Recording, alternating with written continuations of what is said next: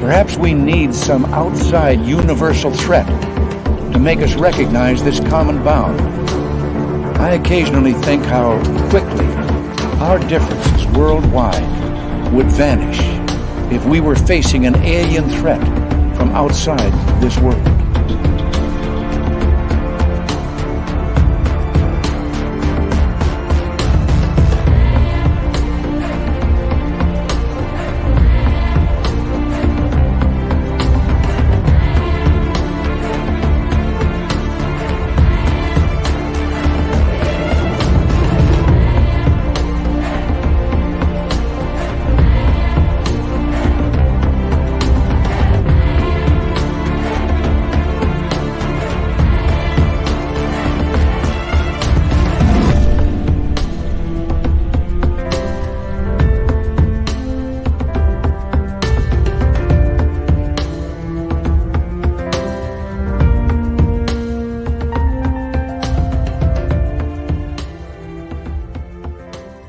Hello and welcome to Spaced Out Radio's second annual Las Vegas party. How are you all doing out there in YouTube land and Facebook, Twitter, and wherever the hell else we are? My name is Dave Scott. Jessica Jones right beside me, the Cryptid Huntress. We got a bunch of fans here in the Golden Nugget here in Las Vegas, Nevada, and we wish all of you were with us as well. Last night's VIP party was absolutely incredible, and we had just a great time meeting with fans and our special guests who are here hanging on out with us. I think many, at least half of our audience right now is literally still asleep.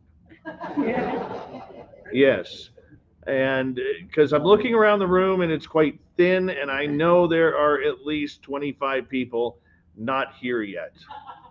But I bet they're watching on their cell phones right now. So you guys get hydrated and come back and come meet us. Okay? Yes, get hydrated and come join us. That includes you, Timbits. Yes, you, little Timmy Senor, wherever you are. Right.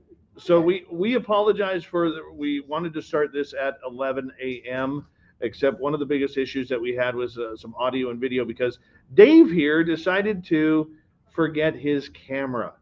Out of everything that I forgot, the most important piece that I forgot was the camera. And after 2 days of partying, well, I forgot the camera. And I forgot to go get a camera. So I want to say a big thank you, first off, to everybody who has taken their time to be here with us in person.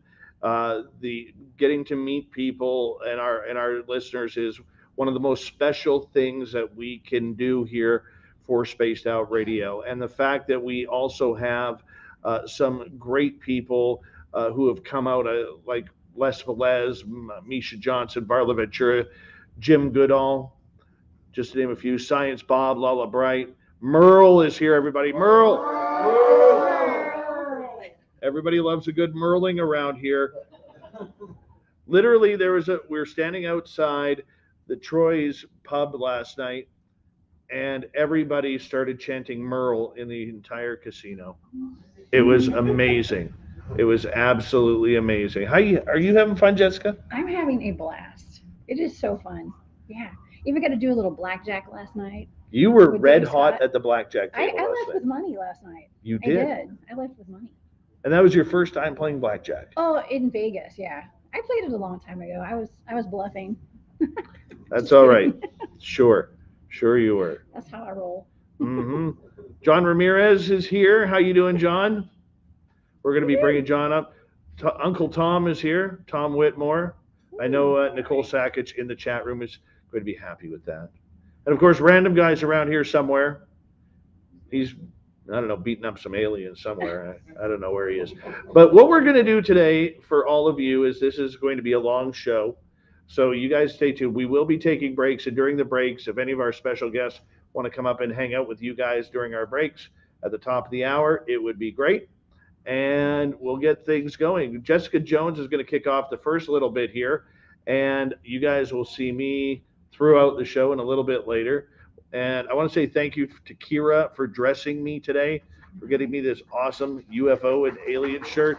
And real special thanks to Kira on our team, who's our Spaced Out Radio business manager. She has done awesome in putting this together and getting everything really awesomely organized with the Golden Nugget, our second year here. And the one thing that I want to say is, if you get a chance to talk to any of our listeners who are here live, we do this all for you guys.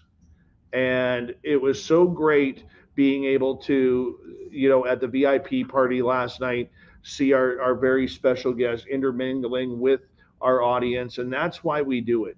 We don't do it for accolades. We don't do it for the showmanship. This isn't a conference where if you go to a lot of different conferences, and you want to talk to a Jim Goodall or a Science Bob, it's hard to find them because there's always so much going on. Well, here, our listeners get to mingle right up front and chat, and photographs are being taken, and everybody was posing for pictures and shaking hands. And so if you can't make it this year, we apologize about that. Hopefully next year you can join us, so that way you guys will be able to be right here with us and enjoy the fun with our special guests as well. So thank you so much for the love. And yes, thank you, Boo the Beagle. My hair is looking super cute today. I appreciate that. So we're going to turn it over to Jessica Jones. She is going to be your host for the next little bit. And Jessica, this is the way it's going to work for you because you're kind of a rookie here. A little bit. Okay, you're going to start off with who? Jim Goodall, right off the The bat. legendary Jim Goodall will be right coming up. So how we're going to do this, Jessica, is after you're done your time with Jim, if there's somebody else in here you want to speak with, just call them on up. Okay, I've It's got a real- list. I've got a list. Excellent. I've got 3 on my list, but I'm looking for more if we've got time. Oh, God. I heard a rumor. What's that? I heard a rumor. Okay. I heard that El Ovni Volador is in Vegas. Yeah. Yeah. I'm scared. I am totally scared. I hope we see him. Oh. Is he going to be wrestling? I don't know if he'll be wrestling. Random guy, your job is to watch out for El Ovni. If he shows up, just do what you got to do. Do what you got to do. Jim Goodall, everybody. Woo! Thank you. Oh yeah, this is gonna be fun. I've got my dancing partner, Jim Goodall, here with me today. Hey, Jim. I'm delighted to be here. Thank you. Yeah, this is a treat. I am the cryptid huntress. Okay, you guys know I'm into Bigfoot, Dogman, all those cryptids out there. And now I have the pleasure of talking to an expert on aerospace and all things UFOs and Area 51, right? Yep. Oh man, this is going to be awesome because Jim, I actually have had a lot of experiences with UFOs out in the field, doing Bigfoot research. I mean, I've been going out snooping on the government for 50 years. I've been out in the middle of Tippecanoe Valley, east of Area 51, with just a sliver moon going down, and I'm standing by the black mailbox, which is actually white. And I keep saying, okay, if you can read my mind, and I'm trying my damnedest to get a message to him. I said, I want to be abducted. What? You want to be abducted? I want to be abducted. I want to be able to live the experience. Yeah. And I said, just let me bring my Nikons with me. So I have, so I can document what I'm going through. And so far it hasn't happened. And I live in an area that has clear skies. We don't have any street lights in our neighborhood. I live in a suburb of Tucson. And I'm out there every night. And I'm looking, I'm always staring into the sky. And there's been a lot of reports of UFOs in southern Arizona. And I have yet to see one. And I'm just disappointed. I mean, I know they're there. I know they're real. I've interviewed guys that have chased them in a Blackbird back in the 50s. My boss chased one in a F-94 Starfighter. And every time they would try to lock on, the radar would die. And the weapons radar would just die. They'd turn it off, they'd reset the circuit breaker, try it again. As soon as they got a lock on, they would die again. So I know they're out there. I know they're real. I was a docent up at Kitt Peak National Observatories for a number of years. And just before I quit, I had bad knees, and you're doing a lot of walking at altitude. We had a gathering of all the astronomers, technicians, and docents for a beer and pizza function at the University of Arizona, which is the National Optical Astronomy Observatory is managed out of the U of A. And we were all there, and they had one of the head astronomers from the National Science Foundation get up there talking about exoplanets, because our 2.1 meter telescope was used by Caltech looking for exoplanets for 5 years. And the astronomer had just returned from an international conference of everyone looking for exoplanets. So it was all the astronomers from all over the world, and they sat down and using proven mathematical formulas based on what everyone is seeing, that they calculate for every star in the universe, there's 1.5 planets. You can't even put the decimal points in your head. There's so many of them. And then said out of that incredible number, they calculate that there are 2 billion, that's with a B, 2 billion Earth-like planets are orbiting a similar size brown dwarf stars, our sun, in the inhabitable zone with liquid water. Wow. And if we're the only ones, to quote Jodie Foster's character in the movie Contact, what a waste of space. That's amazing. Yeah. That's wild. You know, I have to mention this today because I was given, I'm a remote viewer. Okay. And I was given a blind target by my friend Barry Littleton. And I did not, of course, there's just a set of numbers.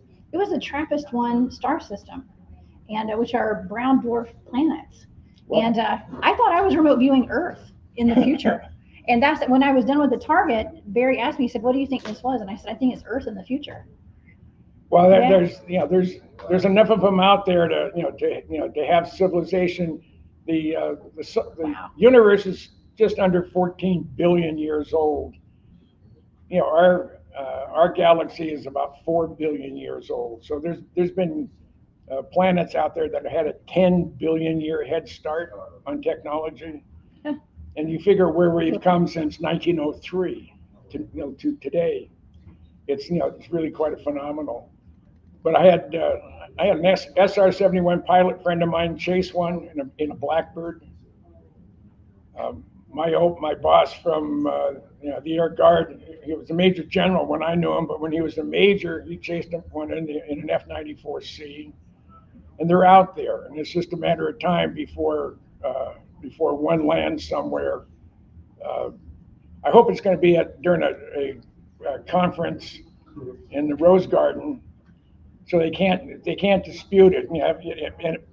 And maybe it'll be like Mars Attacks. I don't know, but I'm waiting for that to happen. It's just a matter of time. So. Well, I hope for your sake you get abducted, since you want that, right? Just once, get abducted. Yeah, well, I do want to get abducted, but I hope they bring you back too. Well, yeah, I have to bring you back. I have to come back so I can report on it. But I've talked to a number of people who have been abducted. My late great friend John Lear, he got fired from a very well-paying job as a senior pilot for American Transair because he wouldn't back off UFOs and abductions. And over a course of a number of years, John actually tracked down 15 people that had been abducted and paid. He would go to a city. He would get a certified hypnotist, whatever, someone who specializes in deep regression. And he said 13 of the 15 people that he had interviewed all had the exact same experience. And none of them had anything higher than ambient temperature IQ. I mean, none of them were rocket scientists. Two of them were full of baloney, and you could tell that by the interview. But John said he had a journalist in Houston who didn't like the idea that John Lear was the chief pilot for American Transair, and he said, if you don't quit this stuff, I'm gonna go out and make sure I destroy you. So they actually contacted the president of ATA. They called John in, and the president told John, they said, okay, if you just tell me you're not going to do the talks about abductions and UFOs, then we'll just let it pass. And John wouldn't let that go. He said, no. I said, this is what I believe. I'm not going to back down on it. So he walked away from a $250,000 a year job 30 years ago because of what he believed in. And of course, his then wife, they were married 50 years, and something happened and it ended. But Merle, when John was on a trip, she went into his study, which is a room about 20 by 20 or 25 by 25. You couldn't put any more photos on the wall or any more crap on the desk and stuff. And this is sort of his museum. He went on a trip for a couple of weeks. When he came back, all his filing cabinets were gone. Everything in his office was gone. Merle changed the phone numbers. She said, you cannot have anybody call you on your new number unless they get approval from me. This is Merle talking. Whoa. So she said, you just lost an incredible job. For what reason? Because you wouldn't back off on UFOs. So John Lear was a man who put his money where his mouth is. And I applaud him for that. And then years ago, I had an opportunity to interview a gentleman named Dave Fruhoff. Dave was a retired lieutenant colonel. He was an SR-71 pilot. And on a night mission in the far western Pacific, they were operating out of Kadena, Okinawa. He was at instead of about 11 o'clock at night. He's at 78,000 feet at Mach 2.7, and he's just cruising. I don't know if he's coming back from mission or whatever, but it was a 3/4 moon off to the left, and he gets a glint on something metallic 5 or 6 miles off to his right, and maybe 5,000 or 6,000 feet above him. So he contacts Kadena on secure voice to see if we have another SR-71 up. He said, no, you were at the briefing today. You're the only one up. They said, no, I'm not. I have company. So I'm going to go take a look. And he didn't want to open his visor in case there was he had a Murphy's Law would say, you open the visor, you're going to have the seal on the canopy break and you're going to die.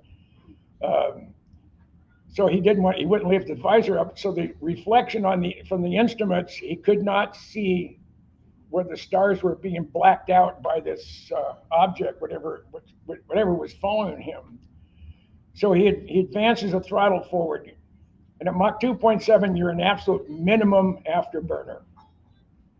And as he moved the throttle forward, he'd get about a 10-degree bank as he's heading up towards this object. And when he was still at 1,000 or so feet below it and still a mile or so away from it, this thing took off and left him in the dust. He said he lost track of it going between 180 and 200,000 feet. And he figured it left him in excess of Mach 12. So, and I initially interviewed him because he had crashed a Blackbird when he was a student pilot and had a total electrical failure. So when he retired from the Air Force, he wanted to find out what did I see, what did I chase? And he became the facility manager at Area 51. And he waited about a year before he started asking questions, and he asked everybody there. He was at the club one night and said, okay, did we ever flight test anything here at the test site that can fly in excess of 200,000 feet, in excess of Mach 12? And everybody he talked to said, not here. So he's not sure what he saw or where it was from, but it wasn't from Area 51. And being he was responsible for every single structure on the site, I said, what about the underground facilities? He said, there weren't any that that was assigned to me because it was within Area 51. I had to be responsible for it from a facilities point of view. He said, it doesn't mean they weren't somewhere else within a Nevada test site, but he said that he couldn't get confirmation that anything like that he saw was ever flight tested out of Area 51. S4 maybe, but not Area 51. And when it comes to S4, we have to go back to Bob Lazar. I knew Bob before he went to work out in the desert. I met him through John Lear. And Bob told me that the biggest mistake he ever made was going public. But the other thing he told me, prior to going to work out in the desert, you couldn't put a gun to his head and convince him that UFOs are real. And they are. You know, people see them. You know, a lot of you right here have witnesses. You know, things you can't explain, things that go bump in the night, and it's just it's questions that need answers. I don't know if we'll ever get them, but this is MUFON and Spaced Out Radio is a good place to start. That's for sure.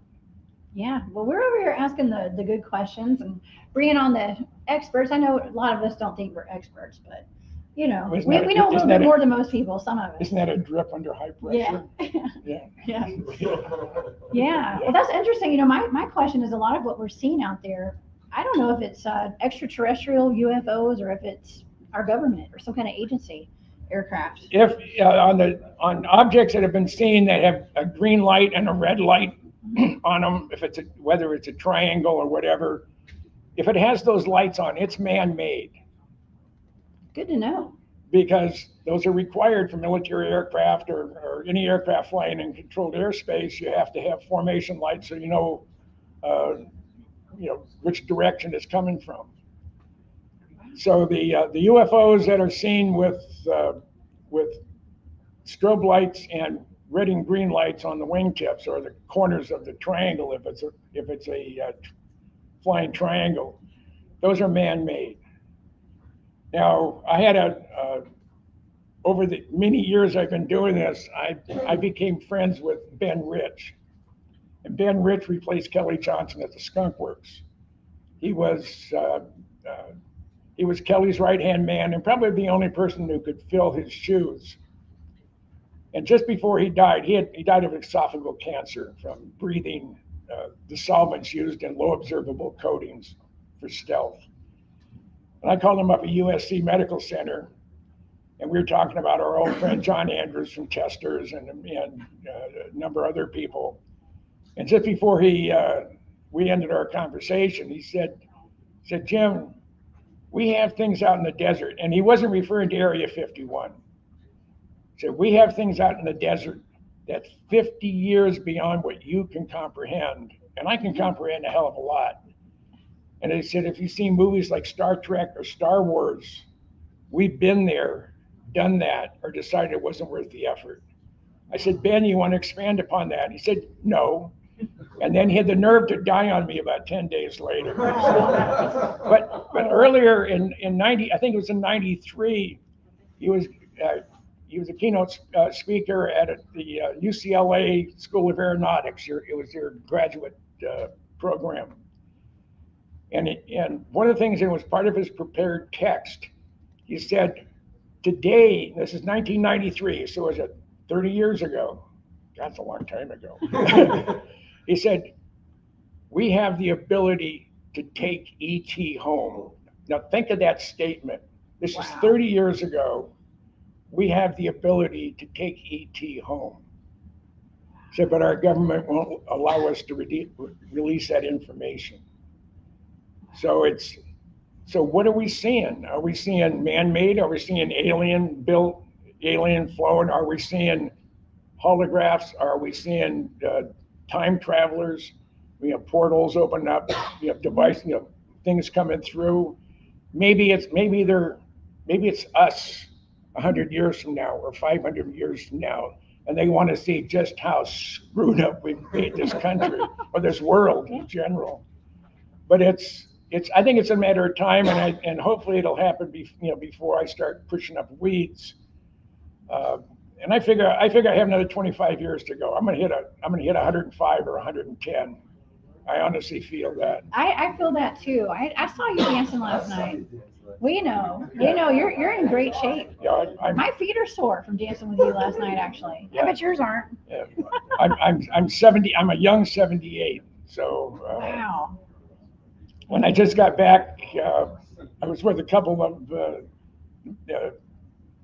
people that would normally be here.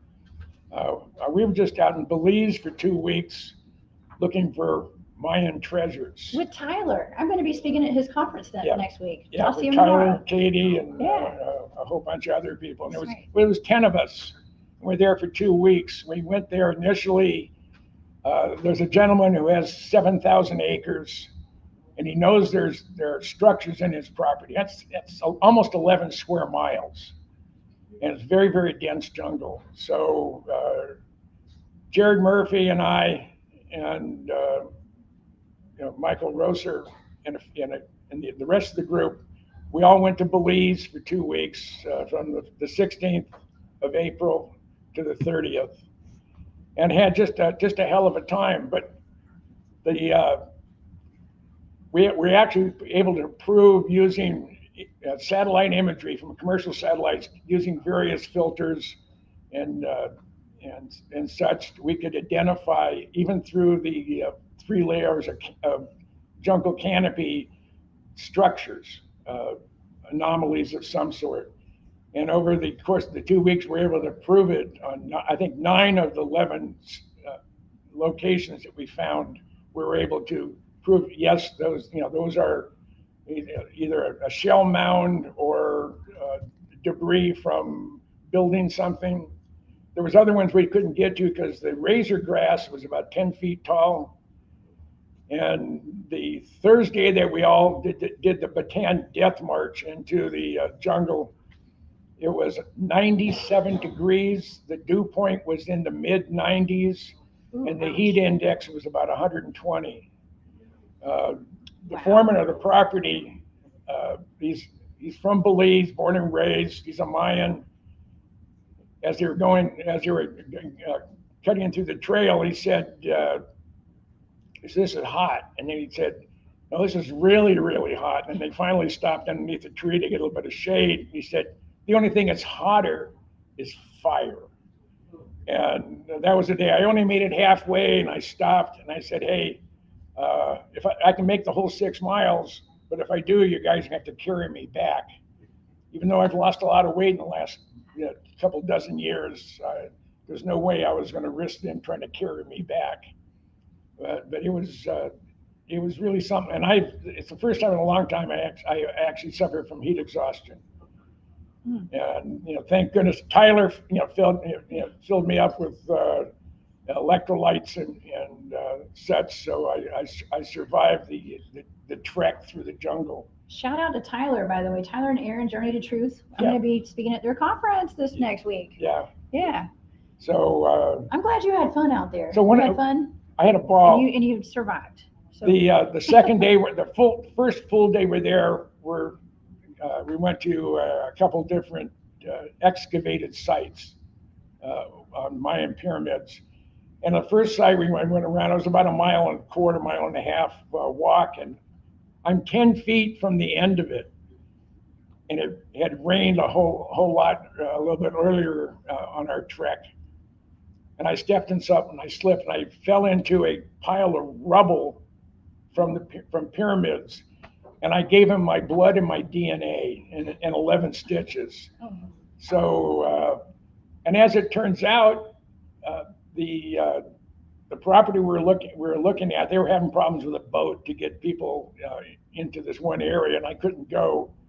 But we had a down day, and part of the group wanted to go to this cave complex near a waterfall.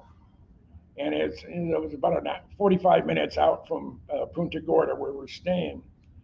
As we're driving into the village, they'd stopped, they'd seen a sign saying Mayan pyramid.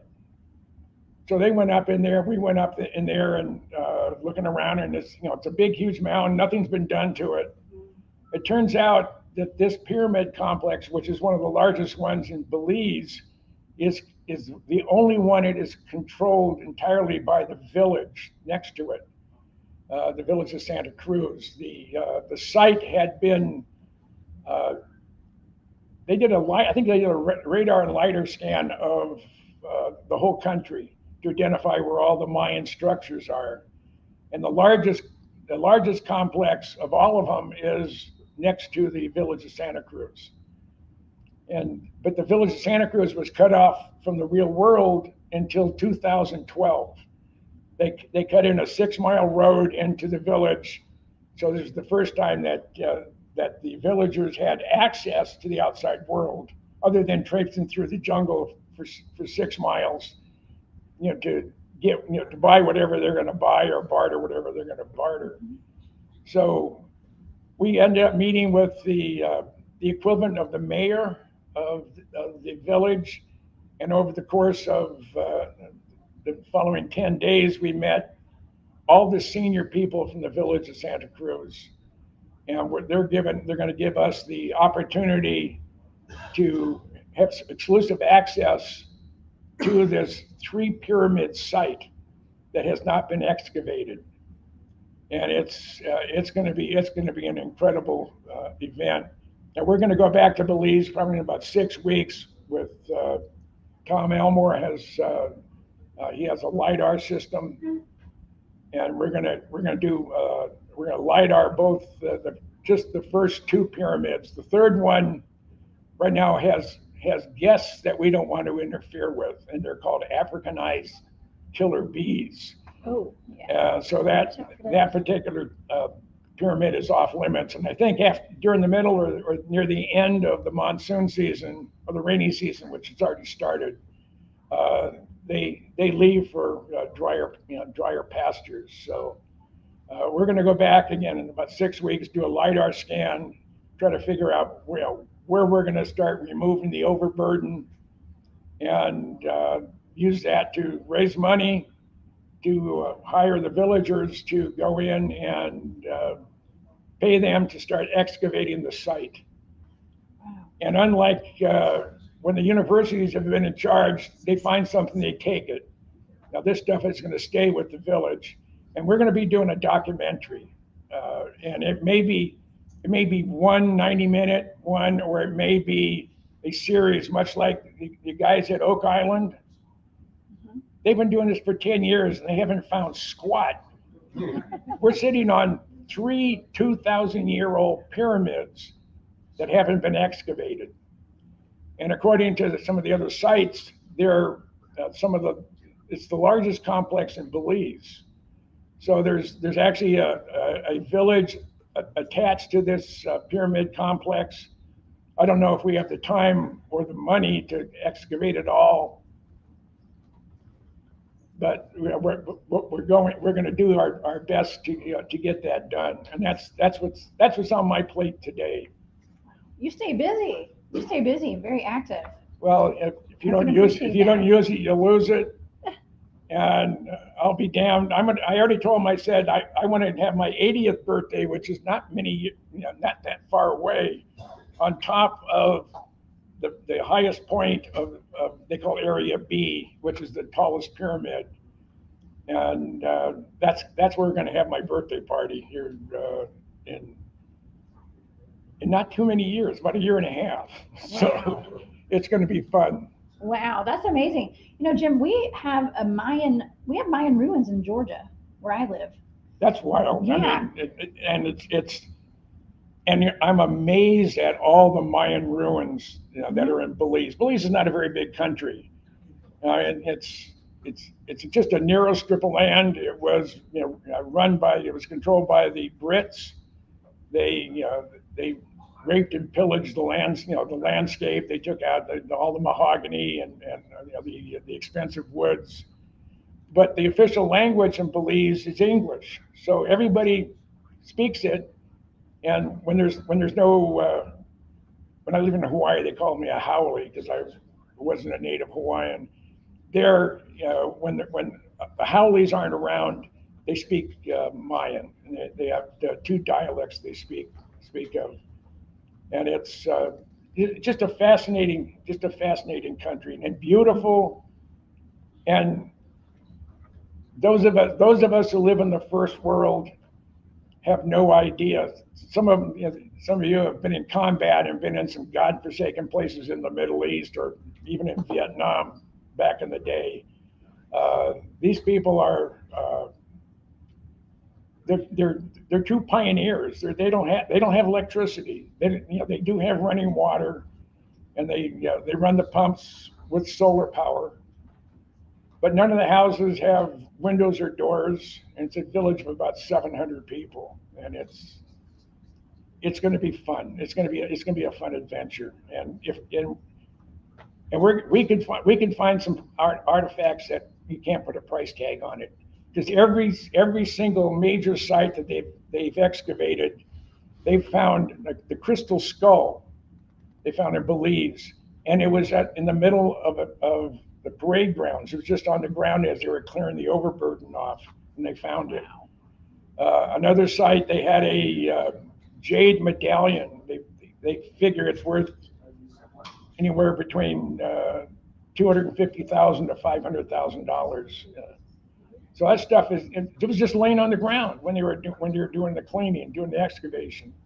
So we're hoping that we have an opportunity to really find and identify something exciting. We're going to do at least one long documentary. But what we want to do is do something like Oak Island, and as we start clearing the overburden off, we start exposing the pyramid.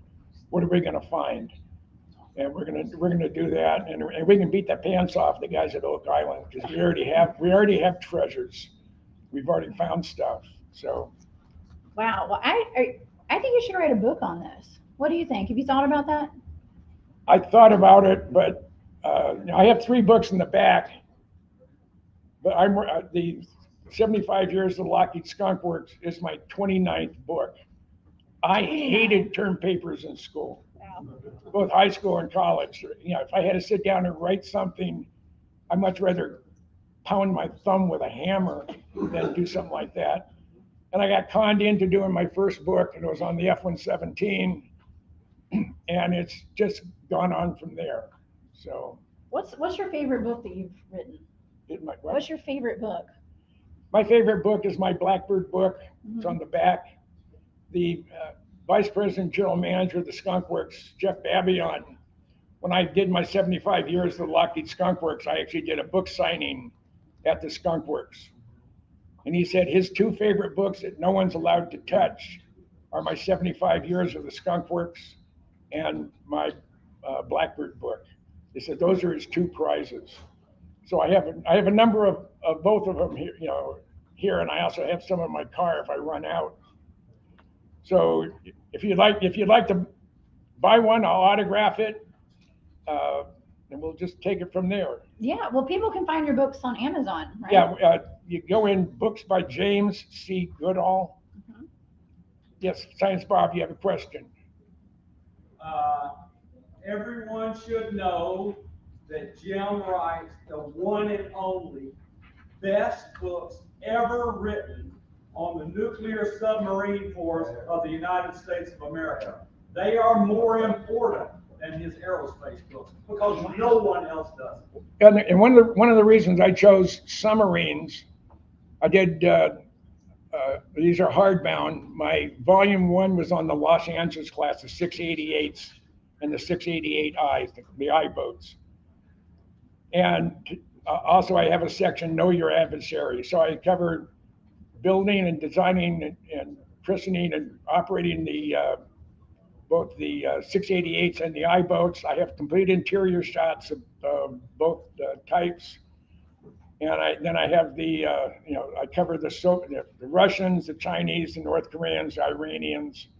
And then volume 2 was the Seawolf and Virginia class fast attacks. And I also cover their Area 51, which is Bayview.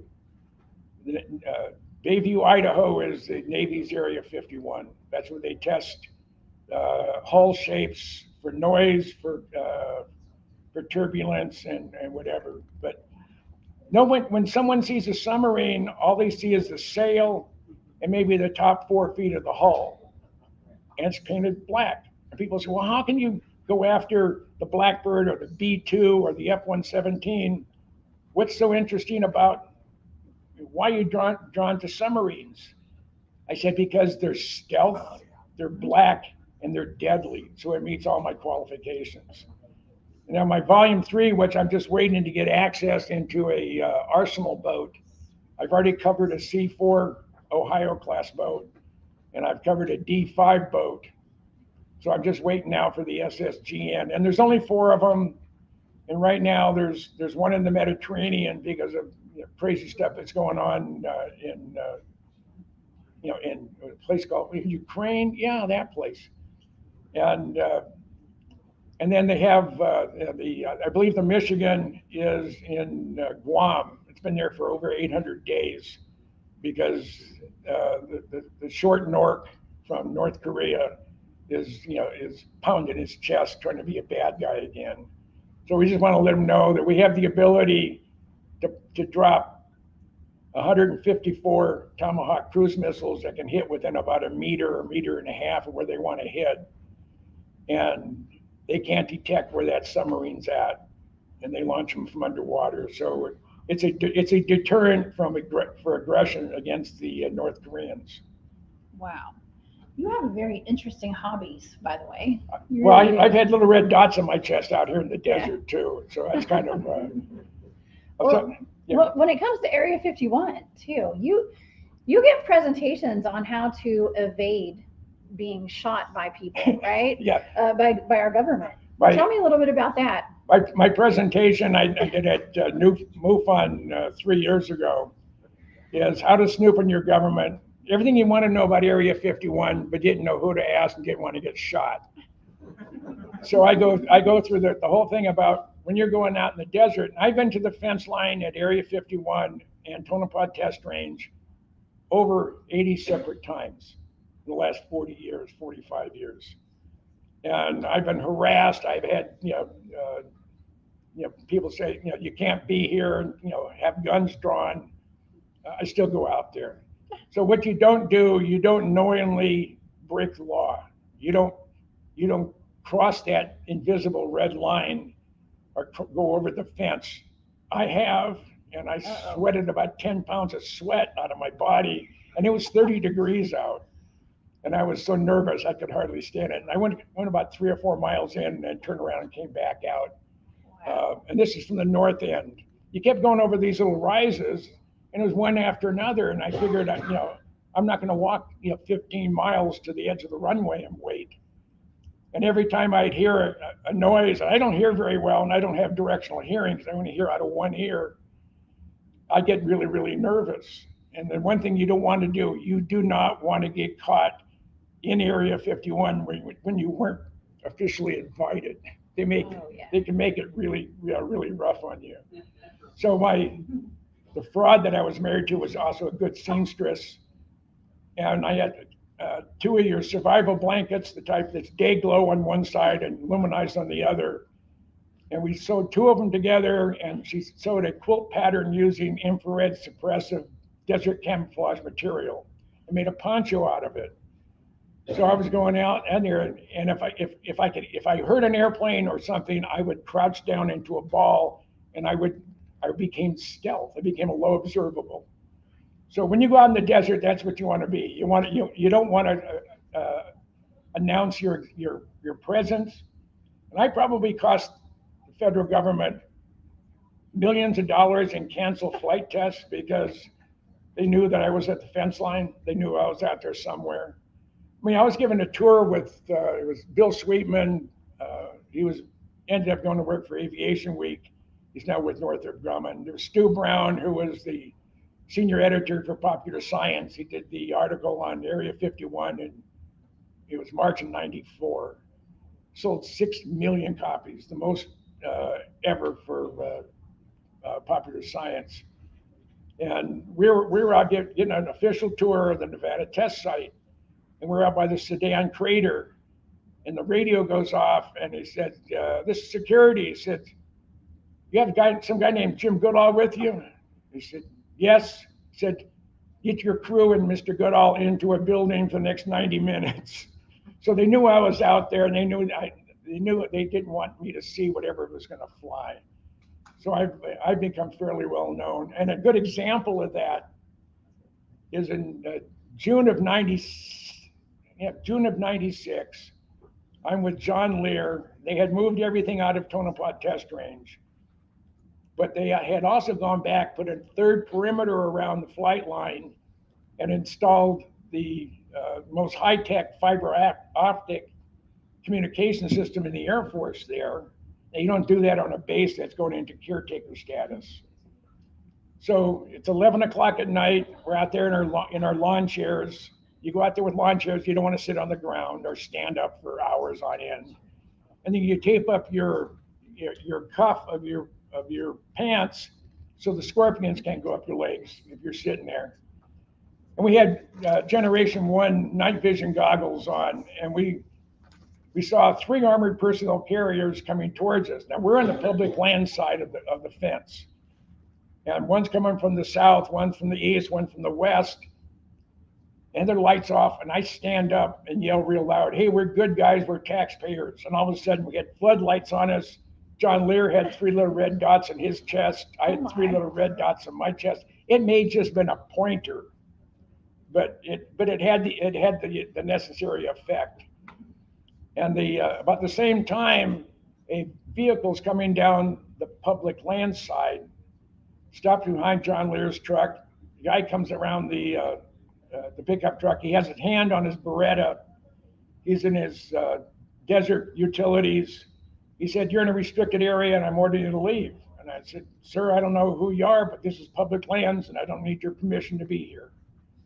And he started getting real testy. And he says, "Yes, this is restricted area." I said, "No, it's not." I pulled out an official government aeronautical map that gives the longitude and latitude of the restricted area to the second. And I said, "If you look at the base of that fence post where my buddy has his feet up, you'll find a USGS medallion that gives the longitude and latitude. I can be here for 15 consecutive days without anybody's permission. I want to see some ID." I said, "Well, who are you?" So I'm Captain so-and-so with ASI, it stands for Advanced Security Inc. I said, "You're a rent-a-cop, you don't have jurisdiction this side of the fence." And you can just see the jaws just go, and he says, "I've been deputized by the state of Nevada to uphold the laws of Lincoln, Esmeralda, and Nye County and the federal government." I said, "Well, good for you." He says, "I want to see some ID." And I said, "I don't have to show you squat, but I tell you what, you show me yours, I'll show you mine." So he hands me his ASI badge. I said, "Sir, that's not a valid form of ID. I need something issued by the state or federal government." So very begrudgingly, he hands us his Nevada driver's license. I don't have my reading glasses on. So, okay. I lived in Minnesota at the time. I gave him my ID. Lear handed his. And then he went to the guys on the south side of the fence, picked up the IDs, went to the supervisors, armored personnel carrier, turned the lights on, and I hear, "Oh shit, it's Goodall and Lear." The lights went off, the red dots went away. But we knew they weren't going to do anything that night because we were watching them. Well, Jim, you've had more near-death experiences than anybody I know, I think. Quite a few. Okay, and that's true. And I'm glad that you're still here. We've run out of time today for our little sit down. We've been talking this has been amazing. Now, Dave Scott would like to say something before we leave you today. I'll get you to stand up, Jim. Hi, everybody. It's me again. Jim Goodall is really one of the true legends of this field, and he has been a friend of Spaced Out Radios for a number of years now. And one of the things that we wanted to do for some of our special guests here tonight is to give them an award for being absolutely a fan of Spaced Out Radio and really helping promote us and helping us grow. And Jim, this is an achievement award for you that we've had carved out from one of our listeners, Michael Leger. Very cool. And if you want to show that to the camera there. It almost looked like a Space Needle on drugs. So that is made out of wood. Oh, very nice. from Michael Leger, who's one of our listeners, who's a wood carver. And we just want to say a hearty thank you for everything you have accomplished. Well, And you're one of my favorite. You're one of my favorites, Dave. So I'll do anything for you. thank you very much, Jim. And we love you, man. We love you. Yeah. And Thank you, Jim. That's awesome. Hey, we're gonna dance again tonight, oh, right? absolutely. Okay. Les Velez is All coming. right, I've got Les Velez coming up right now. Excellent. So yeah, thank you, Jim. Thank you. I hope everybody at home that's watching this, thank you guys so much for your support, all the super chats, the super stickers. I see y'all out there. I'm not able to reach the computer right now, so I can't thank you. Hey, Les. Hey, how are you? Hey.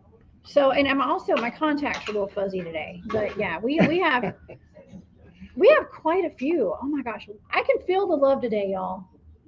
Past couple of days have been nothing but love out here. So, yeah. Well, after last night. I know, right? And this is, you're another one of my dance partners. Goodness, I guess we were dancing a lot last night. We've been having a great time, and Absolutely. it was so nice to meet you yesterday. Nice to meet you too. Thank you.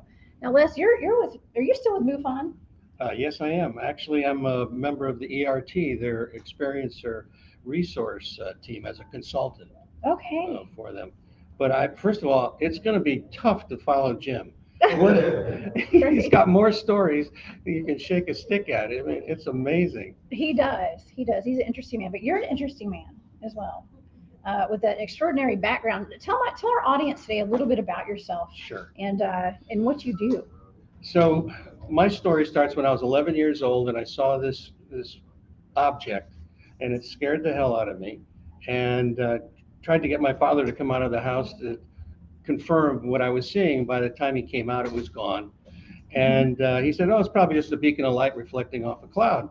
And I didn't buy that. And I went to the library and started reading books on UFOs. And George Adamski was the big writer back in those days. This is the late 50s. And so I eventually became an adolescent, and girls became a little bit more interesting instead of UFOs. And so I kind of forgot about it. And subsequently went to college, went in the service. And in 1985, I moved out to San Jose, California.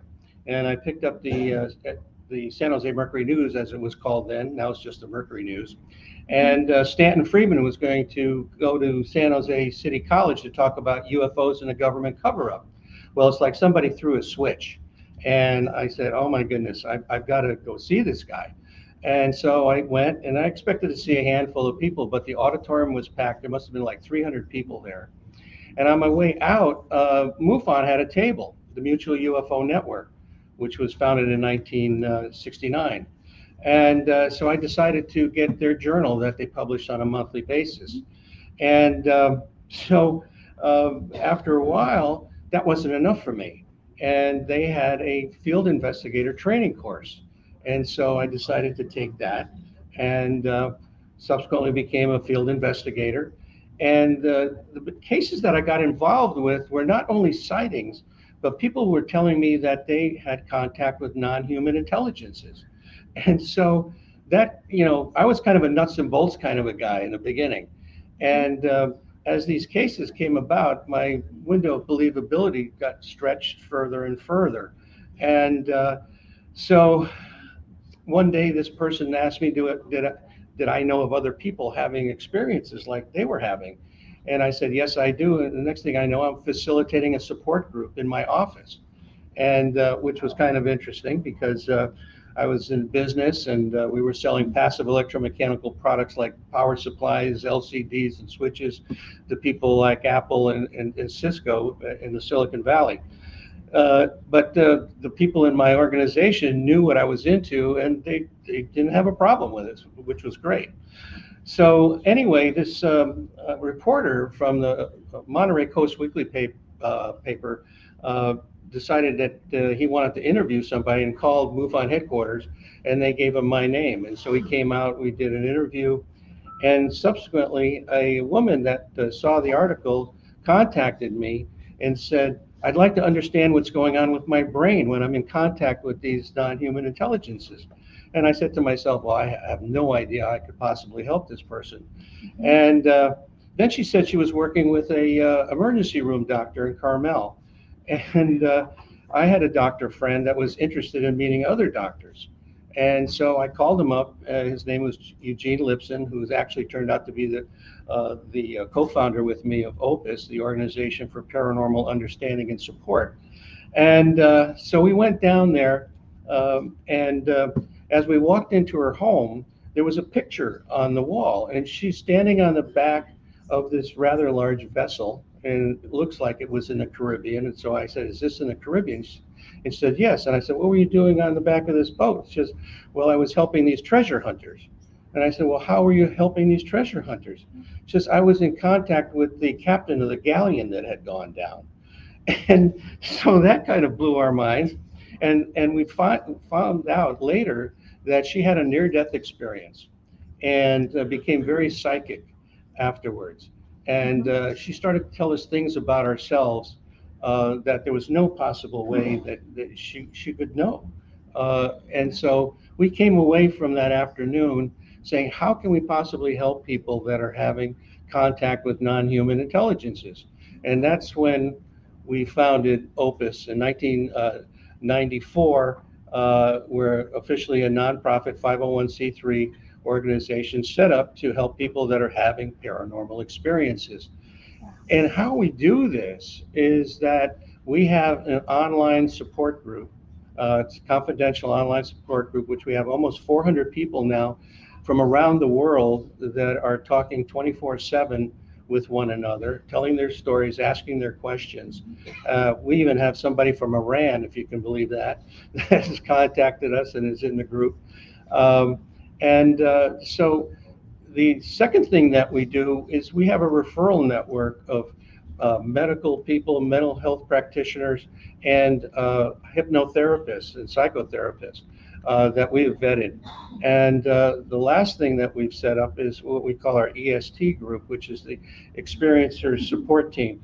And they do triage when people come to us, and we try to find out really what they're looking for and how we can possibly help them. While COVID shut everything down, I finally was always thinking about writing a book, and I finally did. It's called The Unknown Other and the Existential Proposition of Alien Contact, which is on Amazon. I have a couple of copies back there, and if you're really nice to me, I'll just give it to you. But anyway, and all the proceeds, by the way, of the sales go directly to OPUS, and this is my contribution to the cause, if you will. Yeah, what an amazing resource. I do Bigfoot field research, and amongst other things, we go out there looking for Bigfoot, and we have UFOs, we have alien contact, we have portals opening up. There's all sorts of other things going on out in the woods. Okay, and a lot of people who watch my shows are experiencers, and they're just looking for support, and looking for people who also have had experiences like they have. So I'm not going to say we joke about it, but amongst the other podcasters and some of the guys that I do shows with, we talk about us being a support group for each other. But you actually have a real support group for people to go and seek help, even professional help. It's interesting that, as it turned out over the years, most of the people that contact us are people that have, again, had contact with non-human intelligence, whether they're extraterrestrial, interdimensional, time travelers, or the military, which I believe it's all the above, or anything you can possibly think of that's going on.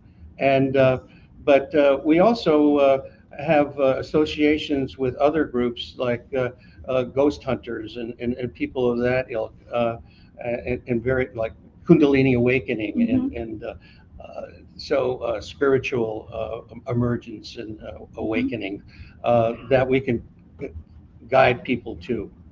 Wow, that's amazing. I love this. You're speaking my language, actually. So yeah, we actually have MUFON. We have members of MUFON, like Katie Page. You probably know Katie, out of Colorado. She comes out with my team sometimes because we have a lot of UFO activity, like I said, when we're out doing our paranormal research. I have a question for you. It's kind of personal. Okay. How do you feel like, I see that you see the connection between all the different types of paranormal activity and cryptids and things like that. You know, sometimes the organizations like MUFON and BFRO, they don't like to include, you know, with MUFON, they don't like to include Bigfoot in their reports sometimes, from what I've been told. And sometimes BFRO doesn't like including UFOs in their reports. Mm-hmm. Yeah. How do you feel about that? Well, I think if I want to go back in time, like to 2007, I was talking to the international director of MUFON at the time, Mr. Carrion, James Carrion, and I said, you know, MUFON is kind of missing the boat on not talking and trying to help these experiencers. And so what happened in those days, all the calls that came into MUFON were directed to me, our organization. And so I handled all of that. And then finally, after, you know, so many years, Kathleen Martin stepped in and set up the ERT group. And they're using a lot of the same credentials that I used in working with the experiencers and how to vet these therapists, providers. But yeah, I think it's unfortunate that they're not open to those kind of things, because it's all part of this giant puzzle that is which, you know, obviously that there are connections going on between all of that. You know, a lot of times you know, people talk about seeing Bigfoot, right? But they also saw a UFO at the same time. Me. Yeah. Yeah. It happens quite often. I mean, we're not only seeing UFOs while we're doing Bigfoot research, but we have orbs. There are orbs everywhere all the time when we're out in the field. So, yeah. Well, that's an interesting point, because one of the things that we've done, and again, going back to 2007, afterwards, MUFON asked me to do a research project called the Omega-3 program, which they funded, where we took 71 people that claimed that they had contact and 51 people as a control group. And what we found out was that these people did not have a psychopathology. They were not crazy. They were not fantasy prone. And they had childhood trauma. A lot of them had childhood trauma that opened them up to dissociate in a certain way, but not in a psychopathological way. And so their worldview after these experiences changed significantly. They came back with, and this is a very common thing where people talk about, we need to be better stewards of the planet, we need to be more loving, we need to be better to one another, which are really positive things that they're coming back with. And we just finished the first phase of the Omega-4 project, where we went out to therapists to understand what it is that the modalities that they're utilizing to help people.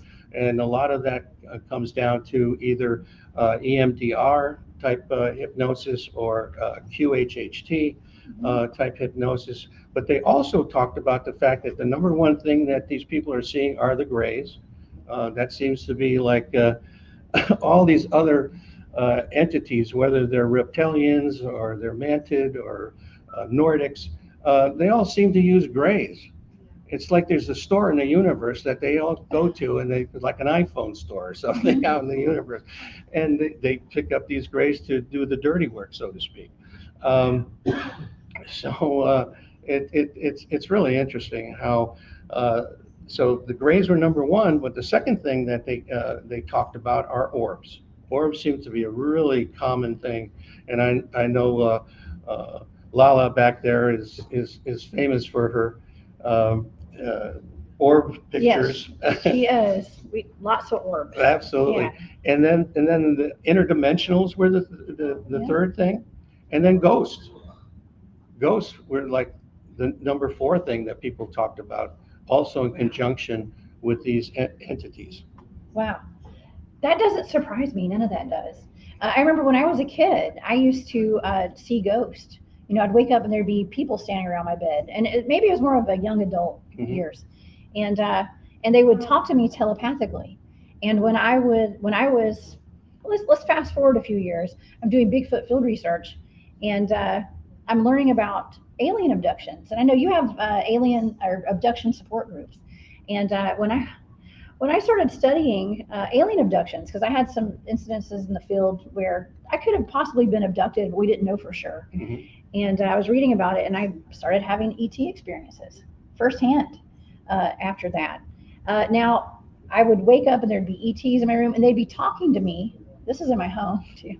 Getting a little personal here, but they would talk to me telepathically. And so then I started questioning, well, were those ghosts that I was seeing, were those actually ETs? Mhm. And my brain just couldn't compute what I was seeing. So they turned into people, like humans. Yes. I know that sounds odd, but you probably heard that before. Yeah, and, they present an image that may be comfortable for you to see. Yeah. You know, and there's so many facets of this thing. Once you start going down this rabbit hole, there's so many other entrances and exits that pop up, and we don't fully understand this, or even a little bit. I think it's another total different reality, and people are experiencing something. And what is it? Is it extraterrestrial, interdimensional, time travelers, military, or all the above? Again, which I totally believe it is. Yeah, I say all of the above. I always say that. And when somebody asks me a question, I just say yes to all of it, because I don't know. The more that I learn and the more I experience, the less I know, is how it feels. And now you made a good point about the trauma. A lot of people who experience cryptids, for instance, like Bigfoot, Dogman, even aliens, we get traumatized by it. A lot of people are extremely traumatized, and it's either a positive experience or it's a really bad experience. And so I usually say we're raising the consciousness of the planet one Bigfoot sighting at a time. Okay. Because I think that's I think it's important for people to raise their consciousness, but for a lot of people it's so traumatic, it really shuts them down, and they don't want to talk about it. Well, that's absolutely true. That the initial contact is traumatic for everybody, but after a while, people that are having more positive experiences come to accept it, and then in the latter stages, when it stops, it's almost like the Stockholm syndrome, where how come they're not coming for me anymore? Why aren't they, visiting anymore? But luckily, the majority of people are having more positive experiences, at least eventually. And for me, I characterize it as a spiritual journey, and it's a raising of consciousness. And these people, as I said before, come back with a whole different attitude, worldview. My latest theory, okay, probably I'm going to get a lot of flack for this, is the fact that I believe we've all had an experience, whether we consciously remember it or not. I had an experience in the support group where a person told me one day, I said, I've seen you before. I said, where? At a UFO conference? No, I saw you on board the craft. I said, really? Again, I had no conscious recollection of it. But almost 2 years later, a totally different person in the support group says, I've seen you before. And I said the same thing, where? At a UFO conference? No, I saw you on board the craft. You were sitting on his bench naked and you were freaking out. And he told me to go over to you to calm you down. So at that point, I went and got regressed to see if I could possibly find out anything along those lines. And what I found out was that I had multiple past lives. And one of the things that these experiencers talk about, the aliens talking about, is reincarnation. That this is how the universe operates. This is a factor of how the whole thing works. Wow. And so to me, that was just mind-blowing. And later on, somebody told me, he says, perhaps somehow this person saw something in a past life where you might have been abducted. Time, space is flexible, very flexible. And, this is how craft seem to operate too, that they're able to manipulate time and space. Wow. Well, we have a lot of missing time events, not only when we're out doing research, but I have friends who have experienced missing time quite often. I have one in particular. You and I had a short conversation about remote viewing, and how we can go back and forwards in time, backwards, forwards, wherever. Time's all relative, right? So, well, I was asked to remote view a missing time incident, a possible abduction, and those are some of the more interesting things to look into when you're a remote viewer, because these people have no idea what happened. I think it's kind of an unconventional approach to the research, right? And finding out what happens. Right. And that's part of why my entire team was trained in remote viewing, so that we could go back and find out what happened to us when we were experiencing missing time and having these weird experiences out in the field where we just didn't know what happened. We knew something happened, but we couldn't put our finger on it. Yeah. And so we're able to do stuff like that. Yeah, it's frustrating, isn't it? It is. Well, a lot of times that missing time involves an abduction. You know. Yeah, exactly. Yeah. Exactly. And I think that's people's worst fear too. A lot of people. Yeah, So, and you know, one of the things that people, when they come to us, and a lot of them say, well, I'd like to be regressed and have a hypnosis session done. And we kind of counsel them that, are you sure that you really want to do that? Because, you know, once the toothpaste comes out of the tube, it's hard to put it back in. And so you might not want to hear what actually happened or did happen. Yeah, it's something that we just want to make sure that you are definitely sure you want to do this. yeah. That's my big thing. I haven't done a regressive hypnotic session before, because I don't think I'm even ready to know everything that's happened to me. I'm not. I don't know. One day maybe, but I haven't. I'll admit that. Well, just let us know. I'll let you know. Yeah. Well, it's I think that it's up to everybody's on their own level. They're on part of their spiritual journey, like you said. I totally agree with all that. I think that Bigfoot led me on my path to my spiritual journey as well. Like, put me out there, and here I am right now. All right. Talking about it. So, yeah, I don't know. But yeah, the missing time thing. I've seen some very crazy, let's just say crazy stuff during missing time, where people are taken in a flash of light. It's almost like a lightning bolt hit the ground. They're gone. And being experimented on and on a table, like you had mentioned. Well, yeah, there's a lot of commonalities between all these experiences, and there seems to be a set pattern. You know, you're taken through the wall or through. I had a case where this gentleman came to us and said, I want to tell you about a childhood experience I had.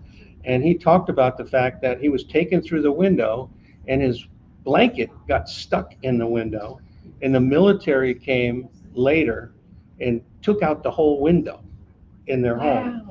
And this was near Wright-Patterson Air Force Base, which was kind of interesting. And the place where he lived is no longer in existence, but he sent me the map of the whole layout, and we tried to run this down as far as the local paper at the time, and all the articles around that time are missing. You can't find a single copy of that paper telling that story, which is unfortunate because we wanted to corroborate his story. But the rest of the evidence that he presented was phenomenal. So yeah, there's some incredible stories. I have a bunch of stories in that book that are quite interesting. And we do have a website at opusnetwork.org. And we also have interviews. I do interviews as well. And so there's some really interesting ones in there. Matter of fact, I just finished one with John Ramirez, and which has had the most hits of any of the interviews I've done. And so thank you, John, for that. Appreciate it. Wow. Yeah, that's fascinating. I didn't even know there was a support group out there like this. I thought that me and all my podcast buddies were like the only support group out there for Bigfoot experiencers, you know. So I applaud you for providing that for people. And you know, there are a lot of groups out there, and they're doing fine work. And the one thing that's kind of disappointing is that we don't connect as well as we should with all these other groups. I'm lucky in the sense that I do have a connection with MUFON, with the ERT as a consultant, And so we work together, we share resources as far as providers are concerned. And so that's good. But there's other organizations out there, like our friend in the back there, Misha. And it's important that we do work together and help each other. And hopefully we'll just keep doing a good job of trying to connect with these other organs. And this show, Spaced Out Radio, I told Dave before that it's shows like this that are so important to get the word out about all these other things that are going on. There's a plethora of things that are just beyond this reality, and we should be open to trying to at least hear about it and maybe even understand it to a certain degree, which I don't know if we ever will fully. Maybe as we pass on to that next realm, Right. we might know a little bit more. Yeah. Well, I totally agree with that, 100%. And yeah, I was going to ask you a question. I just blanked out on it. Okay. I just blanked out on my Hold on a question there. second. Oh, come back to me, question. Yeah. Oh yeah. I 100% agree. It's the connecting our groups together. Okay. It's bringing everyone together, because I come from a group of where we went out, started off as a Bigfoot field research team. We have experienced everything under the sun and everything under the moon as far as the paranormal goes. And so we do connect the dots, okay, but a lot of people don't. And I did get criticized by people when I first came out. I didn't go public for 10 years, okay, with my research. And when I finally did, I was very vocal about how there's a connection to all the paranormal activity that's going on out there. And I think it's important that all these groups do come together and share our research and put the information out there. Yeah, absolutely. One of the things I failed to mention is the fact that when people have these experiences, a lot of times they can't talk to family members, they can't talk to fellow employees, they can't talk to clergy. And so what do? A lot of them, have gone to a psychologist or a psychiatrist and thinking that they're going crazy, and then they find out that they're not crazy. They don't have a psychopathology. So then what? Where do they turn? And so that's what we've tried to do for these people, is try to give them a place where they can talk freely. And these people that are in our support group, I mean, they're talking 24/7, and I monitor it along with a couple of other people in our organization. We get, a ton of emails every day that are coming in and talking about conversation about food.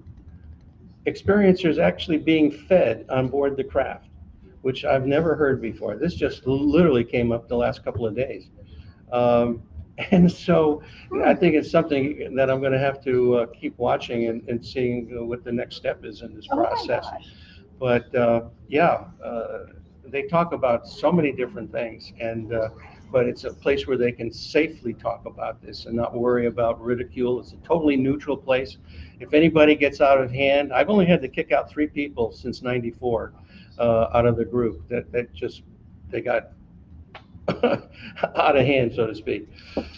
Okay, so I've had people contact me seeking help. There was a woman, not to get into details, there was a woman who was calling in UFOs at her house. And eventually it was fun, and she was having a good time with it and showing it off to her friends. And eventually it started affecting her children. And let's just say I was sent some pictures of ETs looking in their windows at home. And they were afraid their kids were being abducted at that point. But they came to me for help, and I didn't know how to help them. Yeah, and that's an issue when a family, especially with children, and you have to be really careful with that. We've had actual children contact us, in other words, under 18 years of age, and we've had to basically turn them down, which is unfortunate. But what we've told them to do is to get with their parents and then go to one of our recommended therapists and start a process that way. But yeah, it's unusual to have children contacted. We don't get that many. Mhm. But and then I've had parents call us and say, "This is what's going on. I'm afraid that the kids are being. What can I do?" Mhm. And we do have ways of giving them information on methods that have been utilized by other people that seem to have worked to stop the abductions. One of the books was by Anne Druffel, How to Defend Yourself Against Alien Abduction, which gives 9 different ways that people had contacted her and told her that these methods did work. And so the big one that seems to work the best is invoking Christ, Yeah, I've heard that. a religious tact on it, which is really interesting. That it seems to be something that these entities understand. So Well, it brings up the question, some people ask me, and these are questions that I get asked all the time. Are aliens demons? well, in some cases they are. Mhm. Absolutely. It's a broad. I mean, people, depending on your background, how you were brought Mhm. up. If you're a very religious person, certainly they could be angels or they could be demons. You know, uh, and that way that you've experienced life Mhm. growing up uh, colors how you describe these things. Uh, and so, yeah. So it's all about your perception. Exactly. It's exactly. But we've had people come to us that have been possessed, Mhm. uh, or claim to have been possessed, and we do have resources that we can send people to in that regard as well. That's amazing. Oh, so what is the process when somebody contacts your organization Yeah. for help? Well, the best way to What's do step that number is to contact our website, which is opusnetwork.org, and there's a support button on there. It's very simple. And then we just ask a few questions. First of all, what would you like? Would you like to be put into the support group, or do you want one of our EST members to contact you? And 9 times out of 10, we get the combination that they want to be put into the support group and they want one of our members to contact them. There's some cases where they don't want to be in the support group and they just want to talk to our EST member. Um, and then, depending upon what they come back with, we can put them into the group. And then subsequently, they'll ask, well, I'd like to, talk to a mental health practitioner or a hypnotherapist. And then we go through that whole process to understand truly if they truly want to have hypnosis done, given the fact that you might find out something that you might not like. Yeah. So it's but that's the easiest way to do it. It's a very simple process. Yeah, I got to tell you, I was very hesitant to tell my friend who asked me to look into his missing time incident. I was hesitant to even tell him exactly what I saw because I didn't think he was ready for it. And he asked me to do it live on air on his show, and I refused to do it because it would be too traumatic. Yeah. And so I did tell him, but it was off air, and he was glad that it was off air. Well, missing time, that just reminds me of one of the cases that's actually in the book of a couple. They were picnicking in Butano State Park, which is just north of Santa Cruz. And they were coming out of the park, and it was getting to be dusk. And they noticed this light over the Pacific Ocean, and this light got bigger and bigger and bigger, and until it was over their head. And it was a triangular craft about the size of a small Learjet. And it proceeded to go behind them into this canyon. And they noticed another light over the ocean. And this craft eventually is over their heads, and it's the same type of a craft. And first one, they felt they were looking at it. The second one, they felt it was looking at them, and they became frightened. And so they all of a sudden just had this overwhelming feeling like they were in like robotic in nature, that they were on cruise control.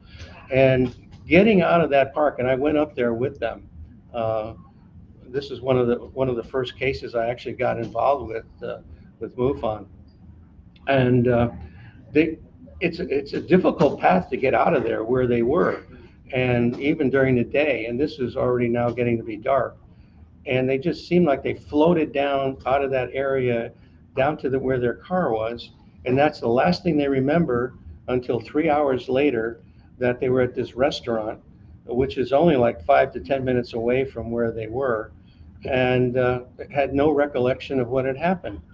So they eventually came to our support group, and they developed a rash after this event. And they had gone to a doctor. I guess they went to his doctor first, and the doctor couldn't tell them what it was. There's a lot of poison ivy, poison oak in this area, but the doctor said, no, it's not that. Then they went to her doctor, and he said, well, it's maybe something internal. But again, he couldn't identify it. So anyway, they took a picture of their rash, and they showed it to the group. And almost without exception, they all, at one time or another, had a similar rash. Then one of the people in the group said, well, I'm pretty sure I know what it is. And so we said, okay, what is it? And it's the reaction to the fluid that they dip you in when they bring you on board the craft to sanitize you. Oh, wow. And this gal that had this happen, she eventually got a hypnosis session done, and it was confirmed in her hypnosis session that she was dipped in this fluid. Wow. Oh my gosh. Yeah, that reminds me of a story of injured cold, but that's for another time, I guess. Yeah, being desanitized. Is that what it's called? Yeah. I guess. Yeah. Interesting. Sanitized. Sanitized. Yeah. Desanitized or sanitized? I don't know. Sanitized. It's one of those. Yeah, that is so interesting, and to have so many people supporting that story and Mhm. having those same experiences. You know, I have people that I know that think they have been abducted, and they have like marks on their arms, Oh, like in yeah. triangular shapes, and Yeah. little cuts, and brown I- circles. I talk about that. I have pictures in the book of all these different kind of marks, scoop marks, triangular marks, all, and then the implants that, and I have pictures of, Dr. Lear done a great job with 17 patients where he removed these objects. And I talk about that in the book, that, there's no reaction by the body to these implants. There's some of them that have actually transmitted in the FM band, and it goes on, and that there's isotopic ratios that are not of this earth that are part of these things.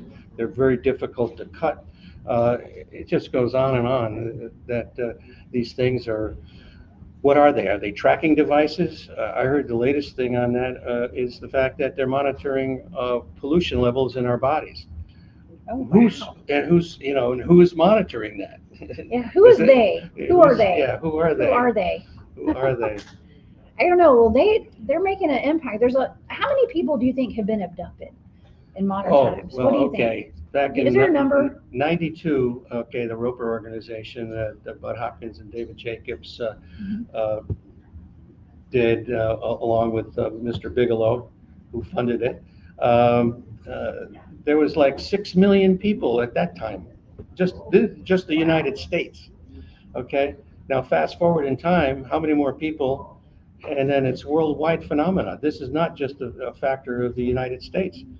So again, earlier, like I said, I really truly believe that we've all had an experience, whether we consciously recollect it or not, and it's part of our spiritual process.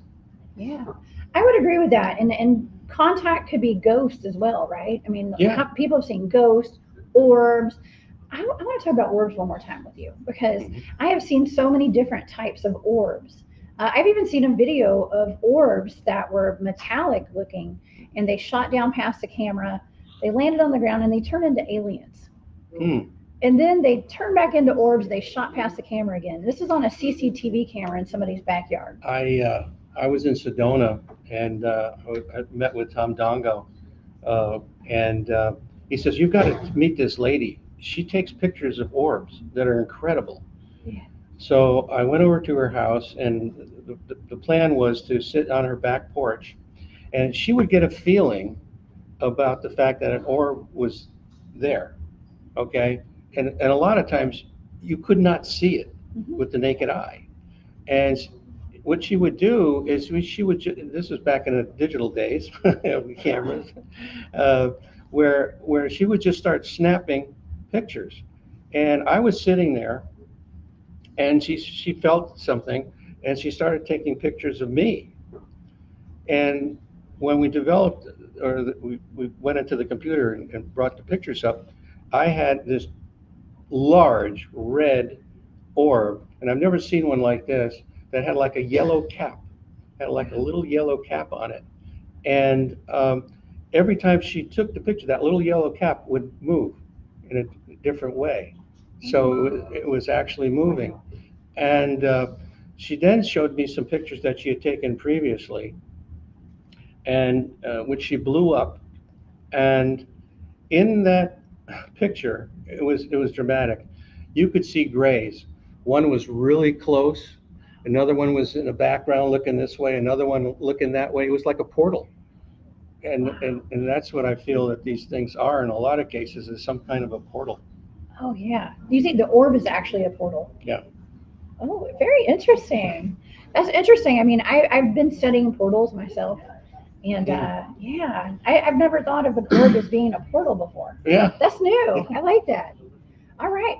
Well, Les, this has been amazing. Where can people find you? Again, at opusnetwork.org, and just hit the button and we'll get back to you. Yeah. Well, hey, I'm going to send people your way because I get contacted quite a bit Thank for people you very looking for much. support. Thank You're you very welcome. much. Thank you. Thank you for being here. Les Velez, everybody. Yeah. Thank you, Les. Thank you. Thank you, buddy. Jessica, Yes. it's been a good time, hasn't it, so far? It has. Les Absolutely. Velez. I'm having a good time. Little Jimmy Goodall. Little Jimmy. So what we're going to do here, guys, is we're going to keep an open feed here. Everybody's been sitting in here for a couple of hours, so we're going to take about a 10-minute break, and then Marquise Williams is going to join us. He's not here live, but he is here. Well, he will be here on StreamYard and on YouTube, and Jessica and Marquise are going to take it over. And Science Bob is going to be the first guest that we have coming up for Marquise and Jessica, if you're going to stick around for a little bit longer. I'll stick around. Yeah. Excellent. I'm here all day. We are having a blast here at the Golden Nugget for the second annual fan party. And how does everybody like their swag that they got?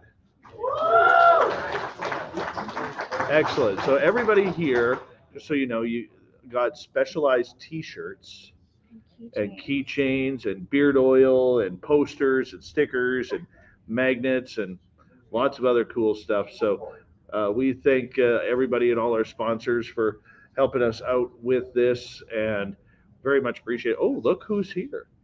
Look who's here. Let's say hello. What's up, everybody? You brought me on. What's up, guys? Marquise. There's Marquise. Hey, how you guys doing? So Marquise, just so you know, everybody inside the Golden Nugget can hear you. Okay, fantastic. Don't swear. No swearing. No expletives. No way. I wouldn't dare. Let's say hello to a number of our listeners who are in the chat room tonight, because we haven't had a chance to do that yet. Mm-hmm. Hi, Jurassic Joey and Dogface Simon in Australia. Aussie Ange is here. Aussie Ange, come say hi. She came all the way from Australia to join us.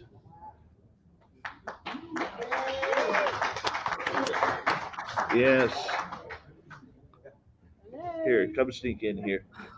Hello. Hi, Hey.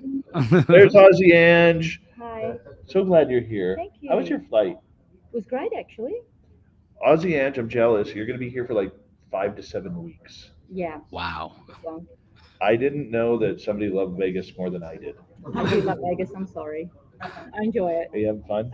I'm enjoying it. Yeah. It's fantastic. Awesome. Thank you for coming. Thank you for having me. Awesome. Yeah. Okay. Well, see you, everybody. There's Aussie Ange from the chat room. Oob to Joe's Maine, you've got aliens. Dutch Hank, how you doing? Bone Nut, good to see you.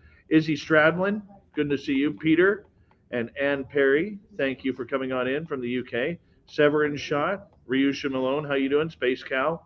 Nikki in Seattle, Lioness, Terry Hall and his mustache, 2 separate entities. Nancy Thames, Tim Mothman is here, but he's not here. I'm going to tell you right now, Tim Mothman, Marquise, has a 10 out of 10 goatee. No 10 way. out of 10 go. Oh, it's beautiful. I got to see this. I even got to tug it last night at the VIP party. I did. Who else? Sometimes people pull my dreads at the store sometimes. So like, what is going on here? Xavier, Tate Franz, how are you? Cat Chaser, thank you. Rono Mac Geek, good to see you guys. Raven, nice to see you. And Channel Warhorse, good to see you. Linda Thompson and James Weston, thank you for coming on. You guys may have heard Linda on the show a couple of nights ago.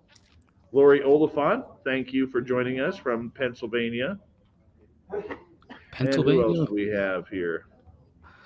Oh, let's scroll on. John Sabe Malan, bonjour. Rocky, nice to see you. Desiree White, thank you for joining us. And let's see here. Who else is joining us? Well, that's just the people that are checking on in. Random Gee is in the chat room. Random Gee. Oh, there he is over there, too. Random Gee. 2 places at one time. Yeah. Super He doesn't position. want any hard questions from you, Marquise. Oh, don't worry. They'll be fun Afraid questions. of your journalism. Thin Lizzie, how are you? We miss you here, my dear. Lily Pond, nice to see you. Brian Moden, the man with 8,766 podcasts running simultaneously. That's right. Wow. Night Gazer, the talented Nicole Sackage. Nicole, I can honestly say everybody here has been asking for you. You are so missed here. Hey, Nicole. You are so missed, and we love you, my dear. And it sucks that you're not here. It really does. Reynard the Fox, welcome to SOR chat. Gregory 777, good to see you. And Doc from Wyoming, thank you for joining us. Kevin Clark, good to see you. Lots of good people here. Lots of good, and I was actually going to talk to Javier with Cryptids 559. Yeah. And so maybe Marquise and I can interview him a little bit. Well, why don't we do Science Bob first, Okay. and then we'll get into Javier Okay. from Cryptid 559. We got him. Yeah. All right. And look at Random Gee there. Yeah. Preston Dennis in the chat. about Preston and an hour and a Dolly bit. are in the chat. Yeah. So right now we just got everybody on a break. We're just hanging out. We got Tim Senior in the house too. Little Timmy Senior is here, the resident Timbit. Jenny Girl is here. It's a good time. We're having a blast. We got our main man, Be More Dan. Yeah. Who else? Palladium, my man, is here. Oh, Brian Bowden. What's up, Brian? Thank you. Brian, I'm so pissed off. Well, it's your fault for having a heart attack, Brian. I'm just Oh my saying. gosh. It's your fault. Wow. Dave. It is. I didn't have one. I knew I had Oh, to man. come to Vegas. Priorities, huh? Priorities. Chris. Teen, how are you? And Pardue. Jerry, how you doing? Let's see, Brian, I'm so pissed. Should have been there. I know, buddy. We miss you, Brian. We totally miss you. Next year. Next year for sure. Don't worry, we got lots of show left. I think we should do this Vegas thing twice a year. You That's think? just my opinion. Yeah. If you did it closer, I'd have been there. This is why we have you on the team. This is why we have Party you on time. the team, Yeah. Jessica. Because Jessica is good luck at the blackjack table. Yes, I am. I left with money last night. You I sure did. did. Yeah. Sure did. Money. How you doing, Marquise? Way over there. I'm doing fantastic, man. I had a great day. I've been looking on Twitter, following all the cool stuff that's going on lately. Reinvigorating my hope for disclosure. And now I'm listening to this. I've been listening to the live stream, and I didn't expect it to be so full of really interesting detail. I thought it was just gonna be like, oh, we're having a great time. I love those interviews, Jessica. That was fantastic. you. I got a lot from that. So that was Thank you. great. I did too. That was great. I learned a lot today already. We Yeah, just that was. started. I'm holding back my comments because I know they will just go on forever. But those were awesome interviews. Awesome. Thank you. So I agree. We also want to say hello to Bigfoot Rob, who couldn't make it due to a knee injury. Get well He, soon. he is on the injured reserve list for the second year in a row. Desiree White, good to see you. John Hinayosa, Oumuamua, how are you? And who else do we have in here? Yes, Christine. Kira is the one who got me this shirt. Yes, Kira's been dressing me all weekend. Gizmo and Mike Bothwell, how are you? Human Carl, we love you. Okay, we got something coming special for you, Human Carl, because I know you couldn't make it, but and it was very last minute. But we love you. Heal up well, and there's a preacher's arm, and preacher's wearing his hospital scrubs today. He is. He's coming over to show them off here. Hold on. There they are. It's Eric. Hey, what's up, man?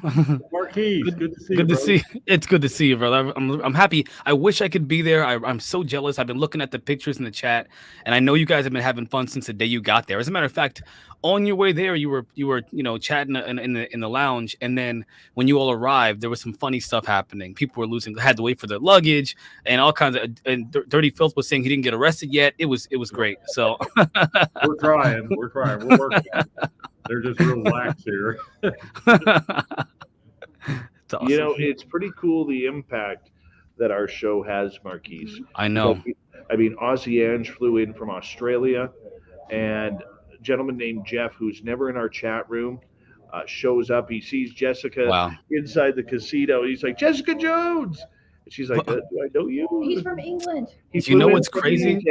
Yeah. The crazy thing about what you just said is that I didn't realize how big it was until I started talking to other journalists, YouTubers, and people, podcasters, and they watch Spaced Out Radio. We're talking big names. Everybody's watching Spaced Out Radio, and it's awesome. I'm happy to be part of the team. In my hometown, my children have been telling their teachers and friends about it, and they're watching my shows. So that's awesome. It's great. It feels good. It feels good to know that we have an impact, a positive one.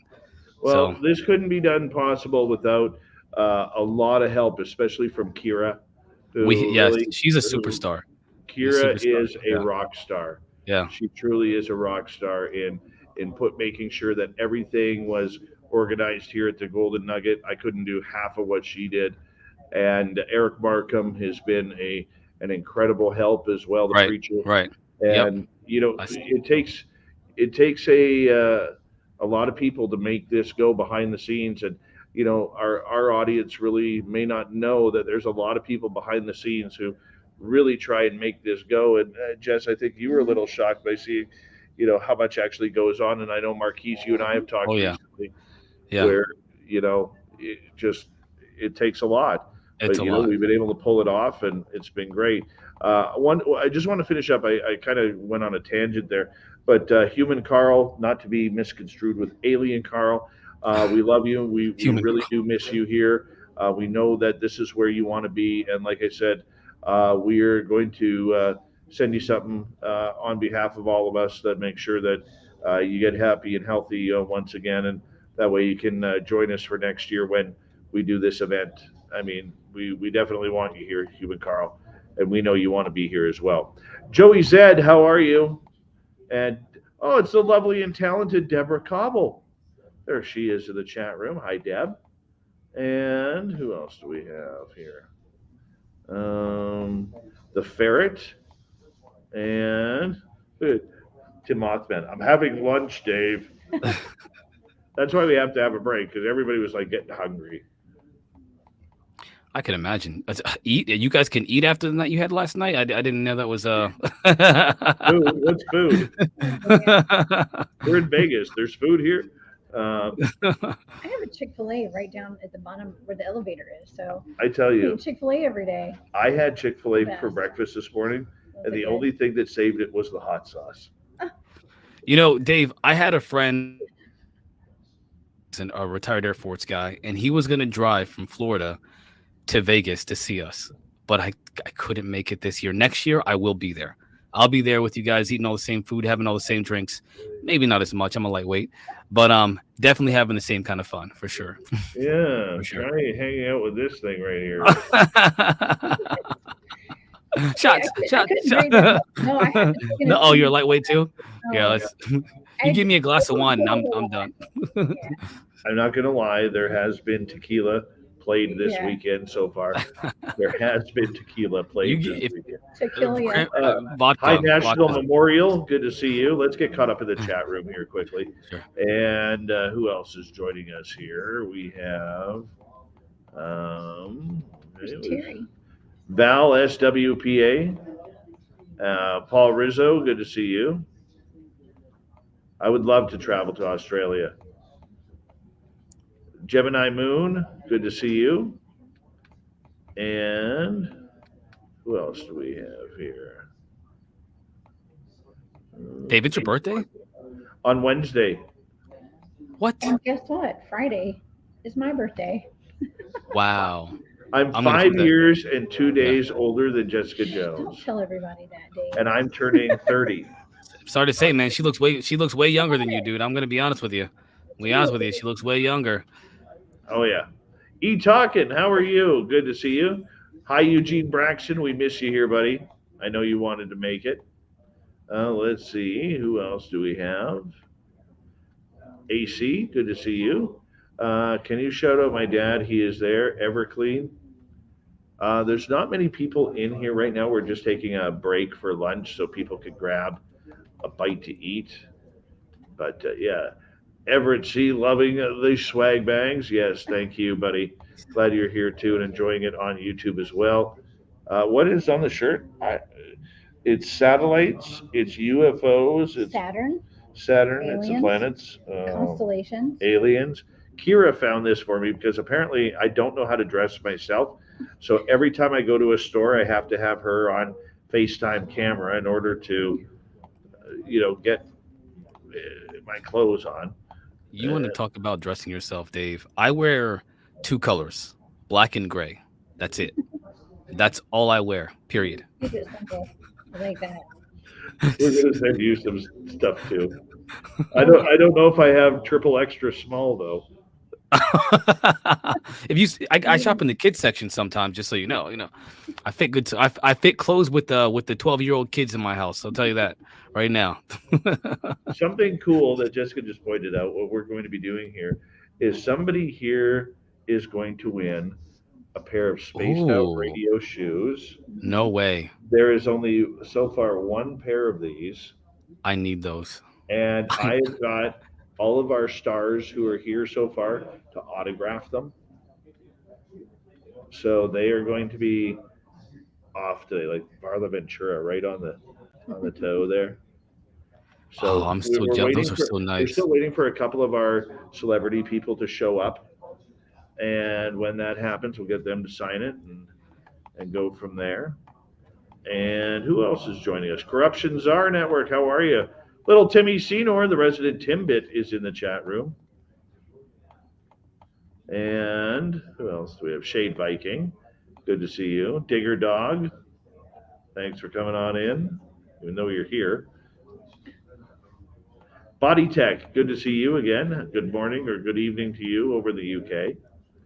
UK everywhere. Scotland. I heard somebody from Scotland hits me up every now and then. Lou, thank you for the birthday wishes. Yes, my birthday is on Wednesday. Dennis Zuniga, another great veteran listening in tonight. Thank you so much, Dennis. Thank you for your service. Troubled Minds, where in Vegas this is happening? We are at the Golden Nugget in the Pebble Beach Conference Room. Floor 2, Carson Tower. Come see us. Come hang out with us. No, unfortunately, I will not be stuck in Las Vegas because WestJet pilots decided at the 11th hour to get a new contract, ratify the contract. So I am no longer stuck in Vegas. That kind of pisses me off. Mike Rivers, thank you for coming on in. We're almost caught up, Marquise. Pammy Smith, Jack Weldon Brawl, welcome. And who else do we have? Lee the Bee, nice to see you. And Sensational Sherry, Rick Rowland. I'm gonna take a break. Yeah, you go. Could you grab my drink over there if you don't mind? Marquise, we're missing you, man. Oh man, I told you I'm jealous. I seen all the love that everybody's getting from each other, and I'm missing out. I'm definitely missing out. Thanks. So You, guess who apparently is here, Marquise? I cannot imagine. Bob Lazar. I don't know who he. No. I saw him this morning in the casino. I don't like suspense. Who is it? Elavni Volador is here. Seriously? He is here. Have you talked to him? Oh no, I went the other way. I was hoping he didn't see me. Oh wow, oh, man! I mean, I understand. Yeah, I understand. Chili B, good to see you. Forrest Louis, we miss you too, man. We miss you too. The good news is, even Marquise surprised me because I told Marquise to take this weekend off because of this show. He's like, screw that. No, I got things to talk about. I got things to talk about. You got things to talk about. Like Gary Nolan. Susie B is here. Susie B. You know what? She was wearing this jacket last night that she put like these sequins on that literally said on the shoulders it said SOR, then a giant Sasquatch in sequins right below it, and then she put Partey on the top. That's it awesome. was awesome. That's Hi, awesome. Ukrainian Anita. You gotta Good get to see pictures, you. man. It was You gotta get awesome. pictures. Yeah. So we're gonna. Oh, there's Michael Morris from the chat room. Mike. Pay Parker. I had Obi Flett. Here's a cool story, guys.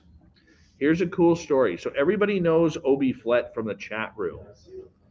So when we got to the club last night that we were inside the Gold Nugget called Troy's, Obi Flett pulls me to the side and he's like, dude, I'm nearly shitting my pants here. Said, why?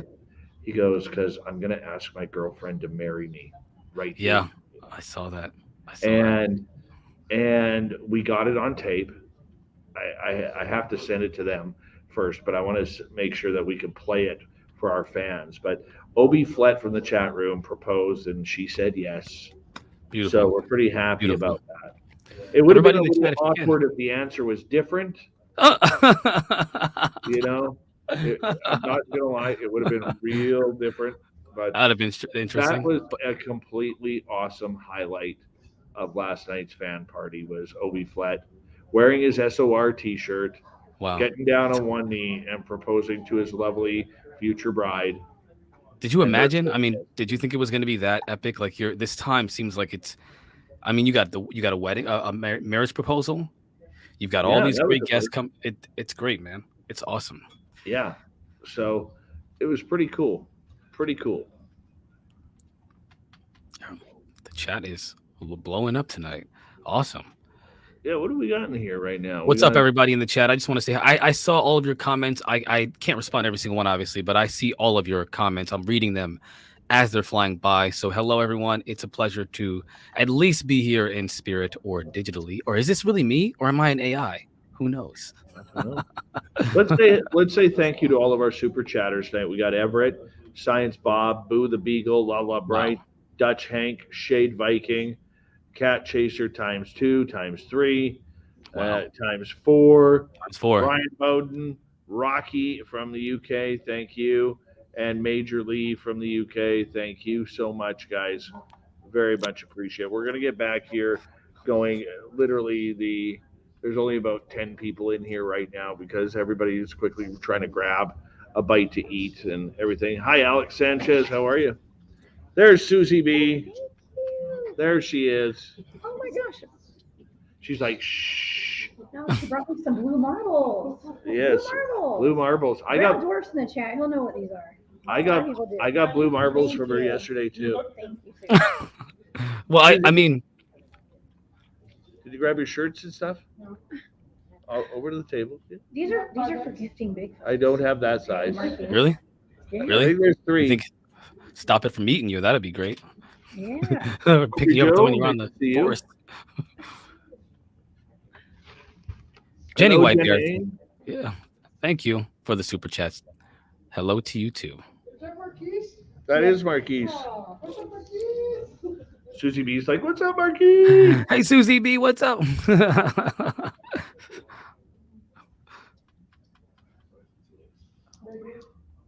Hi, Susan in Indianapolis. How are you? Over on Facebook.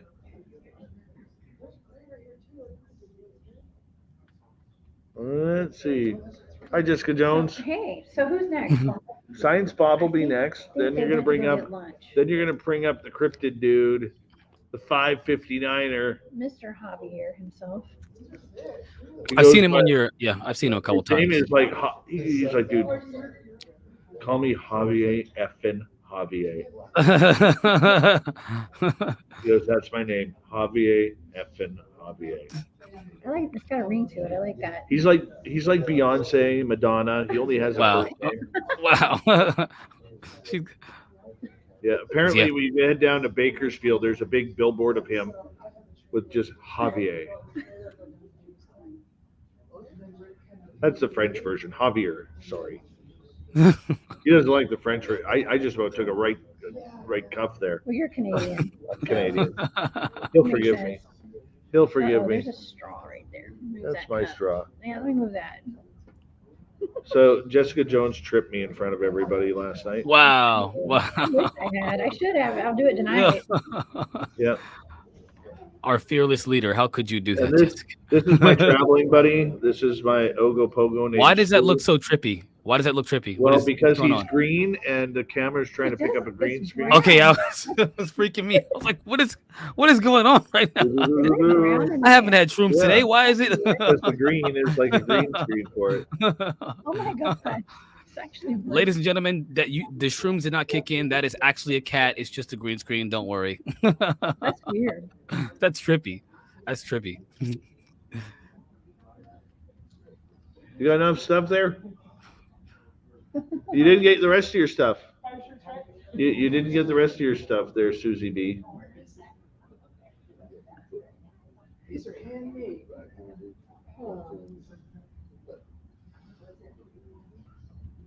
All right, my cousins are apparently coming down now.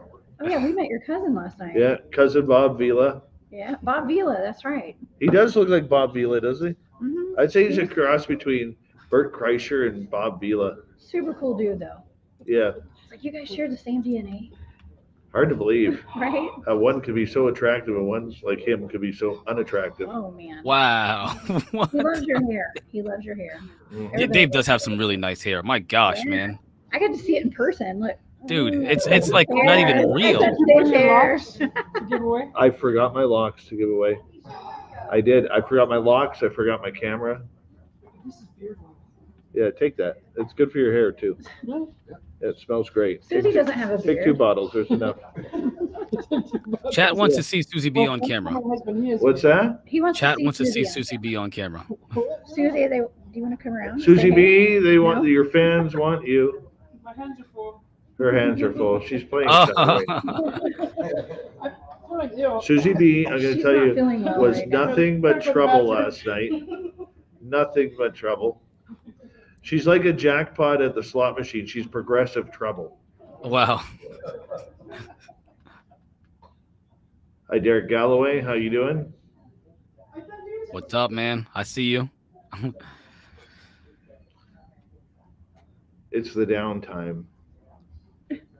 People are hungry, man. You hear crickets. So, Marquise, what happened with Gary Nolan? Oh my gosh.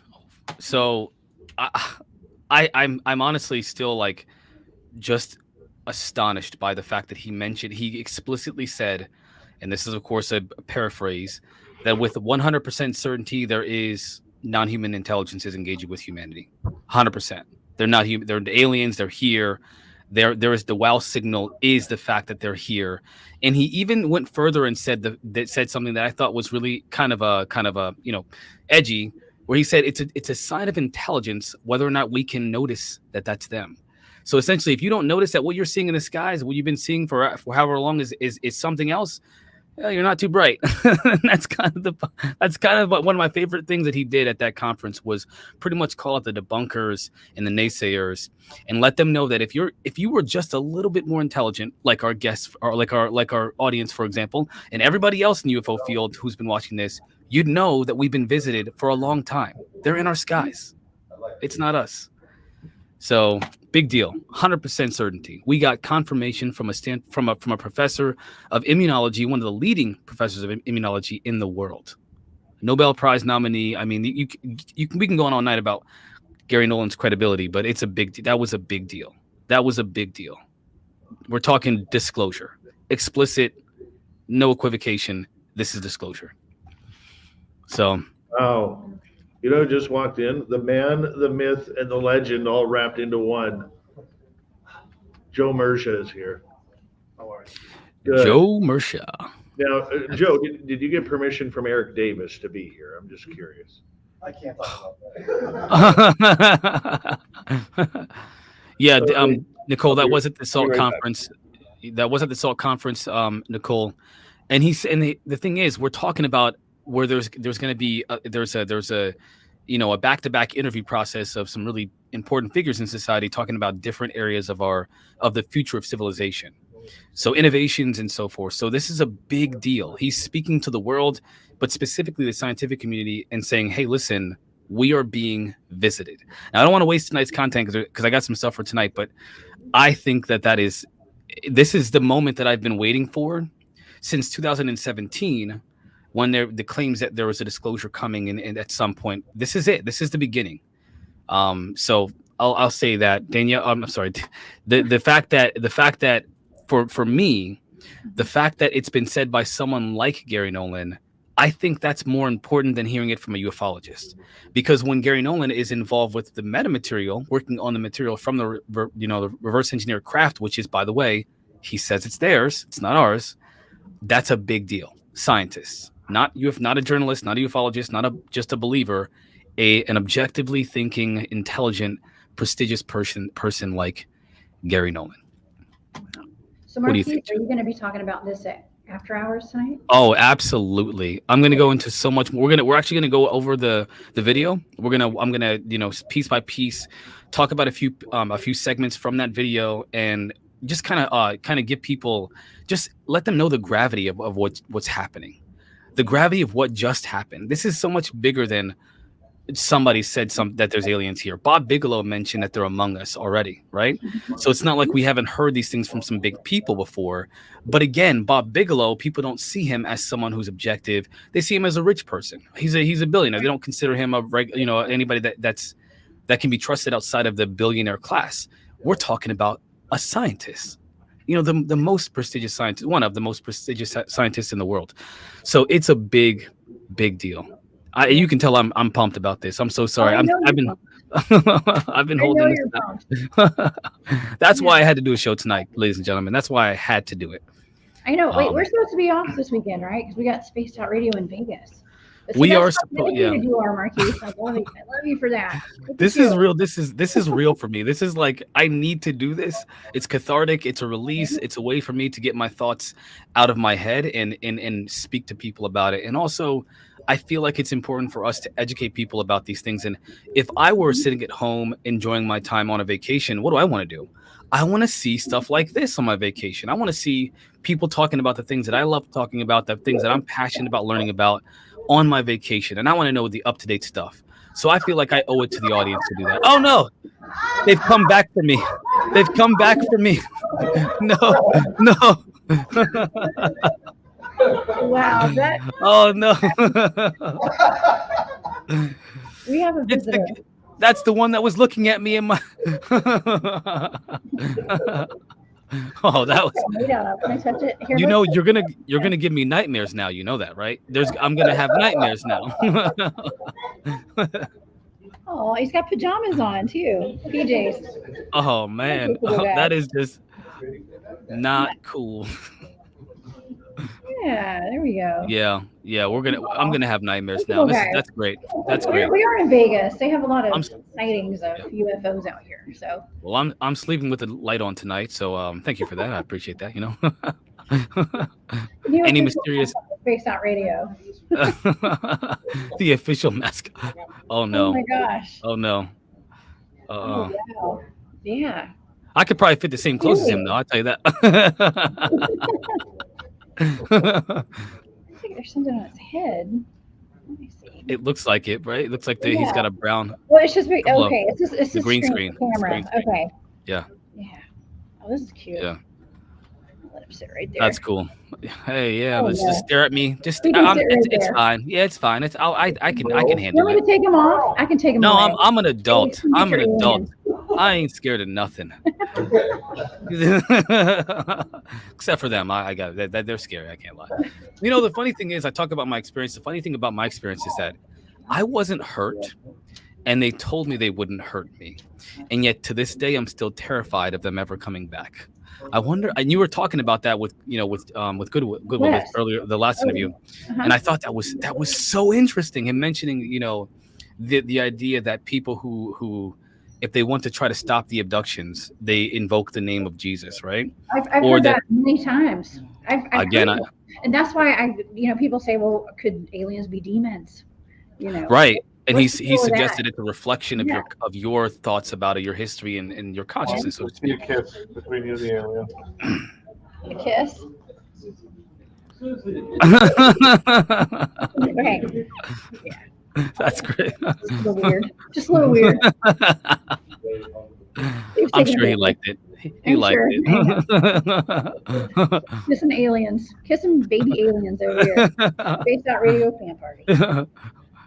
When he's 18, he'll be abducting you. Don't you messed up now. We also have baby Bigfoot. So we got my crew up in here too. Oh man. So I got my baby Bigfoot over here.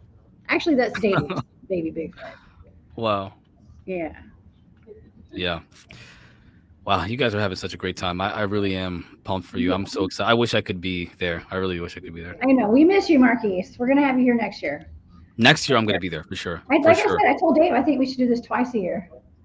I mean, if you did it, yeah, if you did, by Wow. the way, I would show up for sure. Yeah, we'd have more preparation. There'd be we have more focus on promoting that because I think a lot of people would love to go. There are people that couldn't go this year that wanted to go, but timing wasn't right. So maybe 2 would be good. 2 different audiences, right? 2 different viewers get to come at different times of the year. So the ones that couldn't make it this time of the year can make it at a different time of the year. I'm down for that. Yeah. I'm down for it. Let's do it. Absolutely. It's not cheap though coming to Vegas. I did, like I said, I won some money last night. So I can imagine. Well, if you hit the blackjack table, you should be all right. Hit the blackjack table with I with did. Cryptid Huntress and Oh yeah. yeah, the audience needs to do that with you so they can win some money. Oh, and little Timmy Seymour had this like super awesome good luck coin that we were rubbing. And so I would like rub. Where did the coin and then come I'd from? pass it, and I'm like, okay. Is it I his don't know coin or where did you came find from. it? I have no idea. I have no- wouldn't find coins you No, find on the no. ground because you don't know what they came out of. No, it was in a case. Somebody gave it to Tim. It was in a case. I don't Yeah. know. It was a nice coin. People hide things in interesting places. I have wouldn't. no idea what I have no idea what that was. It's like, Haven't you ever seen that TV show where they're in jail? And nah, never mind. I've seen it. No, I know what you're talking about. Or I think it's called Orange is the New Black, right? Yeah, right. You don't want to pick stuff up, ladies and gentlemen. Yeah. So What happens in Vegas stays in Vegas. I don't know what yeah. that was. Oh my goodness. Little dude's like, it wasn't me, I swear.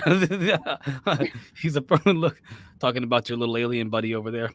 Oh man. Yeah, you can still see him. Yeah. Yeah, well, we're still waiting for the crowd to get back from. I guess they went to lunch. I need to eat something myself, but.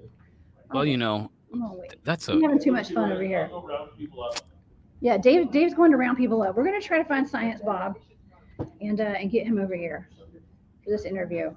It's gonna be fun. I just got done talking to Science Bob on the podcast in Lala, and for the first time ever, I'm gonna try to find out what happened to me. I was a regressive. I am not going to do a regression. I'm gonna ask for like somebody to look into it, like a psychic to look into it and see, what happened, because I don't want to be regressed. That's too personal. I want it to be a little bit more removed from me, so it's not so close. You know that. I know some remote viewers that might do that for you. Hey, by all means. I mean, by all means, whatever I need to do, I'm open to it. At this, I just don't want to have the visceral experience of remembering what happened to me. I want to have somebody else look into it, because I'm afraid. I'm still afraid of what happened. I don't even know what happened. I wasn't even there. And Kevin Clark, I know. I've actually come to learn. Cat Chaser, thank you so much for that super chat. Renee, cuz the San Francisco treat. The San Francisco treat. No, but I know that there are positive experiences. I actually have come a long way. I used to think that the experiences were all negative. And then I learned that the people that I thought were teaching that were not. That's not what they were saying. Yeah. They were saying the experience is, as your guest previously said, is a reflection of your consciousness. And so sometimes you will experience things that are terrifying in some people's opinion because of where you are spiritually or consciously at this point in your life. And so I'm naturally a fearful person in general, which makes sense that I would have a fearful experience. But again, I don't know. We're still trying to figure out. All of us are trying to figure out nobody knows what's going on here, ladies and gentlemen. We're all trying to figure out what's happening with all this stuff. We're all trying to figure it out. That's right. Sharing our stories. Good and bad. Good and bad. Well, I've never had a bad experience that I know of with the whole alien ET situation. I mean, I have two events that happened, personal events, where I was face to face with ETs, and that I remember. And neither of them were negative, but they weren't positive either. Kind of indifferent.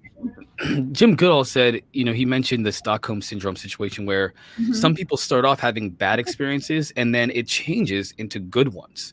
And then they yearn for those experiences back again.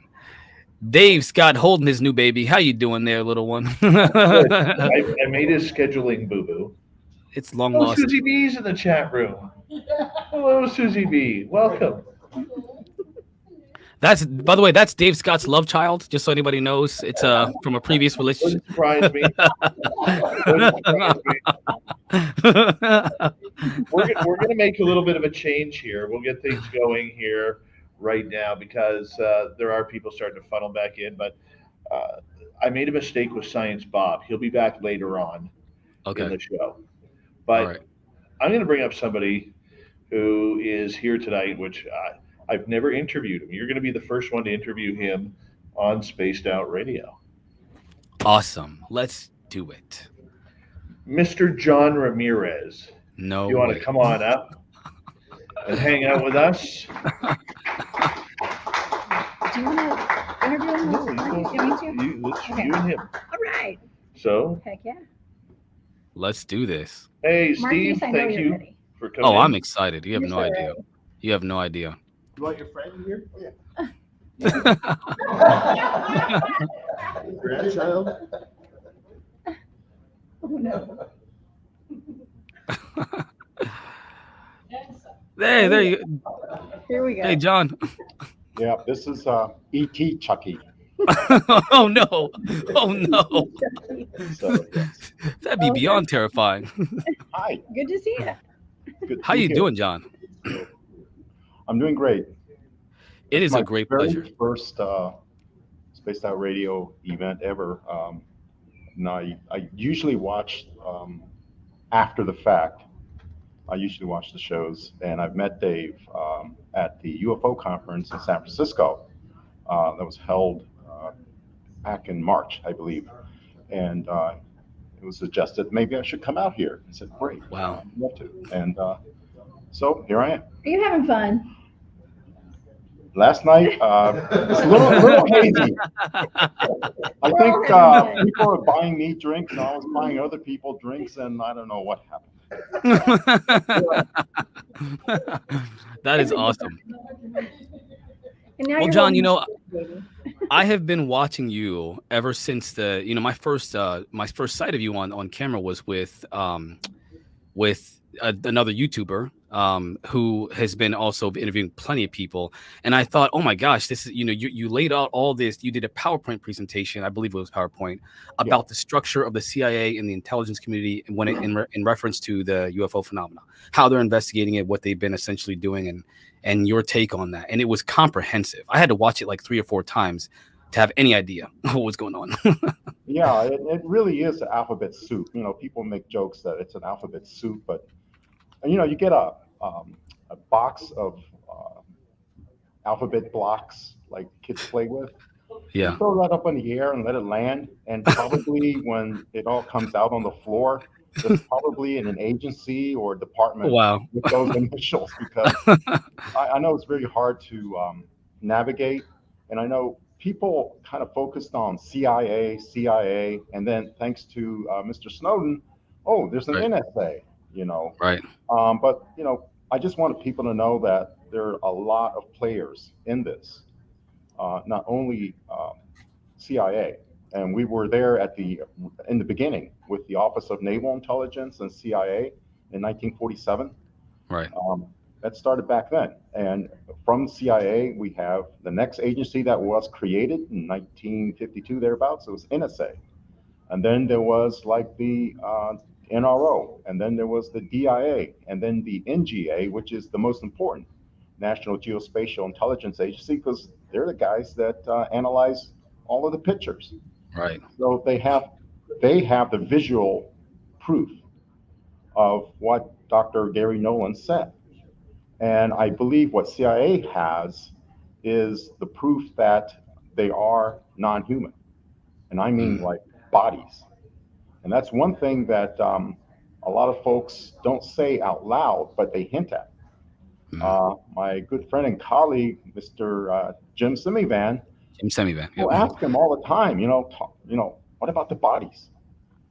He was asked by, most recently by James Ian Dolan, can you talk about the bodies? And he says, I can't talk about the bodies. He never says there are no bodies. Right. In none of the interviews. So if you nail him on the bodies, he just says, I can't talk about the bodies. And the other clue is that many of us know who Dr. Kit Green is. He is a physician.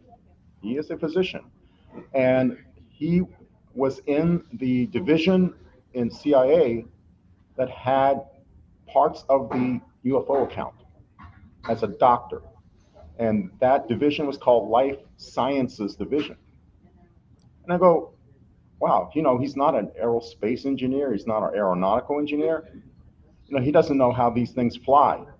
What he knows is who's flying them. Which is important. That is most important because, we see lights in the sky. We see various shapes in the sky. And there's got to be something behind them flying. And I want to ask you, you also mentioned that, during that presentation on Project Unity, that there was, they may share our DNA, that there was, you suggested that they may share our DNA. That was kind of one of the reasons why, another one of the reasons why disclosure was difficult, because you would have to admit that they may be either they may be us before, or we may have their genetics through manipulation. They have manipulated our genetics throughout time. Don't forget, not us before, but us to come, let's say. Okay. There's a lot of narrative now about not only humans from the future, but AI from the future. Right. That we might be experiencing some form of artificial intelligence that is so remarkable that they manifest themselves as beings. So that's a possibility as well. And so there is a physicist by the name of Dr. Jack Sarfati. And he's very important because he actually knows how Tic-Tac works. And so he had an experience in 1953 as a teenager. He lived in Brooklyn, New York. And he said that he was contacted by an AI from the future. And they instructed him on how the craft worked. And he said to him that when you become an adult later, you will work with people to work on the technology and figure out how everything works. an AI from the future. And if you even understand a little bit of physics, he has nailed it. He has definitely nailed it. And basically what he says is that, people think about anti-gravity, right? Right. That it takes so much energy Right. to actually overcome the Right. gravity of the Earth. What he's saying is you don't need that much energy to do so. And that to the observer looking at the craft, you think it's taking off at a fantastic speed. If you are on board the craft, you don't feel anything. What you're seeing is the Earth falling away from you. So let's do an analogy. Okay, how many of you flew here on an aircraft? Oh, of course. Right? I did. That aircraft was flying at 500 plus miles, maybe 550 miles an hour to get here. Right. Right. When you're on that craft at 550 miles an hour, an airplane, did you feel the motion of the airplane? I mean, No. you're at the ground and you see the ground pass by you. And so that's the analogy to an occupant inside the craft. You're not pulling these G's like you think you are.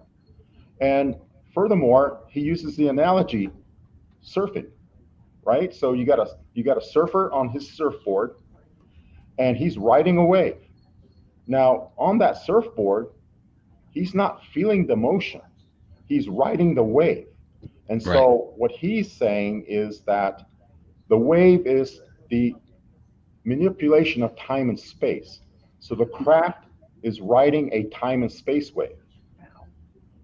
And so the way he explains it is that you have metamaterials. And we talked about Dr. Gary Nolan, he mentioned that we have metamaterials and we have multiple craft, and by golly, we might have the whole darn thing.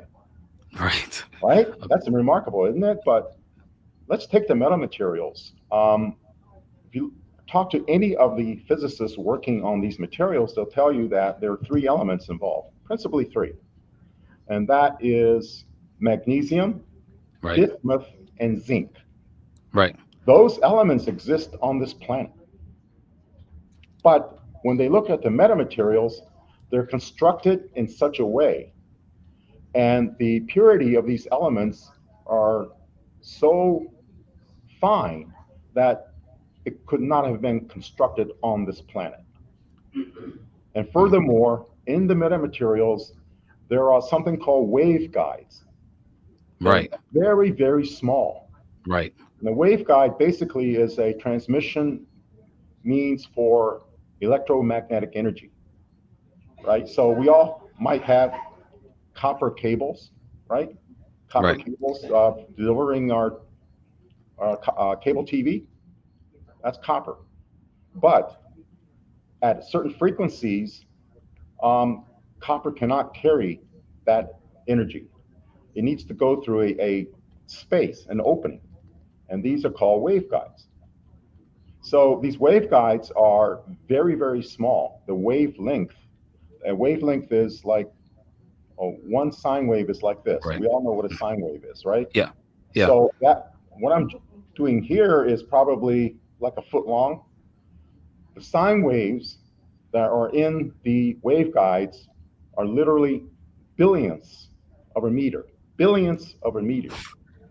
And it's really, really tiny. And they may be constructed of graphene. That's the other composition, which is basically carbon. So when they introduce electromagnetic energy at these extremely high frequencies, let's say terahertz frequency, into this particular material, it all of a sudden displaces time and space. Wow. And so that may be the way they're flying.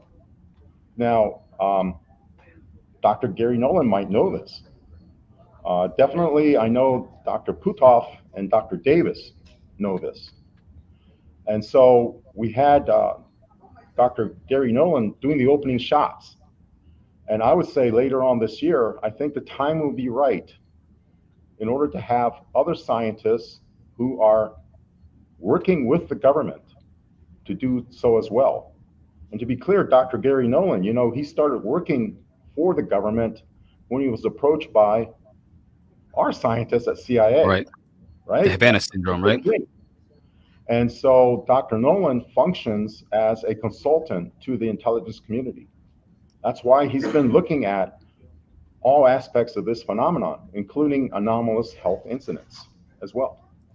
And so he's well informed. And so I agree with you. I absolutely agree with you that this is the opening shot for disclosure to happen. Right. And what we need is someone above my pay grade and everyone else's pay grade, above Lou Elizondo's, above Chris Mellon's pay grade. We need people with stars on their shoulders to come forward and say, yeah, what Dr. Gary Nolan said, it's true. We need former heads of intelligence agencies. We need former department cabinet officers to say that as well. And I believe that will happen later on, because what's happening this year, it's already happening. It's a political campaign for president. A political campaign for president. And so the goal is to get this out now, because right now, the Air Force is not as strong in preventing this from happening like they used to be. And so now's the time to do this. Let's get this disclosure done. And that way it becomes part of the political dialogue of these United States. You know, that we need to have this conversation at that political level. Yeah. And that couldn't have happened unless the congressional committees allowed it to happen with legislation. With legislation, we have a debt of gratitude. Senator Gillibrand of New York, right, put in that legislation. And originally, she also sits not only on the Senate Armed Services Committee, which is mostly like the military side, she also sits on the Senate Select Committee on Intelligence. That's the civilian side, that's CIA. And so she wrote in there non-human materials, non-human technology. Unfortunately, what the Senate Select Committee drafted in legislation and was voted by the committee, we think about partisan politics. Well, you have a committee with 16 members divided between Democrats and Republicans. All 16 members, 16-0, voted that Intelligence Authorization Act. And it was voted on the Senate floor. But unfortunately, what happened was the Military Act, which is what most people know as the NDAA, the National Defense Authorization Act, that took precedence. And that act did not specify non-human intelligence, non-human technology. Right. And so they took the IAA with that very strong language, blended it into the NDAA, and released that. So it's much weaker language. And that is why Dr. Kirkpatrick said that he's getting all the cooperation from Title 10. He mentioned Title 10. That is the Defense Department. That's fine, because he works for the Defense Department. Right. His boss is the Undersecretary of Defense for Intelligence and Security, and that's Mr. Moultrie, and his boss is the Secretary of Defense, Mr. Austin. And Mr. Austin's boss is the president. So there's compulsion from the military to cooperate. But unfortunately, without that Title 50 CIA language withdrawn from it with non-human technology as part of that language, CIA is not compelled to cooperate at all. And so I think that might be a stumbling block in the future, but the word I'm getting back from my home office is that they're coming around. They're coming around because what happened was, above the director of CIA is the director of national intelligence, Avril Haines. Above her is the president. And then the national security advisor to the president, Mr. Jake Sullivan, he's been given the UAP portfolio in the executive office of the president. This has never happened before, never. If it was happening, we didn't hear about it, but now it's public. And so now, you know, Avril Haines, if she wants an audience with the president, she needs to schedule that audience with the president. She needs to call staff and say, my staff, my people talk to your people, and I need 30 minutes with the president. Well, Jake Sullivan can walk right into the Oval Office. And that much authority directing Avril Haines to direct Director Bill Burns, Director of CIA, you will cooperate, and that cooperation, I believe, is happening now. So I expect to see not only like intelligence agencies come forward to pretty much validate everything Gary Nolan has already said, but I'm also thinking that there might be officers who are wearing stars to do the same, as well as maybe a secretary of name the department to do the same as well. And I think that is really the true initial disclosure, because we only have Dr. Gary Nolan right now. So far, yeah. He's going to be joined by a huge chorus of dozens and dozens of very senior people to come forward. The avalanche. That's my hope, that will happen, because we need to put this in a political dialogue. I want to see a MSNBC, Fox News, or CNN correspondent moderating a debate to ask every candidate running in the primaries, you know, the former secretary of whatever, or the former director of this intelligence agency, they said that UAPs are real. They said that there's a non-human presence on the planet. Sir or madam, you're running for president. What is your policy toward UAPs? Or ask Secretary Austin, who's now the sitting Secretary of Defense. Your predecessor said this about UAPs. They're real. And he knows that there's a non-human presence on the planet. Sir, what do you say? Can you imagine him trying to wiggle out of that question? Yeah, that's going to be difficult. It's not gonna happen. Yeah. That's why it's happening now, because there's an opportunity for the winner of the November 4th, 2024 presidential election. The president-elect has an opportunity to finally be the disclosure president before that magic year, 2027, which experiencers and channelers have talked about.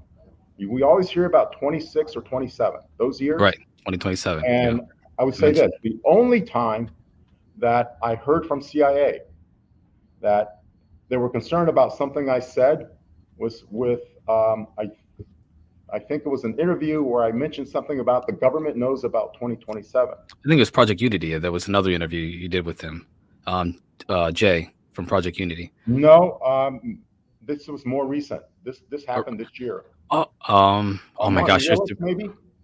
Maybe I'm not. I don't know if it was that one or not. I don't remember which other one you mentioned that. Well, but short story is that CIA did not like me mentioning 2027. Really? Oh man, that's not. They won't tell me why, but I nailed it. You know, there has been ever since Gary Nolan has made his comment.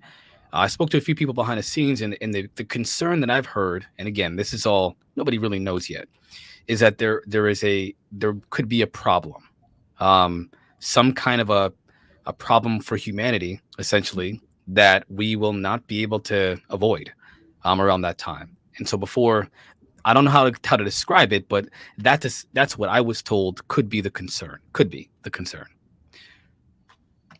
We might need help. That's what I didn't. We might need them to help us. Yep. In order for them to help us. Yep. In a very real way, we need to acknowledge their presence. How can we get help to solve this, whatever might happen, resolve whatever might happen, unless we have their help? We can't have their help unless we say we're getting help from them. Right. That might be the key. I don't know, but I'm excited. I mean, I'm making sure that I'm taking my vitamins and I'm eating healthy and all that stuff. I'm gonna be alive. Build the underground tunnel. I've been wanting to ask you about two things. Really, I mean, I've been desperate. First of all, I've been desperately wanting to talk to you since I first saw you on the YouTube channel. But the first thing is with Tom DeLonge's comments about the phenomena haven't necessarily been very positive.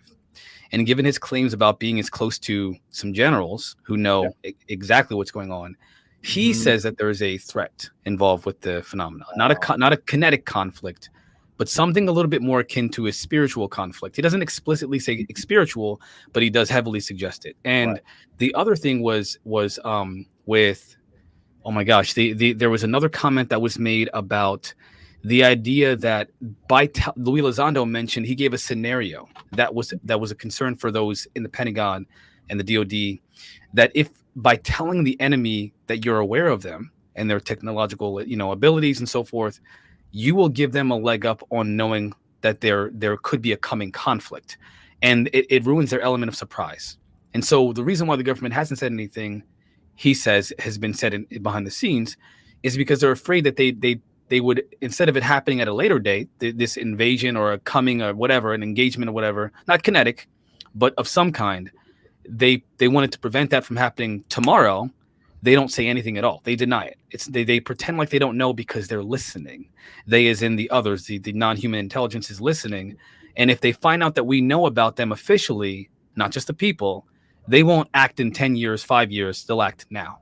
That was a concern for people in the DoD and the Pentagon. He doesn't agree with that necessarily. And even if that's true, he said it's not a good reason for, withholding the information.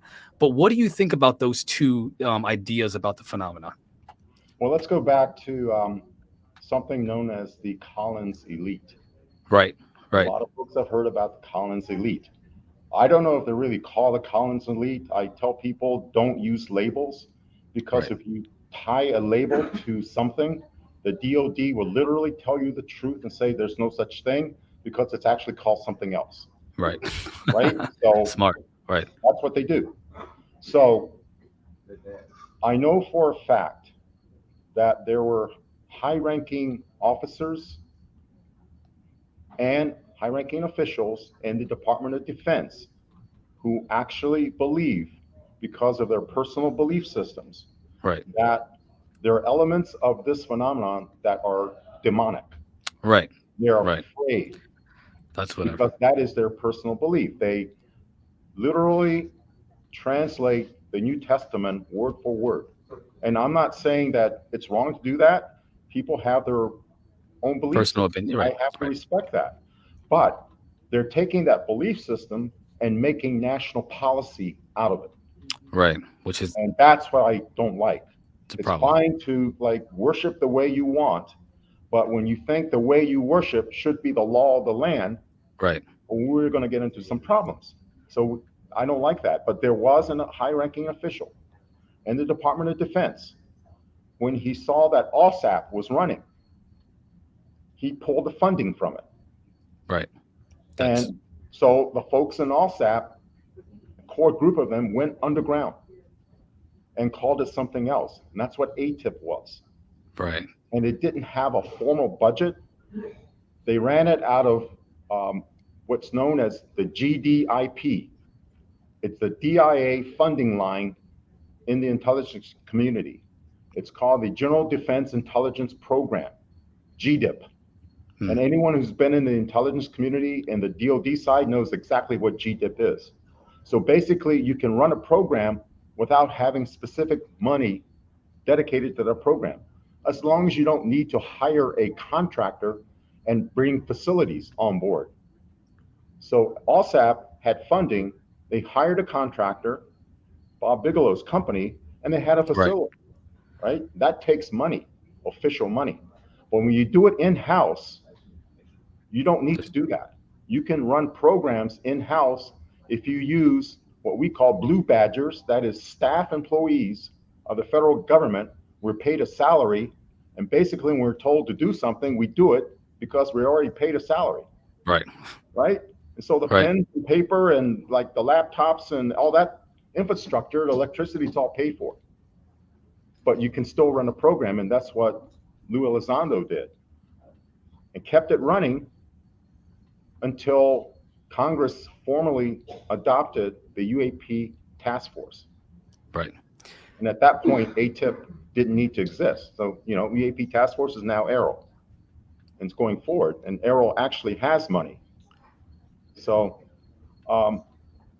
some officers thought that it was very demonic and wanted that stopped. Now, as far as Tom DeLong, I never met the gentleman, but my friend Jimmy Simivan, as you know, works with him. Right. Of course. Yeah. Of course. Yeah. And Add to the stars. Yeah. early on, I believe Tom DeLong was quote unquote briefed into certain aspects of the phenomenon, and he ran with it. Right. So he may have heard from that group of Early. individuals Who believes? who believe that. Okay, that was makes sense. demonic, Yeah. And he may Yeah. have incorporated that into his own narrative. But having Wow. said that, I believe that, they're not all space brothers and sisters. They may not intend harm to us. And actually, a threat from the DoD definition does not necessarily mean hostile intent. Right. Because That's what Louis the Elizondo proper kept use saying. of it is the threat posed by Right. something. Right. So the threat posed by the phenomenon is not necessarily hostile, but if you don't know what is being posed, then you're wondering, what are my options here? Right. So it gives you a little bit of discomfort. So that's what they need to resolve. So I personally believe that, they have the best intentions for humankind in mind, but also believe that even amongst themselves, there may be conflicts.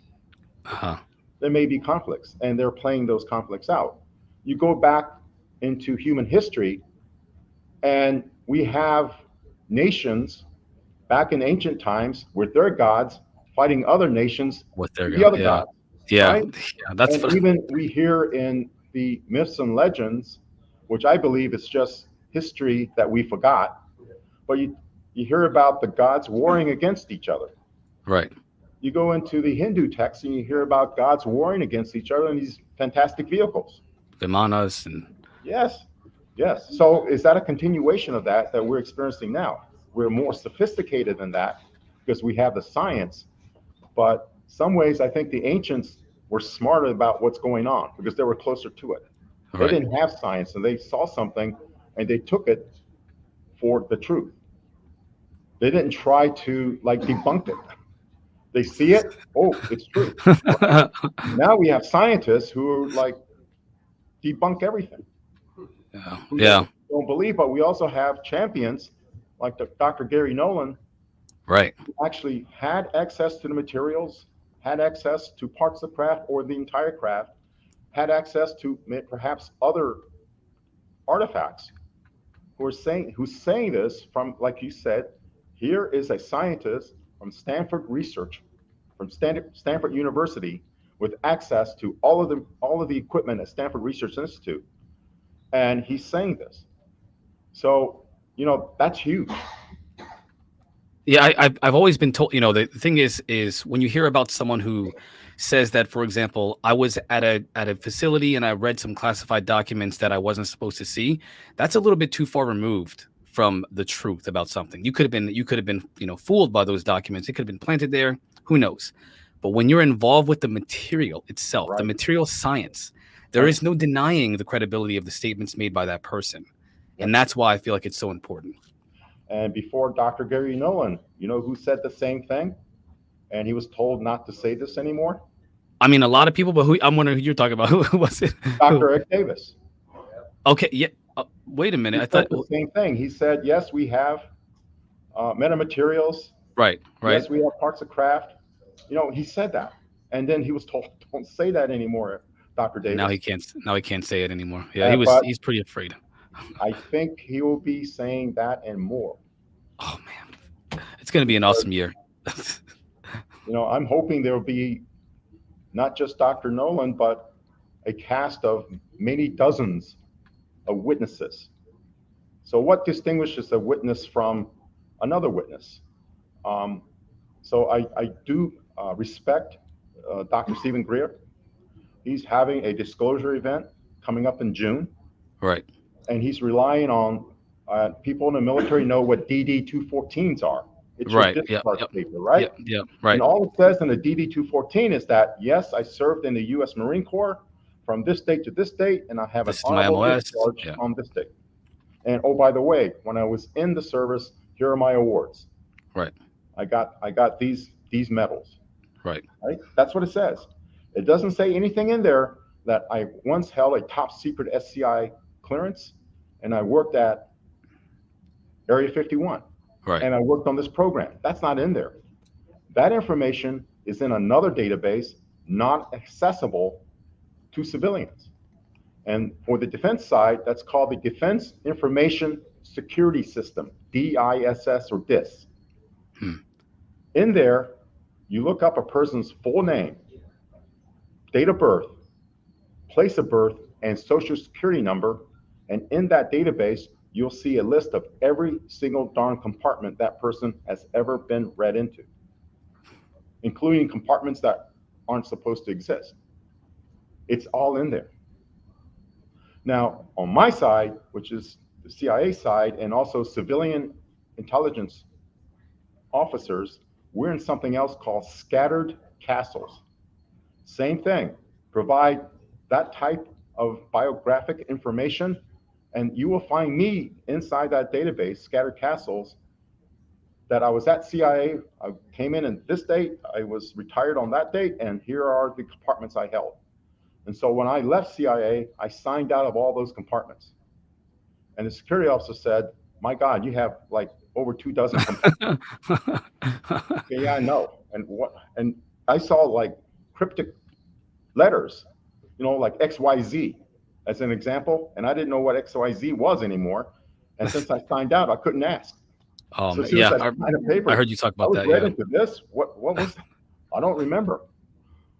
So disclosure, the official disclosure to come, everyone there will be an individual at that level, verified and validated clearances to know what that individual is going to say.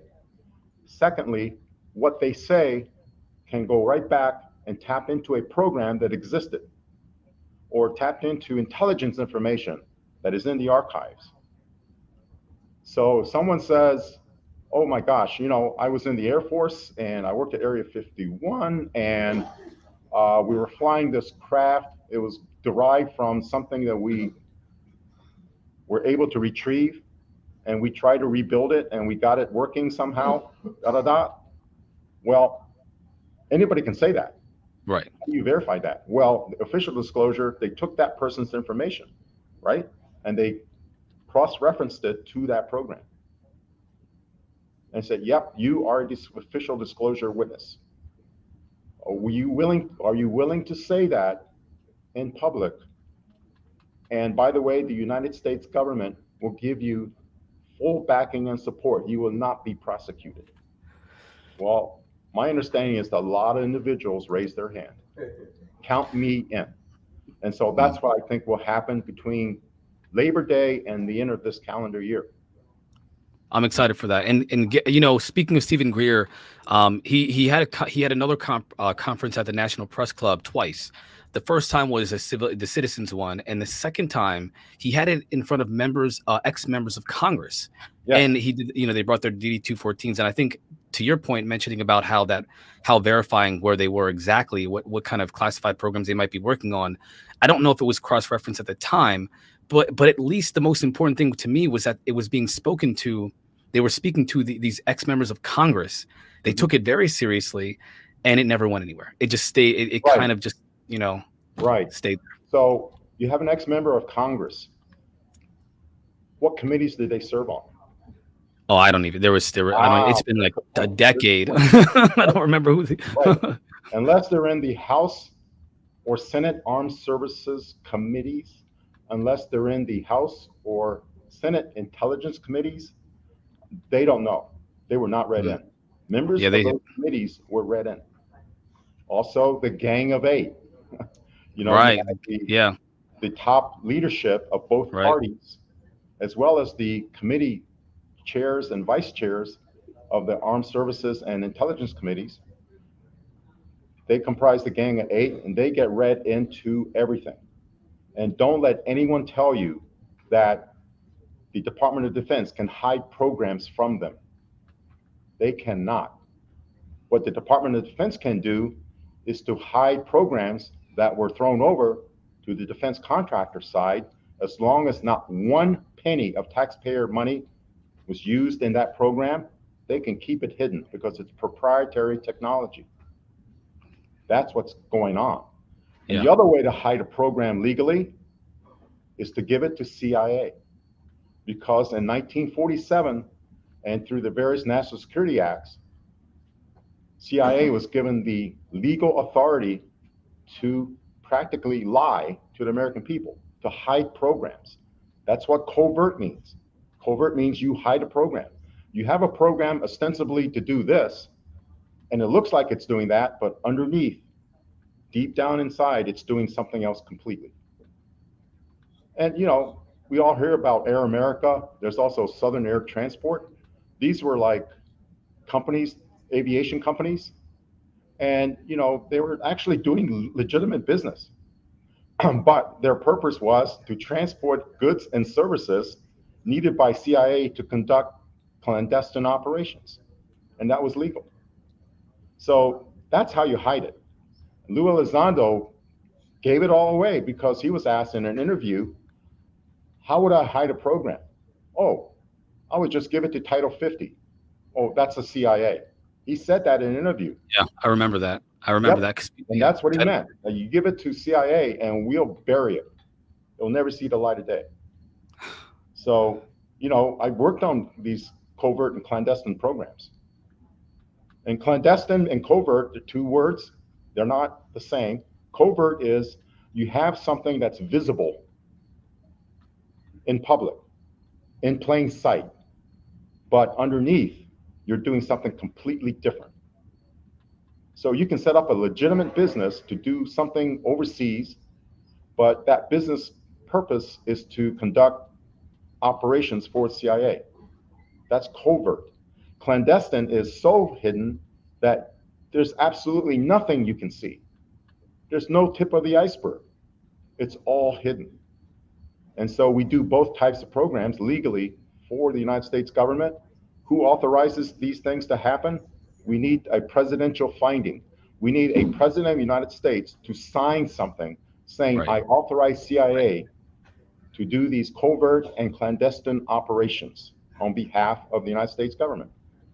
And the presidents have used this authority to conduct their own personal foreign relations, because the State Department is the public foreign relations department. They conduct foreign affairs on behalf of the US government in an embassy flying the US flag, right?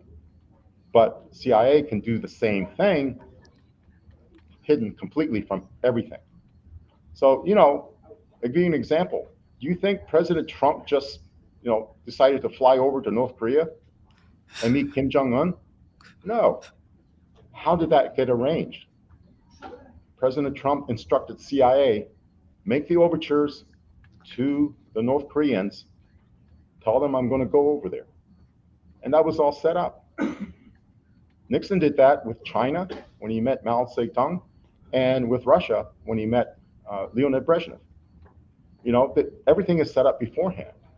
So back to the point is that CIA can hide these programs, but I don't think that they want to hide these programs anymore.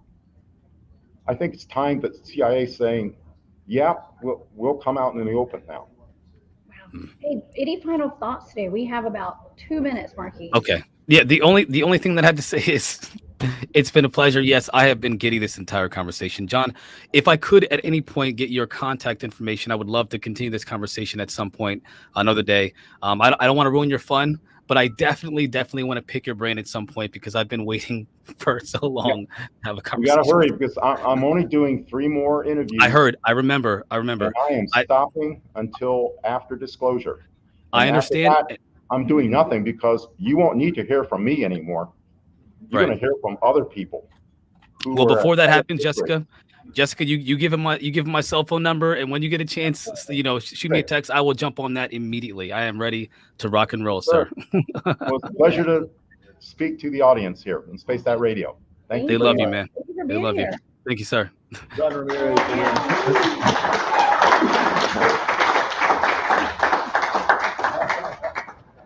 College junior. You guys in the chat, I see you over. Yes, I was fanboying. How dare you call me out for fanboying? We're talking about John Ramirez here. This is a legend, a living legend. How fun was that? That was freaking. I mean, when you're in the presence of somebody, even digitally, of with the intelligence and understanding, the mastery that he has over these agencies and how they work, the structures work. It's humbling. So awesome. Well, we're gonna bring up another cryptid person. Yeah. Jessica's getting a little geeked out over Les Velez, giving her a book. Les gave me his book. I've got his Awesome. book official. Thank you, Les. Great book. In Canada, we call him Javier. You remember Canadian, right, Bob Vila? Oh, yeah. Okay, just making sure. Cousin Bob. Cousin Bob's here. All right. Javier from Cryptid 559 out of Bakersfield. What's up, random guy? What city? Fresno is here. And I know Jessica really wanted to interview him. I totally This is your last do. interview.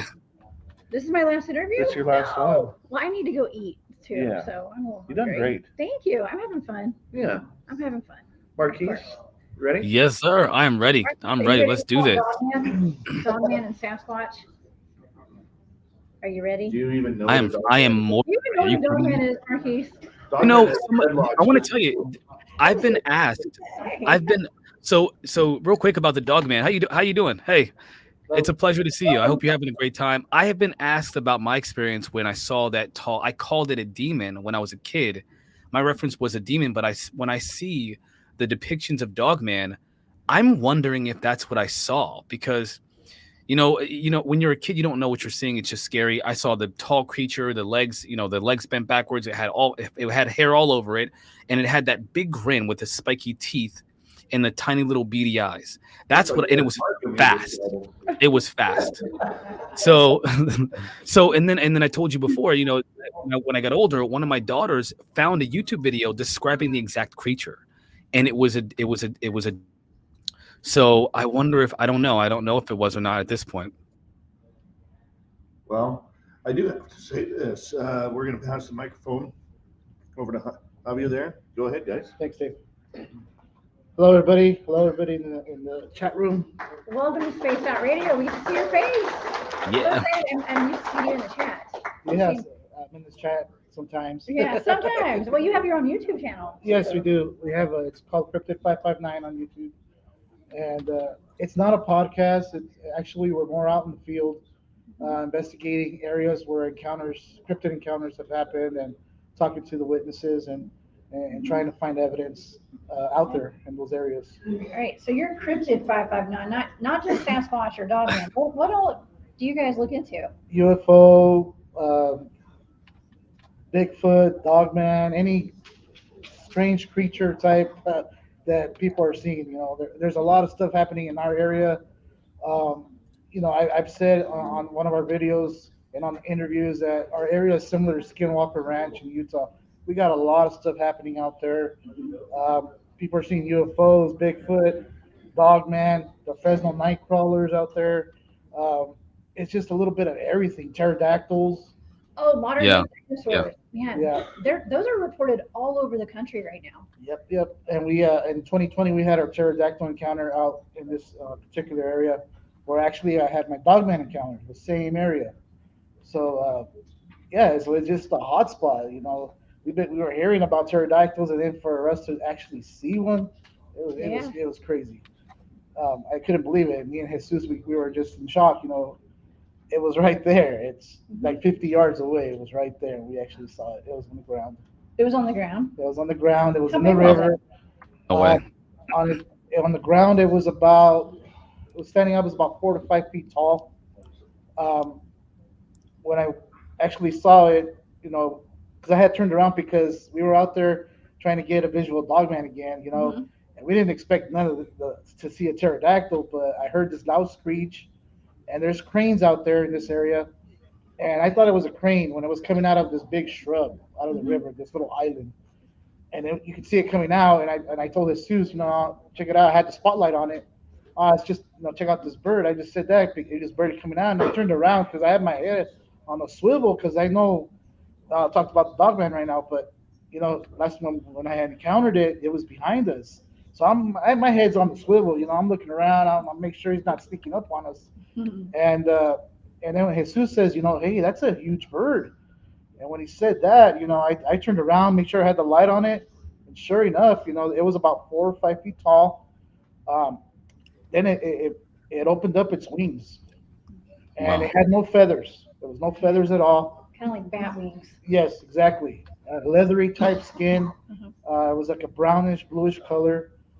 It had a little nub on the top of the head. It had this bone structure around the eye. Remember that clearly. Had a bone structure protruding out, and then it had a long beak.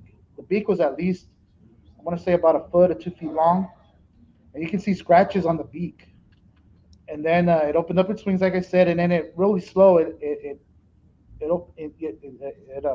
lifted up the ground. It just not like a bird, like it flap its wings real fast. This was really slow, just one time, and it was off the ground. Wow, it's And power. then, it was just real slow, one time off the ground, and then again one more time, and then it was over the bridge, and then it was gone. So it had a lot of force. It had a lot of power to get off the ground with just one flap of the wings, and we were just looking at each other after had left. We were looking at each other, and then we asked each other, "What did you see?" And he's asking me, "What did you see?" And I'm describing, I saw this, this, this. And he says, yeah, no feathers, the nub, yeah, the beak. And he goes, dude, did we just see a pterodactyl or some sort of pterosaur? And I go, yeah, dude. It's like, that's what it was. I mean, there's no fear? You guys weren't terrified? I mean, I'd be terrified. I don't know about you, but I wouldn't have stayed long enough to get all that description. I'd have been gone. We had been hearing about encounters Right. along the Kings River in that area, but no, we were in shock. Well, he was looking for Dogman. Yeah, exactly. So that's You were curious. equally terrifying. I'm not sure what's that supposed to deter me from the fear. I'd still be scared. Well, when you're a cryptid researcher, you get enough. You guys are brave. You guys are brave. Yeah. Yeah, a pterosaur is harmless compared to a dogman. Yeah. Well, especially it flew away, flew away from us, so it wasn't coming towards us, pick us up. But I didn't see the feet, because it had its back towards us. The belly was on the opposite side, so I wasn't able to see the underbelly. But I didn't see the feet. It had no tail. I was going to ask about how to tell. A lot of times they have a tail, and it looks like a dragon's tail, kind of. Yeah. Has a diamond at the end of it. Right. This one didn't have a tail. No. Interesting. Yeah. So a pterosaur. What about portals? What about portals? You guys see portals there and stuff like that too? Okay. We feel that there is a portal where we saw that pterodactyl come out of that little island. There's a little island in this river. Right. We feel that is a portal. And I've heard from other people that we've contacted, and they said that yes, that is a portal. They say it is. Well, with all that activity, I wouldn't be shocked. Yeah, exactly. And then that's where I had my dogman encounter. That was a crazy encounter. Oh, you got to tell us about that. So this particular night, me and my cousin we had some night vision goggles. We had just gotten them, so we went out to this area again. It's a bridge, it's a turnout, and it's a Kings River, and there's an island. So we were out there just it was getting dark, so we get the night vision goggles. He gets a pair, I get a pair, and he's looking down. We're trying to get a feel for him, and he's looking down at the riverbank. And he sees them right away, like eye shine, like two pairs of eye shine coming down from the riverbank down below from us. And he's telling me this. He's like, dude, something's looking back at us. There's a couple of things looking back. It looks like eye shine. So I look at it, and sure enough, it does look like eye shine. And so he stays on that. And I told him, keep an eye on it, see what it does, if it blinks or if it moves its head or anything. If it moves, just keep an eye on that. So I was over here messing with the other one, looking at all the mountain ridges. And then for some reason, I look at him, and then I bring him down to my chest, and I look behind me, and all of a sudden I see this with both arms going up in the air. Right. And it's like from here to the door. Okay? That's how close he was.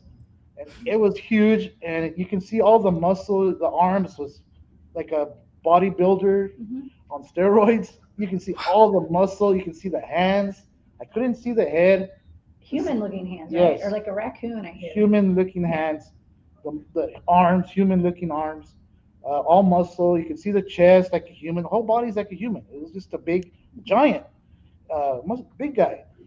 And I couldn't see the head, like I said, but I saw the chest. The chest was at least 4 to 5 feet wide. This thing was at least 8 to 10 feet tall.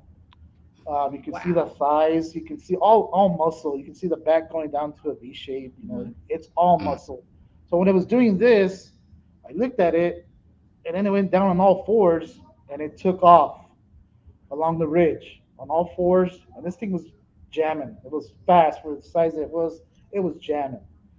And what's funny, you know, Brown Dwarf said one time in an interview, he's seen some of these creatures, they move funny. And this is exactly how I saw this creature move. Like, it was running on all fours, but it was kind of weird. Because you know how they draw, and like in the old days in a little notebook, they draw on the corners and then they flip the pages and then has a stutter, kind of like the so that's exactly how it was going. I've seen a video of that before, actually, of a dog man. It's reportedly a real video, and I can show it to you. Okay. But I put it on my social media every now and then. But it's a dog man that's jumping, leaping back and forth, and it has that almost like it's missing a frame. You know what I mean? Exactly. Yeah, it's missing a And frame. I was looking at this, but filming it. Yeah. So that's how it resembled. You know, it's exactly how he said it, and it was running and doing all this going on, and then it get to this point on this ridge where there was a crease, and it lifted up its arms again. I saw the hands, then I saw the claws, and then I saw all the muscle again. And then I saw that it had a mange on the back. The hair. Yeah, the almost hair. like a bear. There you go. Yeah, I'm not. And then lion's mane. there you go. It grabbed onto the side of the hill and it leaped up. It brought its legs up, and you can see the calves are all muscle, the thighs are all muscle, everything's muscle. And then it did it a second time, grabbed onto the side of the hill again. That's when it turned its head to the side. I saw the long snout, saw the canines, and I saw the pointy ears. And during this time, I thought it was a Sasquatch, honestly. I was seeing a Sasquatch. But then when I saw that, it had a dog head on it. It's like, whoa. What's like a German Shepherd Like, type dog head? exactly, like a German Shepherd head. Wow. And then Makes me think that I don't think. I'm sorry? No, I apologize. I didn't mean to interrupt you. That makes me think that description. It clarifies. I don't think I saw a dog man. I still think that what I saw was a demon. That is not what I saw when I was younger. That's something completely different. Well, Marquise, there's different types of them. There are different types of dog heads. If I had my pictures on here, I would pull it up right now. Yeah, there's 3 or 4 different types, probably more. I didn't know that. Yeah. Yeah. I'm unfamiliar with the dogman phenomena as much. Definitely not nearly as educated as the cryptid huntress is over there. And I don't go out in the woods for nothing.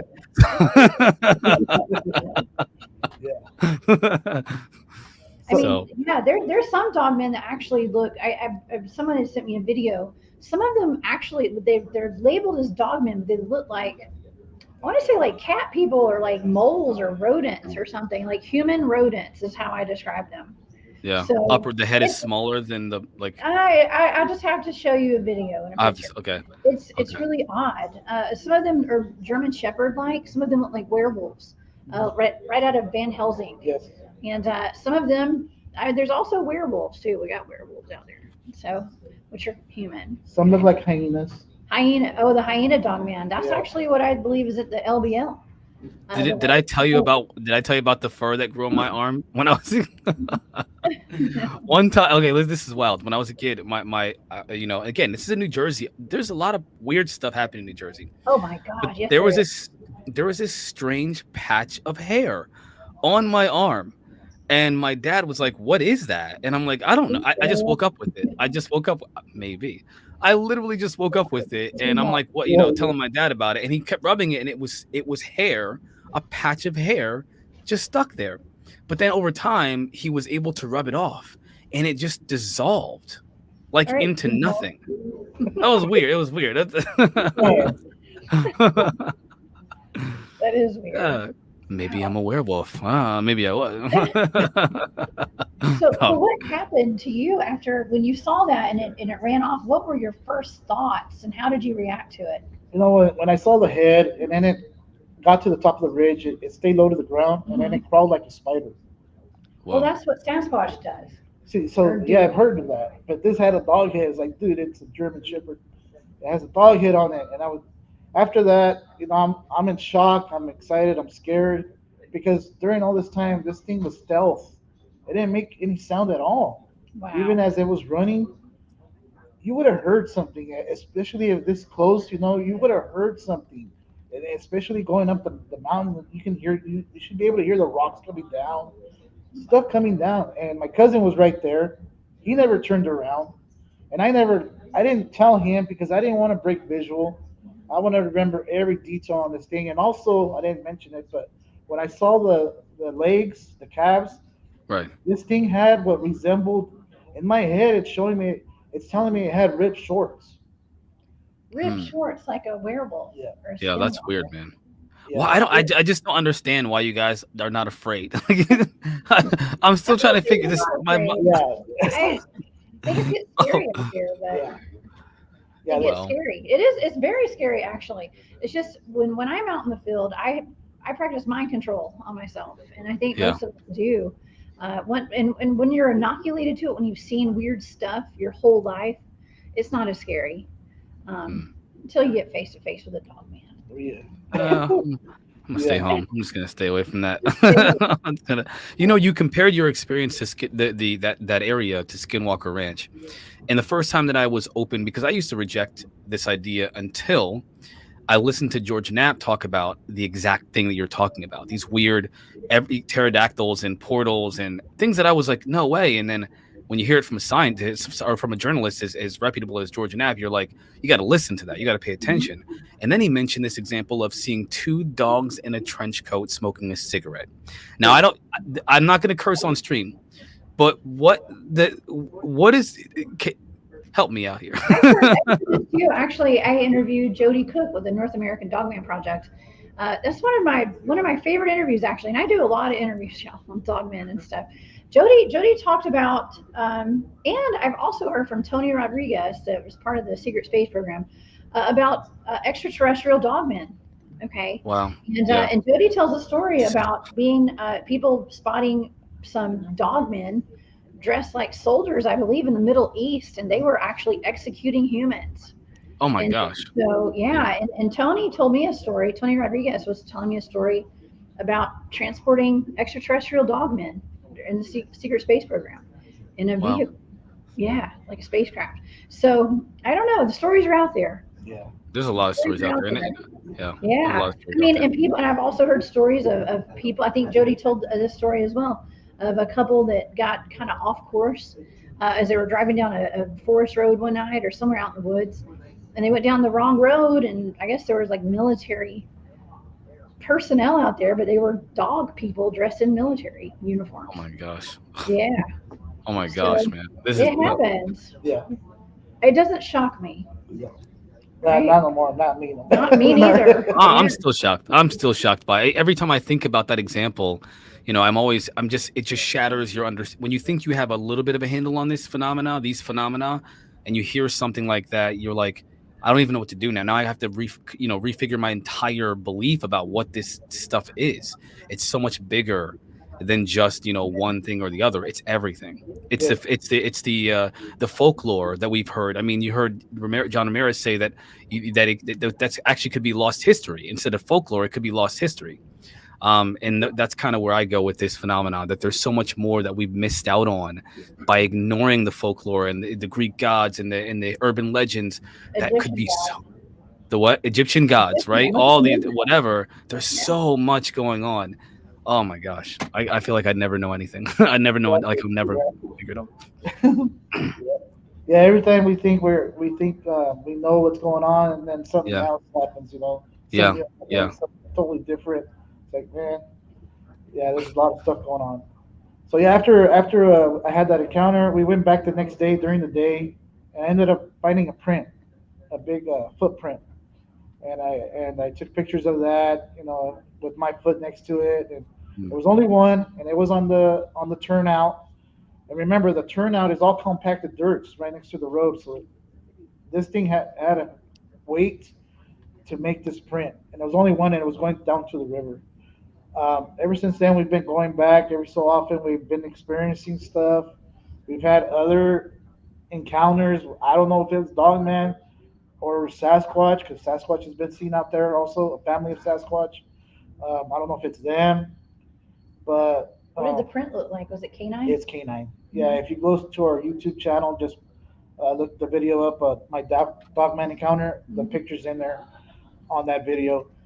And yeah, I mean, it's crazy. And then from that area, there's a dam about 5 minutes away from where I had my Dogman encounter. Up the road, there's a dam, and we've not gone up there because we've heard Sasquatch is also up in that area.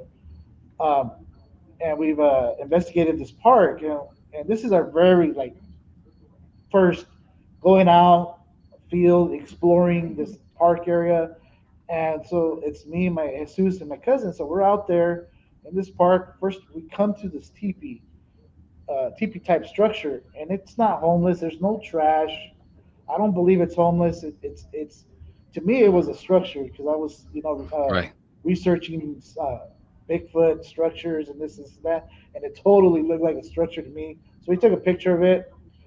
Then a little ways down from that one, there was another one that was being started to be a teepee type structure, and they took a picture of me in front of it. And 2 years, when COVID hit in 2020, I was reviewing the photos, and I was going through the photos, and in the back of this picture where they took of me, straight in the back, like from here to the wall, you see a figure behind a tree trunk, like watching us. And I'm zooming in, and sure enough, you can see the eyes between the two branches. You can see the side of the arm. You can see the big old paw. And you can see the side profile of the leg, and it's just staring right at us. But we didn't see nothing when we were out there. So it was silent. And do you think that if it had wanted to hurt you, it would have? Yeah, when we were out there, we were feeling. I know Jesus wasn't feeling right. He was getting headaches. He was getting a little nauseous. Maybe a little infrasound. Yeah, exactly. So that's what we were thinking. But we were feeling like something was there watching, but we just couldn't see or anything. Maybe it was just sending out that energy to get you guys out of there. Maybe, yeah. Let's make them sick. Exactly. Shoo them out of here. Yeah, so we walked that direction. I remembered walking that direction. We would have seen, if it was somebody, we would have seen them run or walk away. But there was nobody. There was nobody. Wow. But in the photo, you can clearly see it. Yeah, it's in one of our videos too. That's fascinating. Yeah, I'm excited about these Fresno night crawlers. The Fresno night crawlers. Yeah, I love What's those. this? Those are the long-legged. Yeah, they look like pants walking. They're like ghost. What? No way. No way. Yeah. This is what. They're walking ghost pants, everybody. That's No like, way. No like way. real bottoms. Yeah. Yeah, they have these long legs. No, I guess just little. It's just like a head with long legs. I don't even know if they have a head. Do they? Well, I don't know. I guess they do. It's kind of like a head with legs. And they just walk. And and they've been spotted. They've been on video cameras. There's video of them from people's backyards in national forests. There's one a national forest out there. Yosemite. Yeah. Yosemite. That's right. Yeah. They've got film of it. Yeah. So we haven't particularly gone to that area where that footage came from. That one the gentleman recorded on his security camera. We haven't been out there. I have friends that know the actual location, but we haven't been out there yet. But yeah, that was in a residential area, and and Fact or Fake actually went out to try to debunk it, and they couldn't. They couldn't debunk it. They're ghost pants, I swear, and they're really cool. They actually walk in pairs or something. I mean, there's a pair of pants. No pun intended. They walk. They walk in pairs. That's great. One pant at a time. I wanted to ask you a question. On your field investigations, when you guys go out there, do you feel like paranormal activity is also where the cryptid activity is? Is it all? It's all the same, yeah. See, my team investigates places much like Skinwalker Ranch. As a matter of fact, we call the Meadow project we work on, the Skinwalker Ranch of the South. Okay. And but everywhere we go, we have activity like you described, and like they have at Skinwalker with portals and Sasquatch, aliens, UFOs, dogmen, whatever. And we research all over the South. But yeah, there's a supernatural aspect to it. There's a paranormal aspect to it, 100% in my book. Yeah, yes, because that's what we're experiencing too. Cryptids are being seen, but we're also in our videos we're picking up EVPs, and I don't know Yeah, if we you do have. too. Okay. Yeah, we actually use ghost hunting equipment out in the field. Okay, all right. Yeah, we picked up some weird stuff. Actually, when I was doing some Bigfoot research out in the field, I had my EVP recorder on. One of the first times I was out in the field, and we had this missing time light UFO thing that was like flying over us. And when I went back and listened to my EVP recording, when I was trying to figure out what happened that night, it sounded like bottle rockets shooting off all around us. And yeah, we didn't hear that with our own ears, and it was so loud, it literally sounded like fireworks going off all around us. So it's important, and I think it's a good idea to use equipment like that when you're researching. That's interesting that you say that you didn't hear it with your ears, but okay, we experienced the opposite. We hear stuff with our ears, but the recorders don't pick it up. Oh, we've had that happen too. Voices and things like that. Yeah, we've had that happen. Whistling. There's this particular event. We went to another hotspot. It's really known for paranormal. It's called Snake Road. And we went out there and did a nighttime investigation. We walked the road, and I remember this whistle. As soon as we started walking, a whistle from the orchards came out, and it was a different type of whistle. It was loud, and it had a sonar effect to it. It was like a sonar effect, like a wave. And I remember when I heard the whistle, I saw this blue light, like a LED, like a baby blue light. I remember turning around when I heard the whistle, and I remember seeing that light. And then after that, Jesus started feeling sick, and he was all messed up throughout that night. Man, he gets sick a lot. He gets hit with that infrasound. Yeah, right? he gets. I don't know why Poor fella. they hit him. I don't know. Poor fella. But I didn't get sick. I didn't feel sick. He did. We had to call out. The investigation. We had to call it off. Took him home. Safety first. Yeah, took him home. I told him, dude, he was dizzy. He was disoriented. He wasn't feeling well. I go, dude, I'll take you to the hospital. If you need to go, I'll take you. He goes, no, I'll be all right. So I remember I dropped him off at 1:30 at his house. I saw him go in his house. Then the next day he calls me. I called him actually to see how he was doing. And he goes, dude, I'm still a little disoriented. I'm still a little dizzy. And then he's asking me, what time did you drop me off? I go, about 1:30-ish. I go, what happened? He goes, dude, I got to my bedroom at about 4:30 in the morning. Missing time. So he doesn't know what happened from when I dropped him off to 4:30 in the morning. Interesting. I go, well, dude, I saw you go inside the house. And I go, I saw you go inside the house. That's all I could tell you. He goes, I don't know what happened there. I cannot remember. I just remember going into the bedroom at 4:30, and my wife's all mad. Like, where you been? Oh man, I'm glad to see you still alive, brother.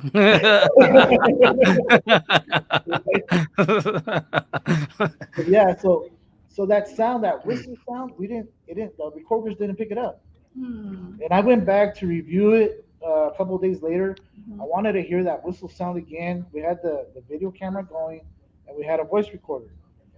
And in that particular spot, I got it where we should be able to hear it. And I had headphones, and I'm looping the voice recorder, looping it, and you could barely hear it. So what happened that night? I got really sick.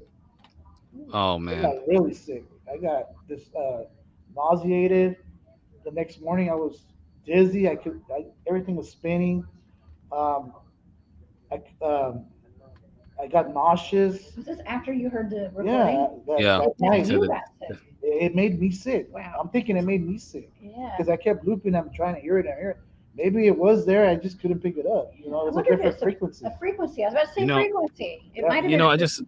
I've got to say, you do realize that if you were to take chat, listen carefully. This is important. if you take this conversation and you take all the words that you said, every third word or so, and you put it together, you can get about every scary movie that's ever existed in human history. You guys, this is everything that's happened. They're just describing how scary movies start, ladies and gentlemen. I don't understand what they haven't. Our lives are scary movies. It's fun. It's fun, right? Yeah, I like doing it. You know, we enjoy doing it. That's why we do it. Yeah, Marquise, I'm taking you with me. Come Oh my gosh. Yeah, we're gonna take you out. I'll die from the fear alone. No, you wouldn't. You have the cryptid hunters taking care of you. Don't you worry. I'm not going to let anything get you. If I can help I it. appreciate that. I hope it's easy to carry me away. You do realize I'm telling you, it's not hard. I just don't see it working out well for me. Yes. Oh my gosh. I'm a the tiny 8 to 10 human. Dog man can pretty much carry anything away. Okay, so we're just appetizers. I saw random guy pick up Dirty Fylth, and I was like, man. First of all, random guy's huge. He's huge, man. My gosh, the dude's he's a monster. But yeah, he's a big guy. Yep. If he goes along, I'll go. I'll go. I'll say that right now. I can see him going up against Dog Man, at least, you know. It's up a good fight. Well, I have another question for you. Okay. So, Yes, interview me. So I'm sorry. I love it. No, No, let's do it. Let's do it. Okay, so Okay. do you think cryptids like Bigfoot or Dogman, do you think EVPs are from them? Yeah, you can get EVPs, like our recordings. Yeah, Which like EVPs? well, for instance, we were at Yeah, this you can pick 'em location. up. We're at this location, and I knew they were in there because I was monitoring this area. It was an abandoned area, a lot of eucalyptus trees, and I had been monitoring the trees in this area for a while. And I told Jesus, I go, dude, there's structures in there. I see them. They're changing. So there's something in there. So we went in there, I see what you're saying. explored this area. Right off the bat, Jesus was like, nah, dude, I don't feel, I'm feeling something bad here. If he starts feeling bad, Yeah. you know. Yeah, you better. He's like a radar. yeah, he with is. himself, So that's yeah. why we always ask Okay. each other how we're feeling Yeah. when we're out there. Sometimes he picks it up, or I pick it up, or sometimes both of us do. So he said right off the bat, dude, there's something here. I'm not going farther. If you want to go, you go. I was all gung ho. Yeah, dude, I know they're here. I sense them. I can hear them, and I can't see them, but I can hear them. They're moving around. They're shuffling around, and it's not like squirrels or the rodents. And stuff. But you're thinking maybe it could be a ghost or it could be them. Yeah. Okay, Yeah. absolutely. Yeah. Does anybody hear the movie trailer? Because two men in the middle of the woods Yeah. looking for Dog Man. Yeah. Well, Sasquatch has a way to potentially cloak. Okay. Exactly. Or they become invisible. So go figure. Yeah, absolutely. I think that EVPs, a lot of times there's ghosts. I mean, I don't know what EVPs are when it comes to the voices sometimes, because I used to think like the voices would come through. It would be like, let's say I do a ghost box session and try to talk to my dead brother, or my dead grandmother, and a voice would come through and they would know things about me, but it wasn't their voice, but it was interacting with me as if it was my dead relative. Okay, that makes me question, what in the heck am I talking to? Yeah. What is coming through that box? None of us know. And at first, especially when you're looking for comfort after a loved one dies, or even if you're doing ghost investigations, you want that voice to be who you want it to be, if it's saying that. But it could be tricking you. Like, what am I talking to? All right, ladies and gentlemen, tonight on tonight's after hours show, I'm gonna be there tonight. I'm gonna do every now and then I'm going to list off and I'm gonna voice over movie trailers, and I'm going to do the name, rated PG-13 by the Cryptid Huntress. I'm gonna do it all night long, so stay tuned. I'm gonna use all the words from this conversation as a reference for the movie trailer, so don't worry, it's gonna be great. You guys are wild. Honestly, I just can't imagine. I mean, for me, when I think about these types of phenomena, I think paranormal, of course. That's where my mind goes immediately. So you mentioned that some of this is probably paranormal, or at least there's a spectrum of paranormal activity involved with it. And I personally think that when you mentioned getting sick as a consequence of engaging with the EVP, listening to it, not hearing anything, but then having this after effect. And in my mind, I think to myself, I understand, I get the urge to want to understand from like you want to get involved, you want to actually see it, you want to be the one, and somebody's got to do it. But I can't imagine what the risk, whether the risk is worth the consequence. I'm sorry, worth the investigation, I should say. I understand that. Hitchhiker effect, your family could be, the fact that your family could be affected. I mean this seriously. Like, I thought, it's not just me. I have a family, and in going to Skinwalker Ranch, for example, I've heard of examples of people bringing back what is like, paranormal activity, specifically, poltergeist-like activity into their home. It's happened to me before. It's happened to me. But okay, first of all, I go out with my teammates, and they are highly trained, and we know how to protect each other out there, and not only physical protection, but spiritual protection, energetic protection, right, and emotional protection. You name it. We're out there protecting each other and protecting ourselves, and so I don't just go out in the woods with anybody ever. I go out with people I trust, and that have my back, and I have their back. Now, I have brought home some hitchhikers at least once, some orbs that came home with me from the meadow. And we have those on video. They danced around my son. I've learned to put up a little bit more protection every time I go out in the field now, because it's important. There's a spiritual aspect to all of this. Right. Yeah.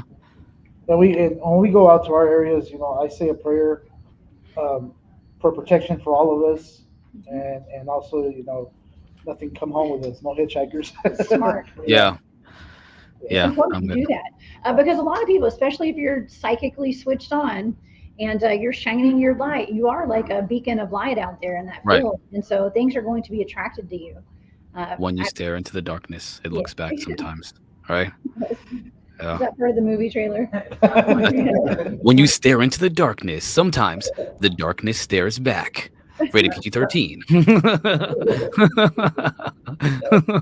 It always stares back. So let me tell you. So when we got to this location of Jesus was not feeling it, so he stayed back. He was with the camera. He was taking pictures. I go, okay, just take pictures, and I'll keep going. I had the video camera, and he stayed towards the back, and then so I went forward to where the sounds are coming, where I was sensing them. I could hear them. And I could hear like running away, but you cannot see him. I cannot see him. And I'm telling Jesus with hand gestures, I'm hearing him. They're going that way. It's running. Start taking pictures. Just take random pictures. Take it. So he was just taking pictures. And sure enough, when we got home, reviewed the photos, I'm right here, and you see two creatures, one in the tree and one in front of me, staring right at me.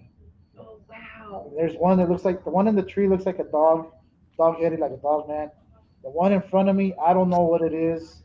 I've asked people. Some people say that it's a Sasquatch. Yeah. Other people say it's not. It's another elemental maybe.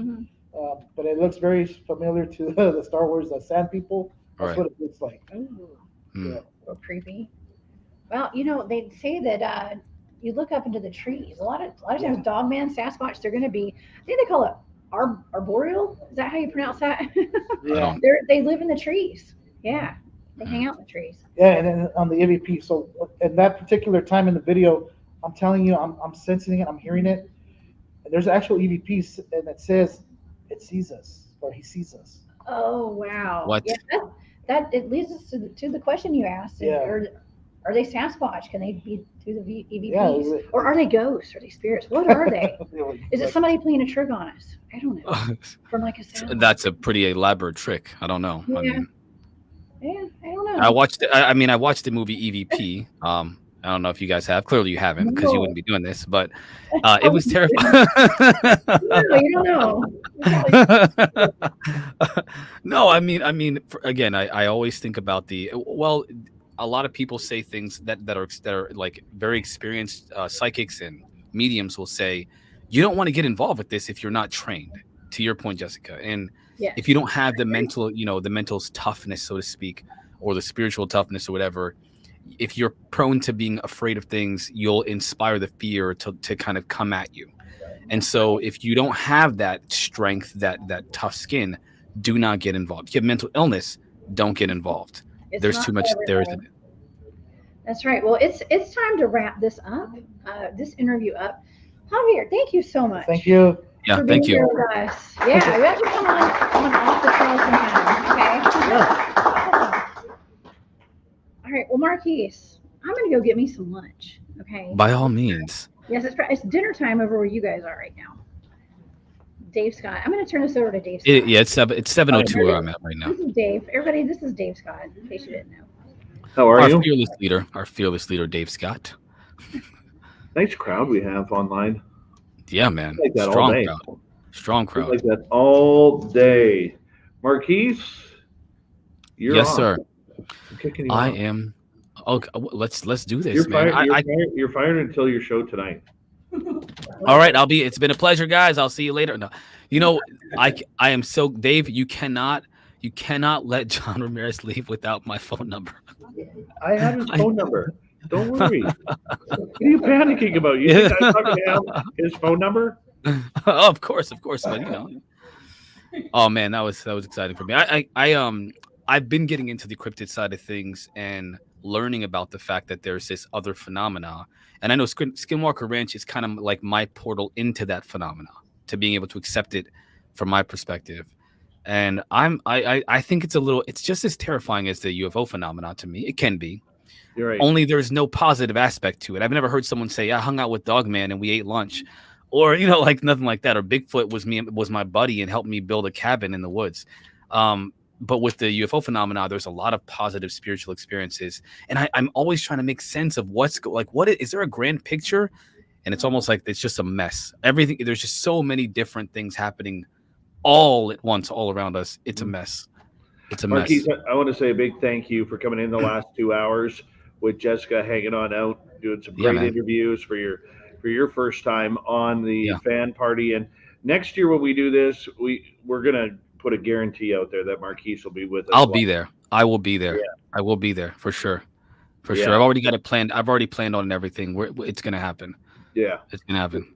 Buddy, we love you. Thank you for coming on in, and we should remind our online audience that you will be live tonight and tomorrow, same time, doing your big show on the after hours.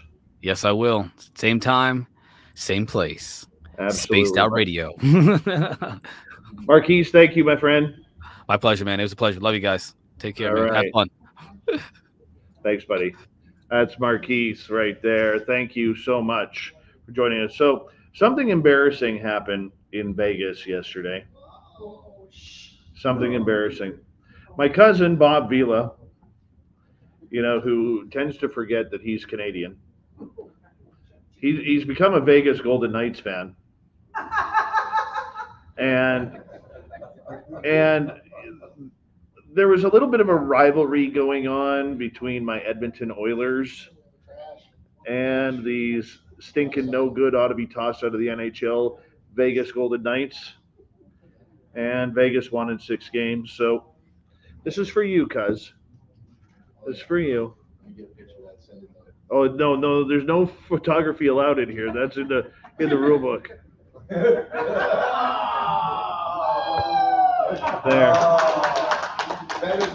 I hurt right now. I feel ugly. I feel disgusting. I feel that this is something that should never happen on Spaced Out Radio. I apologize to our audience for me having to wear this cap. But I'm very fortunate that my cousins are here. I don't get to see them often, and I love them dearly, and they are some of the tightest family I have. So Chad, Lisa, thank you for being here. I love you guys. Yeah. So yeah. You said it looks good on you. No, it does not look good on me. As Boo the Beagle says in the chat room, shame. Shame. All right, let's continue on here because we're going to have a number of guests push through here over the next little bit. And we're going to start off with a good friend of mine, Mr. Tom Whitmore. come on up and hang on out with us. You need to come on the other side, Tom. Now, for those who don't know Tom, he is formerly of the board of directors of MUFON. He is someone who is an absolute mentor of mine in this field. And, you know, when I hear information or I have questions, Tom is the guy I like to call, just because he always seems to, where I'm acting out of emotion, he acts actually out of straight facts. You are my kindred spirit, Uncle Tom, my kindred spirit. How you doing? Thank you, Dave. I'm very glad to be here, and you're a good friend of mine, and I'm so glad to participate in the Spaced Out Radio Las Vegas Party 2.0. It's a lot of fun, isn't it? Yes. Yeah. Now, Tom is owning the poker tables. He's owning the blackjack tables. I think he's won about 100 grand since he's been here. You know, and he's only been here like 3 hours. But Tom, thank you. And, you know, for people who don't know Tom, his passion is the conspiracy of the MJ-12. And if anybody knows anything about this and trying to track down this giant U.S. government conspiracy, it's Tom. Tom, why don't you quickly give people a refresher, or maybe they don't know what MJ-12 and the conspiracy is all about? MJ-12 stands for the Majestic 12, and it is an alleged committee of top military, government, and top scientists that were gathered together to study the recovery of the Roswell craft. And I can say that if a UFO did indeed crash, like in Roswell, it would be logical to gather together some top people to study the problem.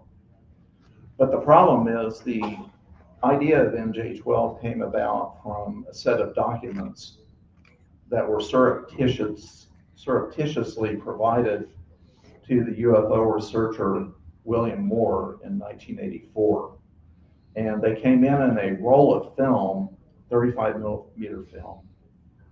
And they were composed of what we now call the Eisenhower briefing document and the Truman-Forrestal memorandum. And in those documents, it describes how the Roswell crash occurred, and this top committee of people were formed to study and manage the problem.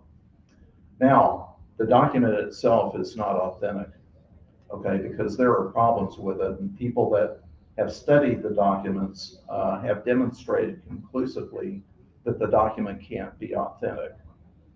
So this is important because today, after 2017, I think we've had a whole lot of people come into the UFO field, a lot of new people, young people, and I'm not sure that they realize how much the MJ-12 legend has contributed to the mythology in UFOs today of crash saucers, alien bodies, and government conspiracies. So from my end, during the 1980s, I was doing a lot of reading and study about espionage and intelligence work, and then I've been interested in UFOs for many years. So when I saw the MJ-12 documents, the two came together to me. It immediately seemed to me that it had something to do with some kind of intelligence or espionage problem. So I was able to retire in 2019, and I've devoted my retirement years to studying this subject in depth. Now, recently, just this year, I've come across information that has changed the direction of my research. And this information has come from open sources. And what that is that there have been allegations that a Navy admiral by the name of Edward Burkhalter, who became a 3-star admiral, he had a position in the DIA in the early 1980s, and he was also the director of the intelligence community staff.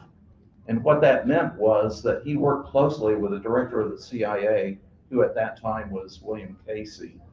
And he acted as something of a liaison with the other intelligence agencies, kind of coordinate things.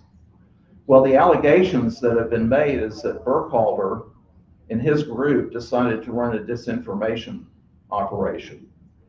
And what they did was they took a trove of documents from James Angleton's disinformation files that he had used against the Russians, and they used some of this information. Now the question is why? Why would they do that? And I think I'm getting a better understanding that during the 1980s they had a serious problem with espionage, and in the reports that I've read from the House committee and the Senate committee and other reports, I've turned up at least 25 major espionage cases that occurred from the late 1970s into the 80s. And the top government officials, including Bobby Inman, Edward Burkhalter, William Casey, and other people at the top levels of the government in the 1980s, were very, very concerned about espionage. And the idea was, let's inject some documents about UFOs into the UFO community and get this thing spread around and see if it draws out any other Soviet agents. Because one official said that they felt that they had only scratched the surface in terms of the number of amount of spying that was going on. Now, given this scenario, it didn't work very well. And I'll tell you why. William Moore received these documents on a roll of 35 millimeter film in December of 1984. He sat on it for 2.5 years. So people never even saw it. And some other documents that had mentioned MJ12 that had been surreptitiously provided. One was to Linda Howe, the so-called Carter briefing document that William Moore also saw under cloak and dagger circumstances. And the Aquarius telex, which mentions in MJ12, which Richard Doty requested that William Moore provide to Paul Benowitz, and Paul Benowitz never made that public. The document wasn't really made public until 1990 when William Moore published his findings. So I don't think that the spy angle worked out very well for this group that started this disinformation program. Now, there were other documents that came out later, the so-called Psalm 101 document, and a whole trove of documents that Timothy Cooper received. And I'm thinking, now this is just my thinking off the top of my head at the moment, that it's possible that this group of documents was the remainder of Angleton's disinformation file. So that's the state of my research right now.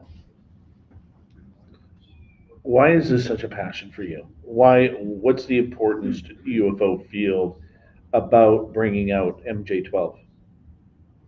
Well, I think people either consciously or unconsciously believe that there has been an MJ12, and that this group has almost mythical abilities to control the public perception of the UFO problem, to control the government cover-up, to control the security and the secrecy about UFOs, for one thing.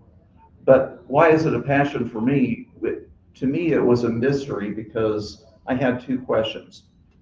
Who created the MJ12 documents and why? And those questions have never been answered until I believe that it's possible that they may be answered now. And it's my mission, it's my task to see if I can support this, if I can buttress it with documentation, with evidence, and with supporting information. What are you going to do with all that money you won in the last 3 hours down in the casino? I got to tell you a story. I don't drink, I don't gamble, I don't use drugs, I don't have tattoos. What else do I not do? Okay. And this morning, I was walking around outside the hotel, and last night I had bought 2 Diet Cokes down here at the little store here inside the hotel, and they charge top prices. So I thought I'd buy a couple of Diet Cokes at this little store right outside the hotel. And so I walked up to what I thought was the cash register, and I walked up to the cannabis and mushrooms counter. I'm sure that wasn't on purpose, Bob. I was referred to the real cash register where you pay for things. We all know you like your hippie lettuce. I don't talk about what I did in the 60s. Tom, ufology today, there is a big push towards disclosure. And you have seen people give dates as early as 3 months, as early as 7 months, by 2025, by 2026, so 27. Where do you think we're going here? Well, the developments since 2017 have been encouraging. I've got to say that. And I've got to hand it to Mr. Elizondo and the other people involved in this effort to get the Congress involved. And I think they've been successful at that. But in terms of real disclosure, disclosing information in which the general population has to understand it as fact, I have a problem with that. And let me tell you why. Because we're not just dealing with unimportant superficial information. What we're dealing with are huge bureaucracies, the Air Force, the Department of Defense, the CIA, all of the alphabet agencies. And bureaucracies do not like to disclose information unless they're forced to, unless they have to. And they can actually lie, they can obfuscate, they can point people in a direction that they want them to look at, they can cover up, they can slow roll. I could go on and on about all the things that bureaucracies can do. So personally, I'm pessimistic. Now, that's not to say that I don't want it to happen. I want desperately for disclosure to happen. It's just that I'm not sure, especially the younger people now, understand what it is that we're really truly up against. Tom, I want to say thank you again for coming to our fan party. This is the second one you've been at. You've been such a great supporter of Spaced Out Radio over the years, and you are a mentor and a huge friend to me on a personal level, and I love you, my friend, and thank you for being here with us. I love you too, Dave, and you're a good friend. Thank you, my friend. Tom Whitmore, everybody. We call him Little Tommy W. All right, we got a few more people that we want to bring up here. So there's still more people coming in eventually. Melinda Leslie is around somewhere in this city. I'm sure if we stick our ears out the window, we'll be able to hear her from the Las Vegas Strip. Here's a guy who has impeccable hair. Him and I have clashed many a time on Twitter, and he's very insultive about my knowledge of hockey and my knowledge of UFOs and my knowledge of Twitter. Basically, he says I'm just a shit for brains. Joe Merja is here.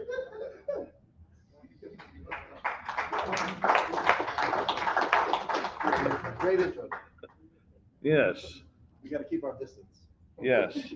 Yeah, I social distance from you, my friend. How are you? Good, buddy. How are you? Good.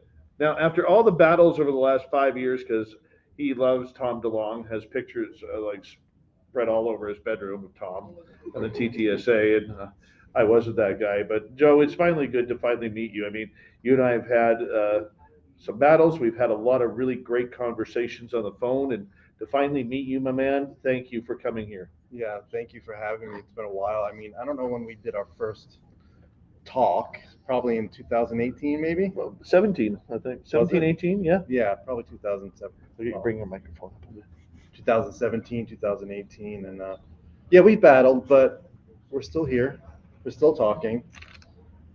And Vegas Golden Knights, I mean. Yeah, it's terrible. Terrible. And I am, you know, I'm there with Tom. I understand, you know, a lot of people are talking about dates, and there are people that are worried that if nothing happens by the end of this year, it's going to be a problem for ufology. And maybe it will be. A lot of people will drop off because they're getting frustrated that all of this was promised. But I tell people, you know, things can happen. You know, there may be plans for 2023, but stuff happens. You know, stuff happens with witnesses. I think stuff will happen this year. We're going to be, pleasantly surprised, hopefully, but it may not happen until next year and the year after. It's going to be a while. I don't think this year is going to be it, and that's it. Oh my God, they're here. Aliens are here. I don't think that's going to happen, but I think we're going to hear from some people that may. I think Gary Nolan said that there are going to be people speaking that are going to change opinions. Now, exactly what they're going to say, I don't know. I'm not big on dates. I've been in this for a long time, and every time people talk about dates, it never, ever happens. But this seems different. Everybody behind the scenes, you hear them talking that they're speaking to people behind the scenes, and this year something's gonna happen.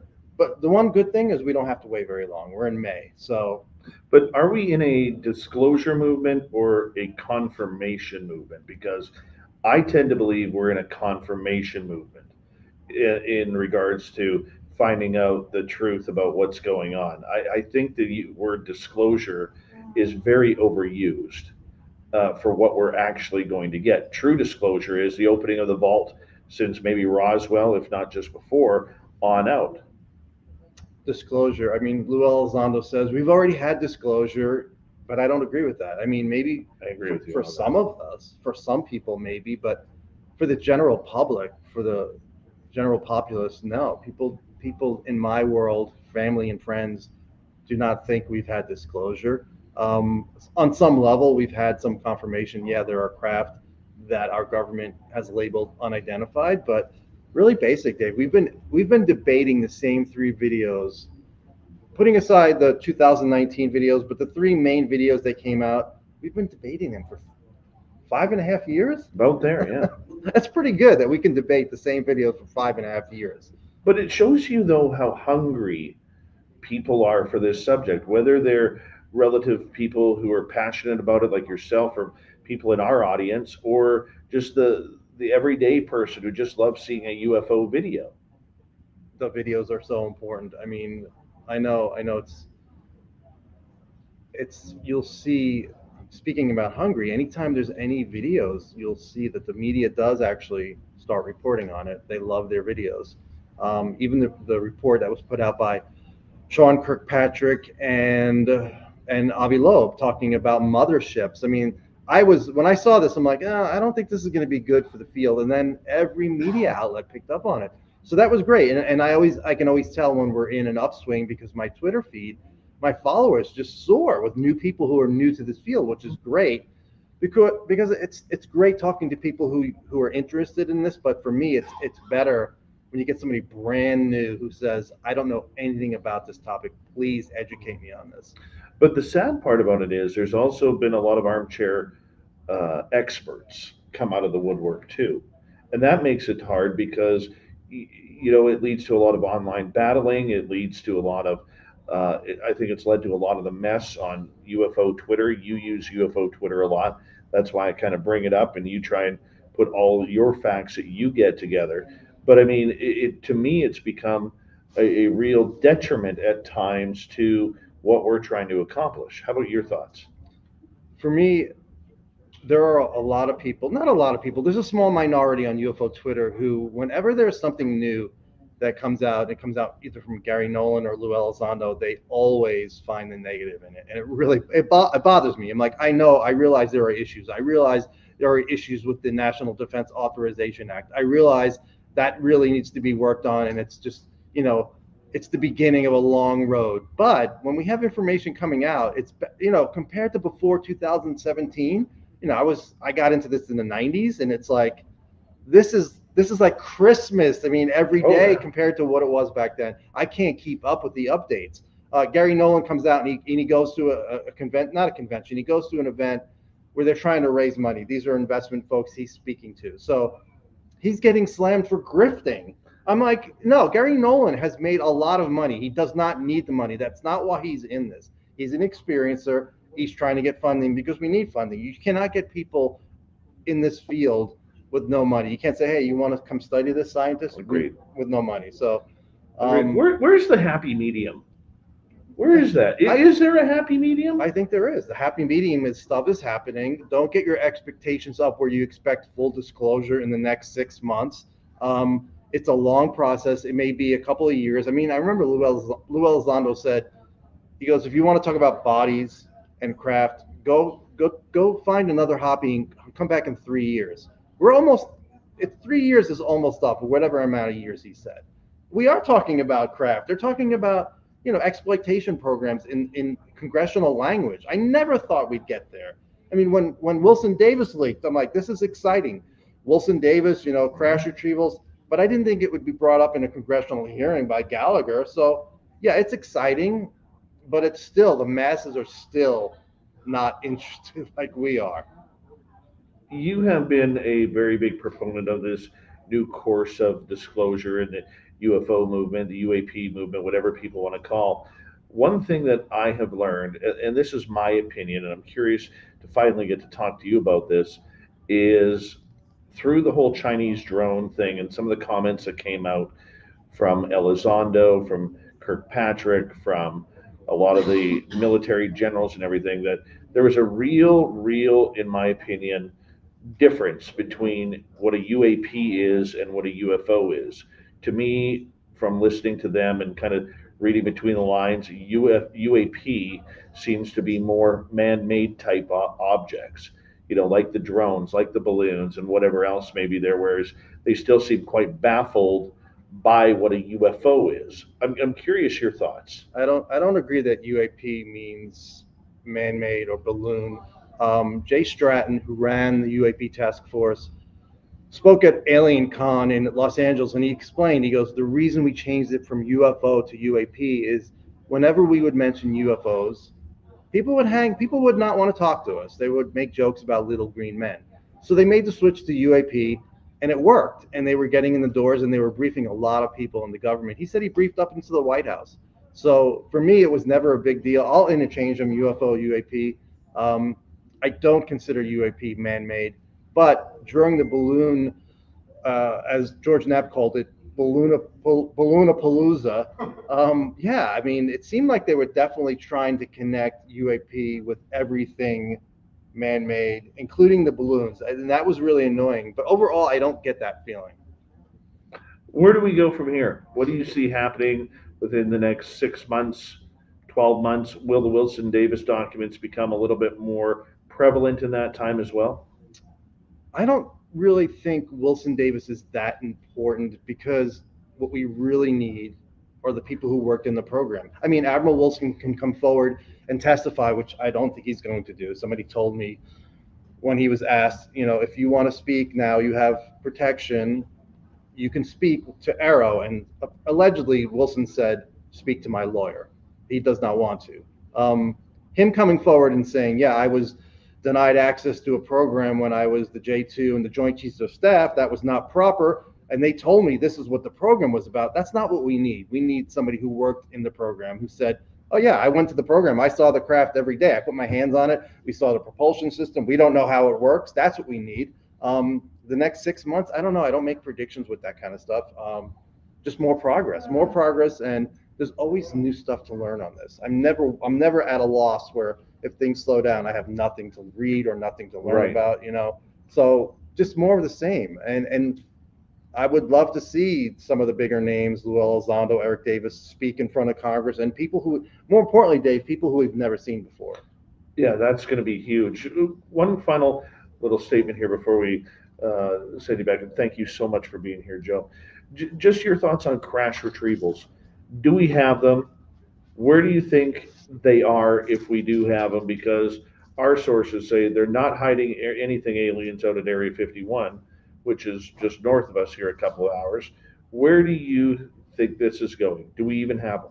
I really never spent a lot of time on crash retrievals until 2019, when the Wilson Davis documents leaked, and that got me going. As far as do we have craft, I think we do, but I want to see it, Dave. I need to see it, because we're dealing with intelligence. People think that I'm just a believer that we have craft.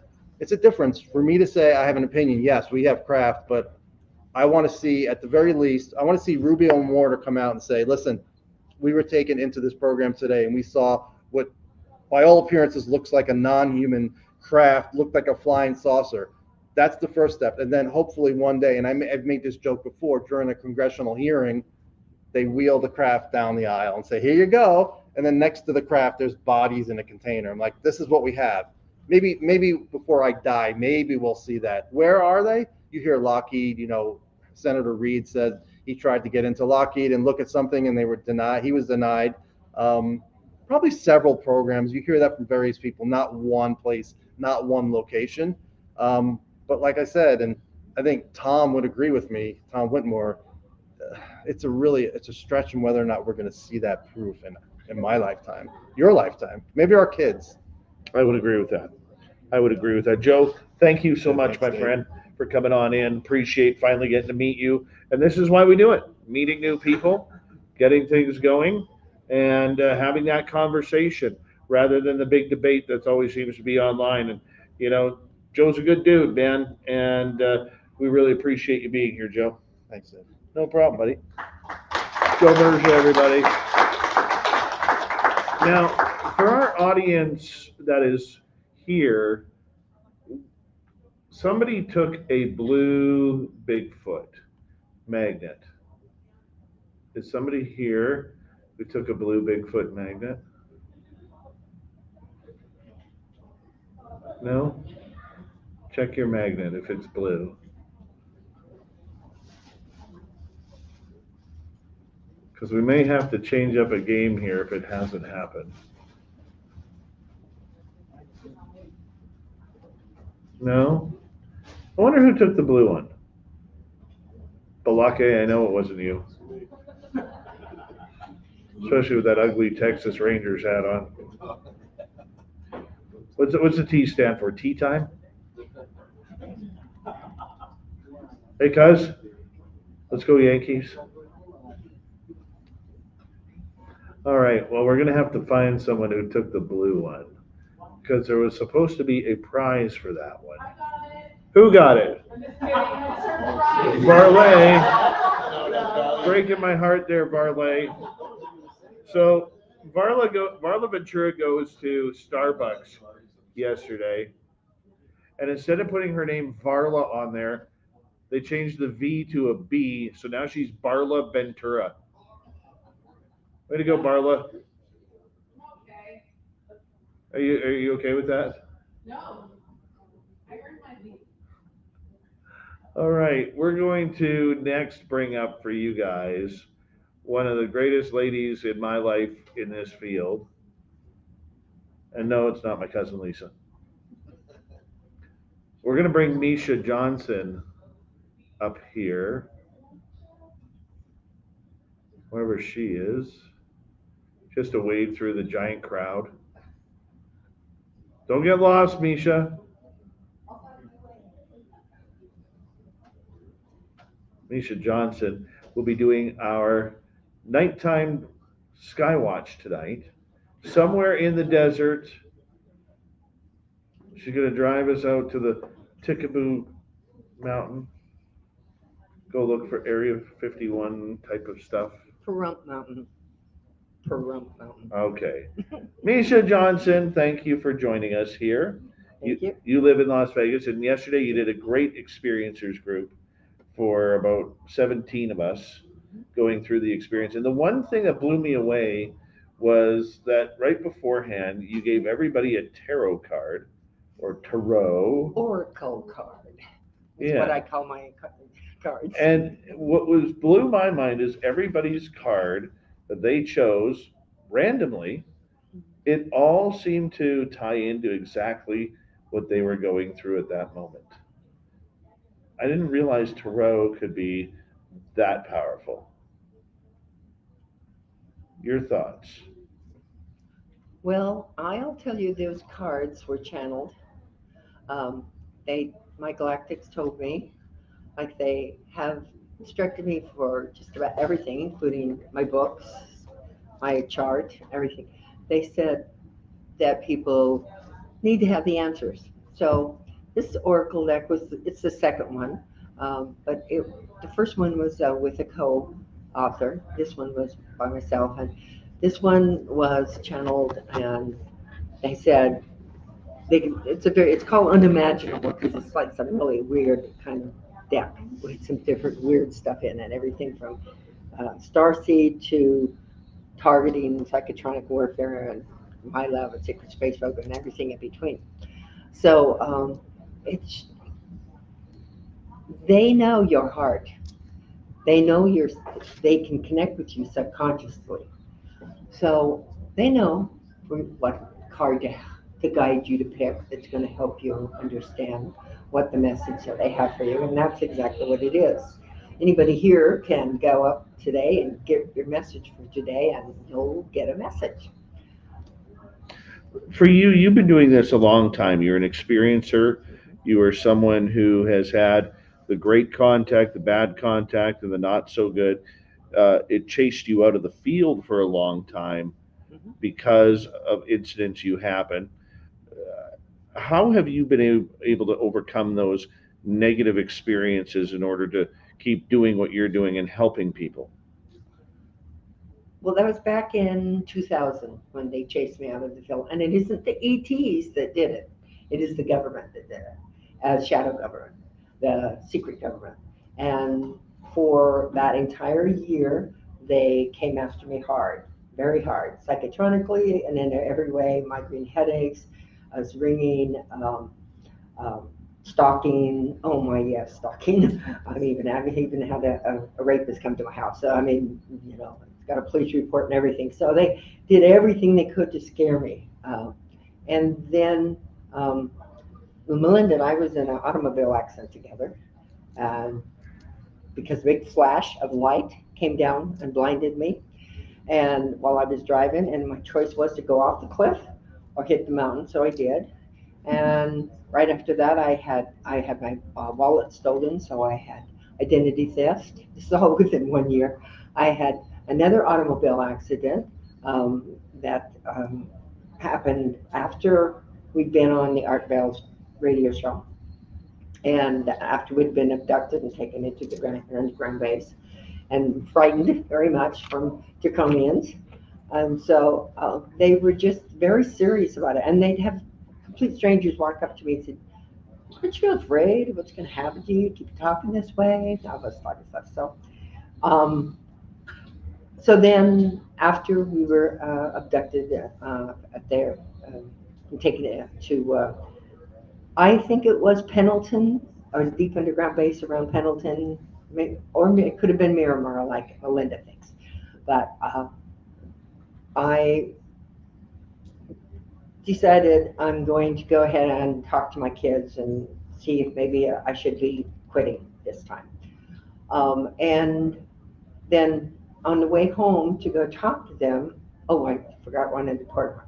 I had one last meeting because, see, we were interviewing people to find out ex-military, special forces, all kinds of experiencers, to find out the connection between the galactic or the ET abduction, targeting, psychotronic warfare, all of those, how they were connected, and how, in fact, my book now is called, what's it called? I don't know what it's called. Anyway, my book is, what is it? It's my MyLab book. And we were trying to bring back this together, that people who've had ET experiences, not all people, some have had ET experience, will end up being re-abducted and taken into the deep underground bases. Sometimes for just a little chat, and sometimes if they didn't get the right answers, they may bump you on down to another level where you end up being interrogated, tortured, raped, whatever they decide to do. So, anyway, that's what we were doing. So that's why they were very angry at us. And Melinda and I had both had some very strange things happen to us. So this last meeting, I thought, oh, I'll just have this last meeting, then I'm going to go home and talk to my kids and quit. And he said to me, the very first thing as he walked in, he said, my mom, I haven't been a busy little girl. And I said, what do you mean? He said, you've been told over and over to shut your mouth. And if you do not, there are consequences. And he said that it'd be a shame if anything happened to that cute little granddaughter of yours. And I said, she's 4, right? And I said, how do you know how old my grandkids are? We know everything. We know everything about your kids. We know your 2 sons. We know where they work. We know their routine. You know, they find people's bones in the desert all the time between Vegas and California. So I knew they were really, plus with all the other things that happened, that's in my book, that can't go into it so long. I decided I'd quit. So I was on my way home, a van ran me off the road, and I came to a nice stop on a, what do you call it, one of the cactus trees, a Joshua tree. It's not really even supposed to be there. I've never seen a Joshua in the medium, but it was. So anyway, long story short, I got home and I told my kids, and I said, I'm done, I'm quitting. And they said, well, we support you, Mom, no whatever you want. And I said, but they're threatening my family, so I can't do that twice. The one that happened in the underground base threatened that they were going to chop up my family, and then this one. So I said, all right. So on my way back, I ended up, came back home, and that was when I lived in San Diego. And I went and got my car fixed. I was getting it fixed, and I got a rental, and I was going across town to take the rest of my books and talk to Melinda and give her the rest of the stuff. Say, you, Melinda, it's all up to you. And I got hit again by a car and spun me around 3 times. And this definite military man walks, big, huge guy, comes up and says, it's your fault, you did this. So I realized that they were very, very serious. So I quit for 9 years. But before I quit, I was really feeling very bad. I was feeling like I let so many people down. Going forward with where we are now, how has it changed your research with the way things are in ufology? Oh, well, it's much more than just ET experience. So there's so much more to it.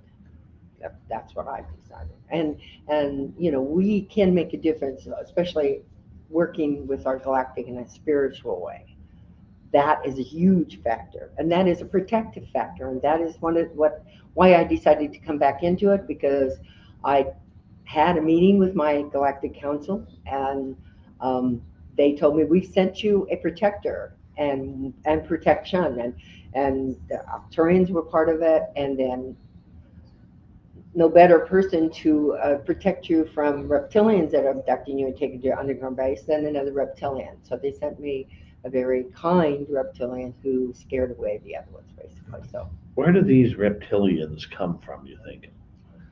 okay, well, I was one of my abductions in the my lab experience, and I was walking. I woke up. I was in bed. Okay. Next thing I know, I woke up and I'm walking, and I know I can tell and smell there is a reptilian next to me, and people are passing me in military uniforms, lab coats, and they're looking at me, and they look at me up and down, but they won't look at him. He's much taller than them. And they won't look at him. I can't look at him. I can only move my eyes because you're in some kind of a catatonic state type of thing, or zombie state.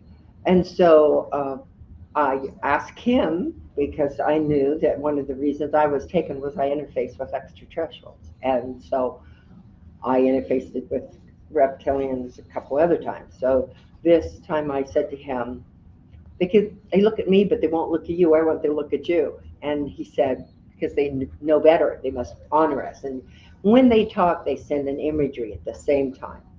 So it's all, it's like they shoot a feeling, an energy that comes into your mind, and it's like a thought form and a picture all at the same time.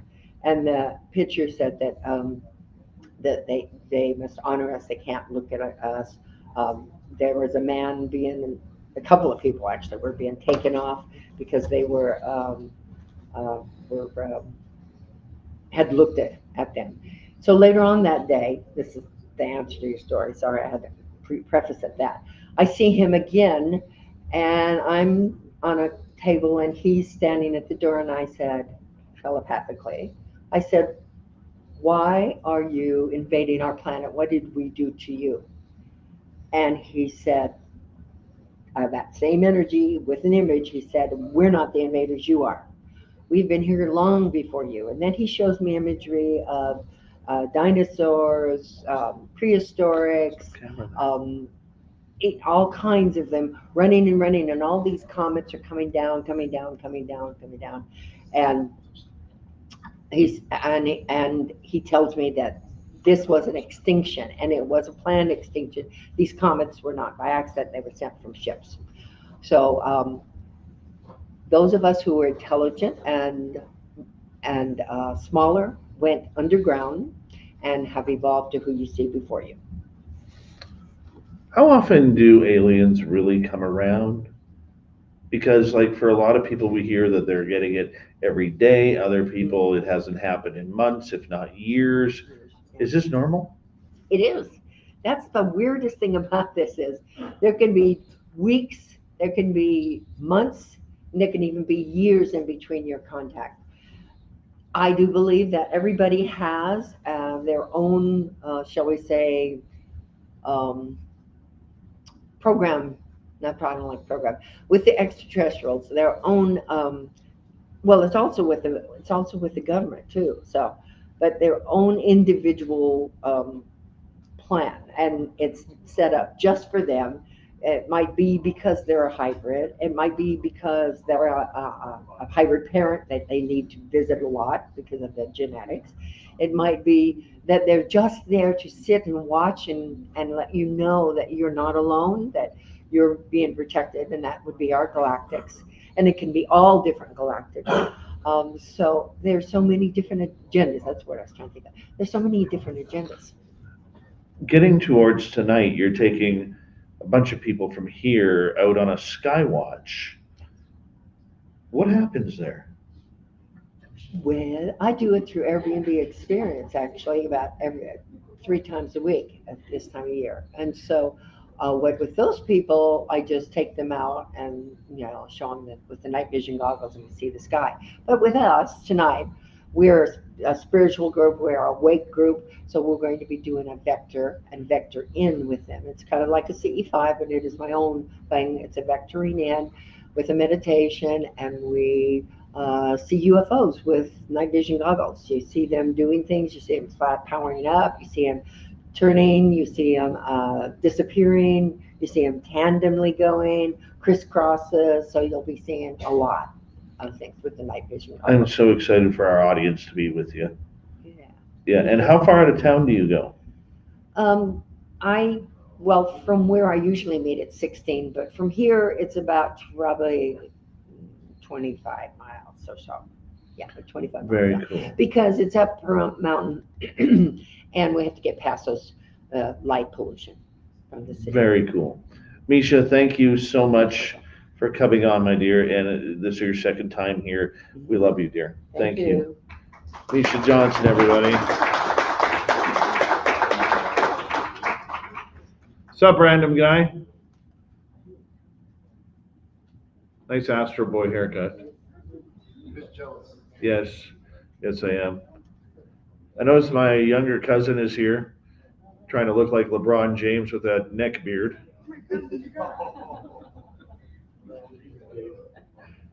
Time to move back to Canada where we can show you how to be a real lumberjack. Yes. Oh, yes. I just need Dirty Fylth for 1 minute. Dirty Fylth, you're out in the hallway. Pardon me? Sure. About my support groups, 3 a week on Zoom. Yes.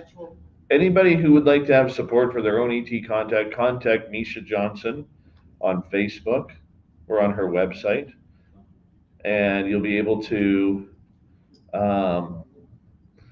get support for your aliens. If you got aliens, she's the lady to talk to. Virtual Zoom as well. Hey, Merle, can you go find, Dirty Fylth, come here for a second, please. Don't worry, you're not on camera. If by chance you see chest hair poking out from beside the foot camera, that is Dirty Fylth. I need you to sign that, please. Sign one of those runners. There's a Sharpie right behind it. So when we got we got these really cool magnets that were made out of a tree. Fylth, if you could pass me a couple, like one alien, one Bigfoot.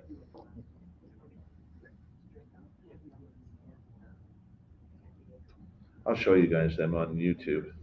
So one of the pieces to our swag bags is these really cool alien heads, which that's not going to look good on camera because it's green and the camera wants it as a green screen. But there's the Bigfoot one right there. So we get these. This goes part of our VIP package. These really cool wood magnets.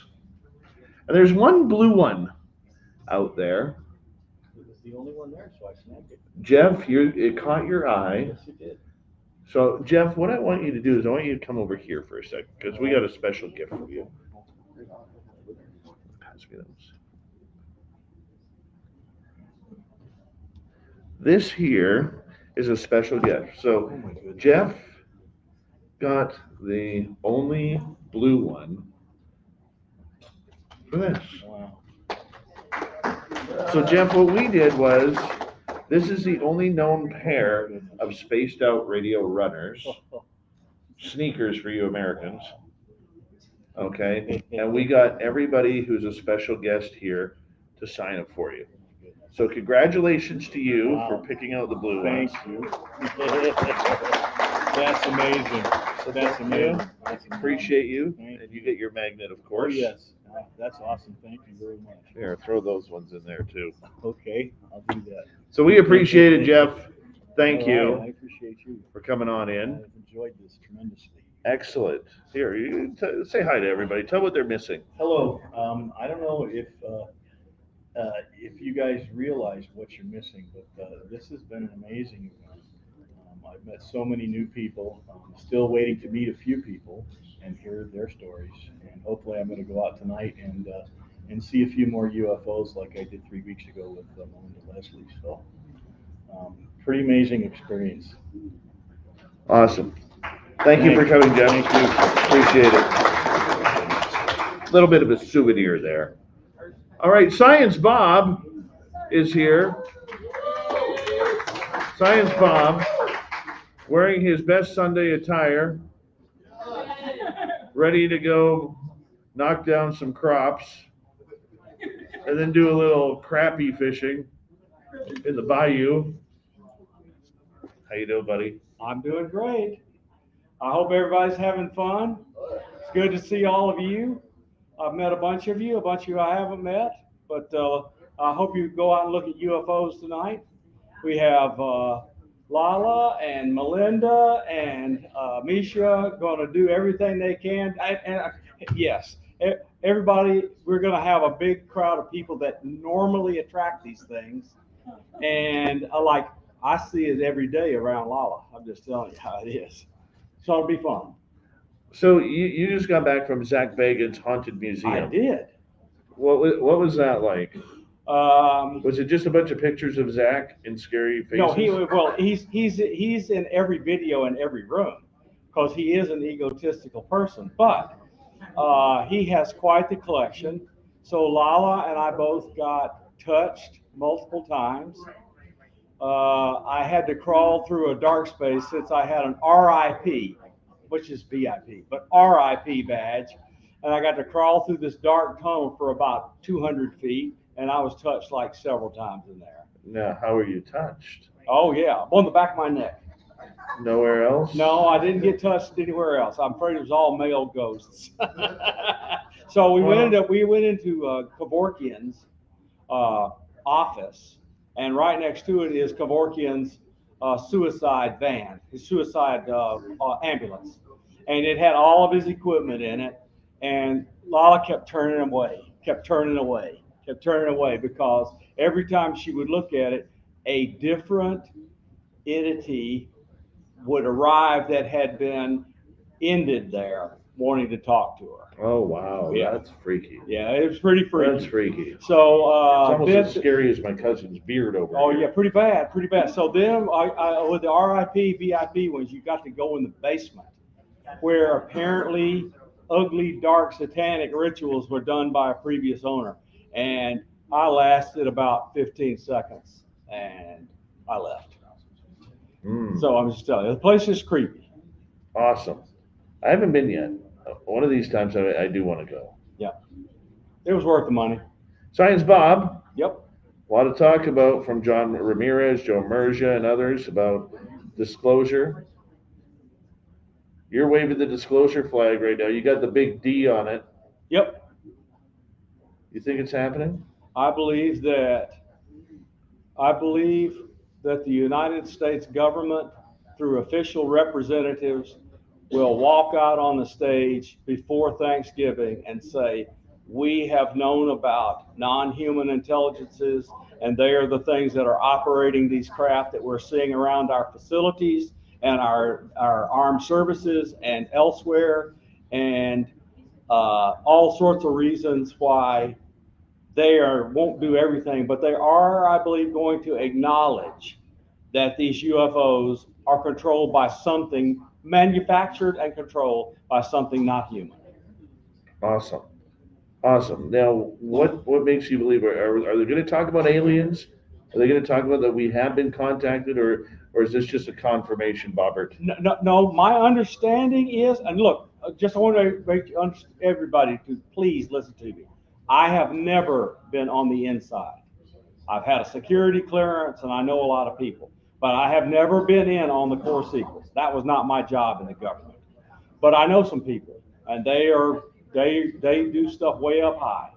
And now the disclosure movement has, to my understanding of it, moved inside the White House and is being led by the president's national security advisor, who has put together a panel to say, here's what we're going to tell people, and they're all trying to agree on exactly what to say. Now, Dave and others know my feelings. They're never, ever, ever going to roll out Roswell. It will never happen. And that's because of the things they did. In their belief, they were protecting the United States of America from enemies, foreign and domestic, and they behaved badly. They can never admit this. So that's just never going to happen. If you are waiting around for Roswell to be brought out, I don't believe it'll ever happen.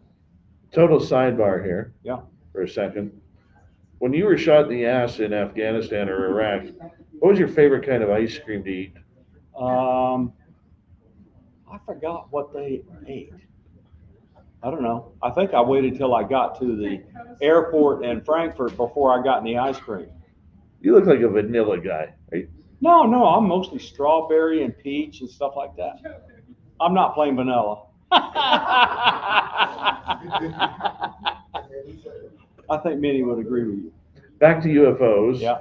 Because we got the important question out of the way right off the bat there. Yeah.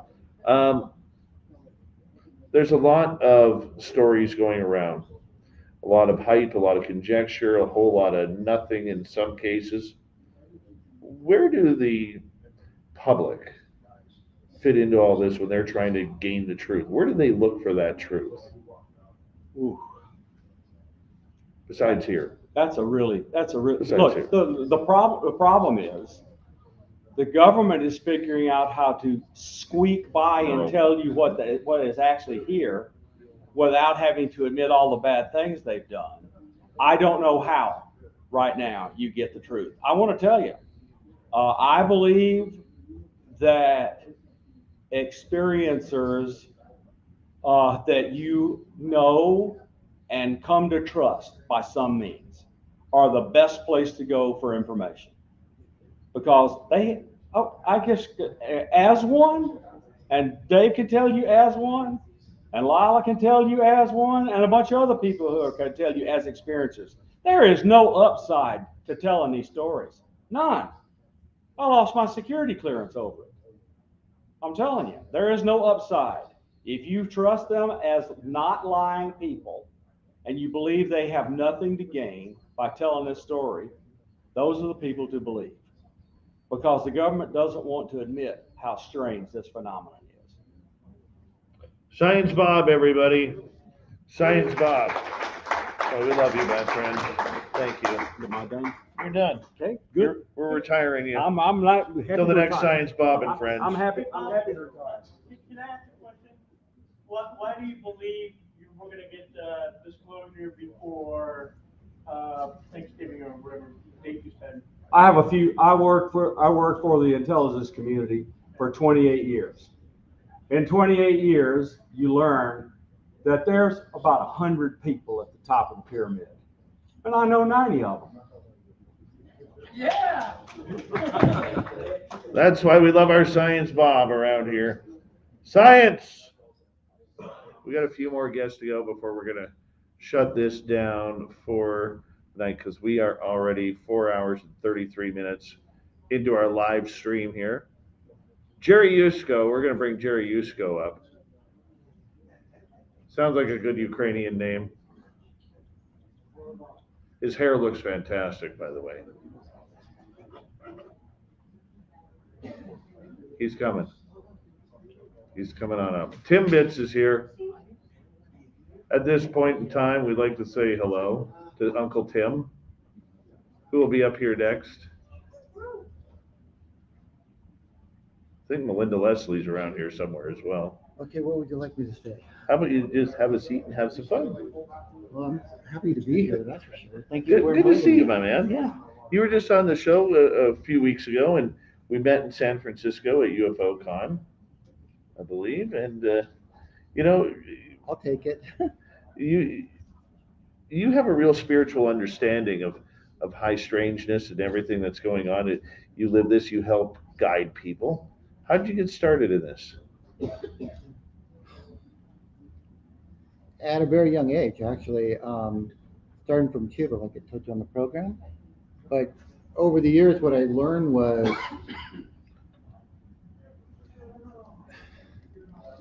I used to be abducted quite a bit, all the way up into my 40s. And I was tested a lot by different races. And so I had to learn techniques, and I had to learn what it meant to be more than human, which sounds funny. But I learned that there's something more to us than just being human, and that's our spirituality. And our spirituality is really the important key to being equal to anything in the universe once you understand what you are beyond this physical flesh. Because everything else is a physical flesh that you basically meet. Even if it becomes into a light beam towards you, it still, in one way or another, has a physical dimension to it, because you can see it. When you start understanding what you are in relationship to everything else in creation, that's when you start, well, at least for me anyway, I can only speak for myself. That's when I started learning that if I'm going to have experiences, there has to be a trade-off. That trade-off was really simple. That trade-off was, if you're going to have me do something on your side, then I want to take that same ability and use it on this side to help other people. So, mental telepathy. Most of you know, if you ever had an encounter, extraterrestrials don't talk to you physically like I'm talking to you right now. They talk to you in mental thought. So what I've learned to do was find that part of my brain that can do that mental telepathy with them. And if you come back, and I've been doing some readings for people today, I always say that I can talk to your mind, but I can also talk to your higher self. And the reason why I can do that is because it is a form of mental telepathy. Okay, so what I am doing is nothing that anyone else in this room cannot do. It's a matter of how you empower yourself. We're going through stages right now, and everyone has a different viewpoint and opinion and everything else. But the one fact that won't change, regardless of what you hear, is that the whole entire human race is being affected by Mother Earth, because she herself is going through changes, which means that we are being affected by it in the aspect of her resonation, not resonation, but resonant frequency, sorry about that, affects us. And if you understand how energy affects you. You can become and control energy just like extraterrestrials have that I have met anyway. Reading a mind is not that hard to do. The reason why people have an obesity to it is because we want everything private. I mean, if someone could actually read your mind, that is an invasion of privacy. We don't mind giving it away on the internet or to the banks or to everyone else, but as long as we have our own privacy of thought, I think we still believe that we're safe. But with our extraterrestrial families, we don't have that privacy. They read your mind. But the thing is, they're not looking for personal information. They are like, this is what is, and this is what we need to have done from you, or what we would like from you. If I have any information to give at all, is if you get a chance and I can give you a quick reading or something, that's great. But you can do the same thing. Learn to become a sovereign being. Learn at this time, it's so important.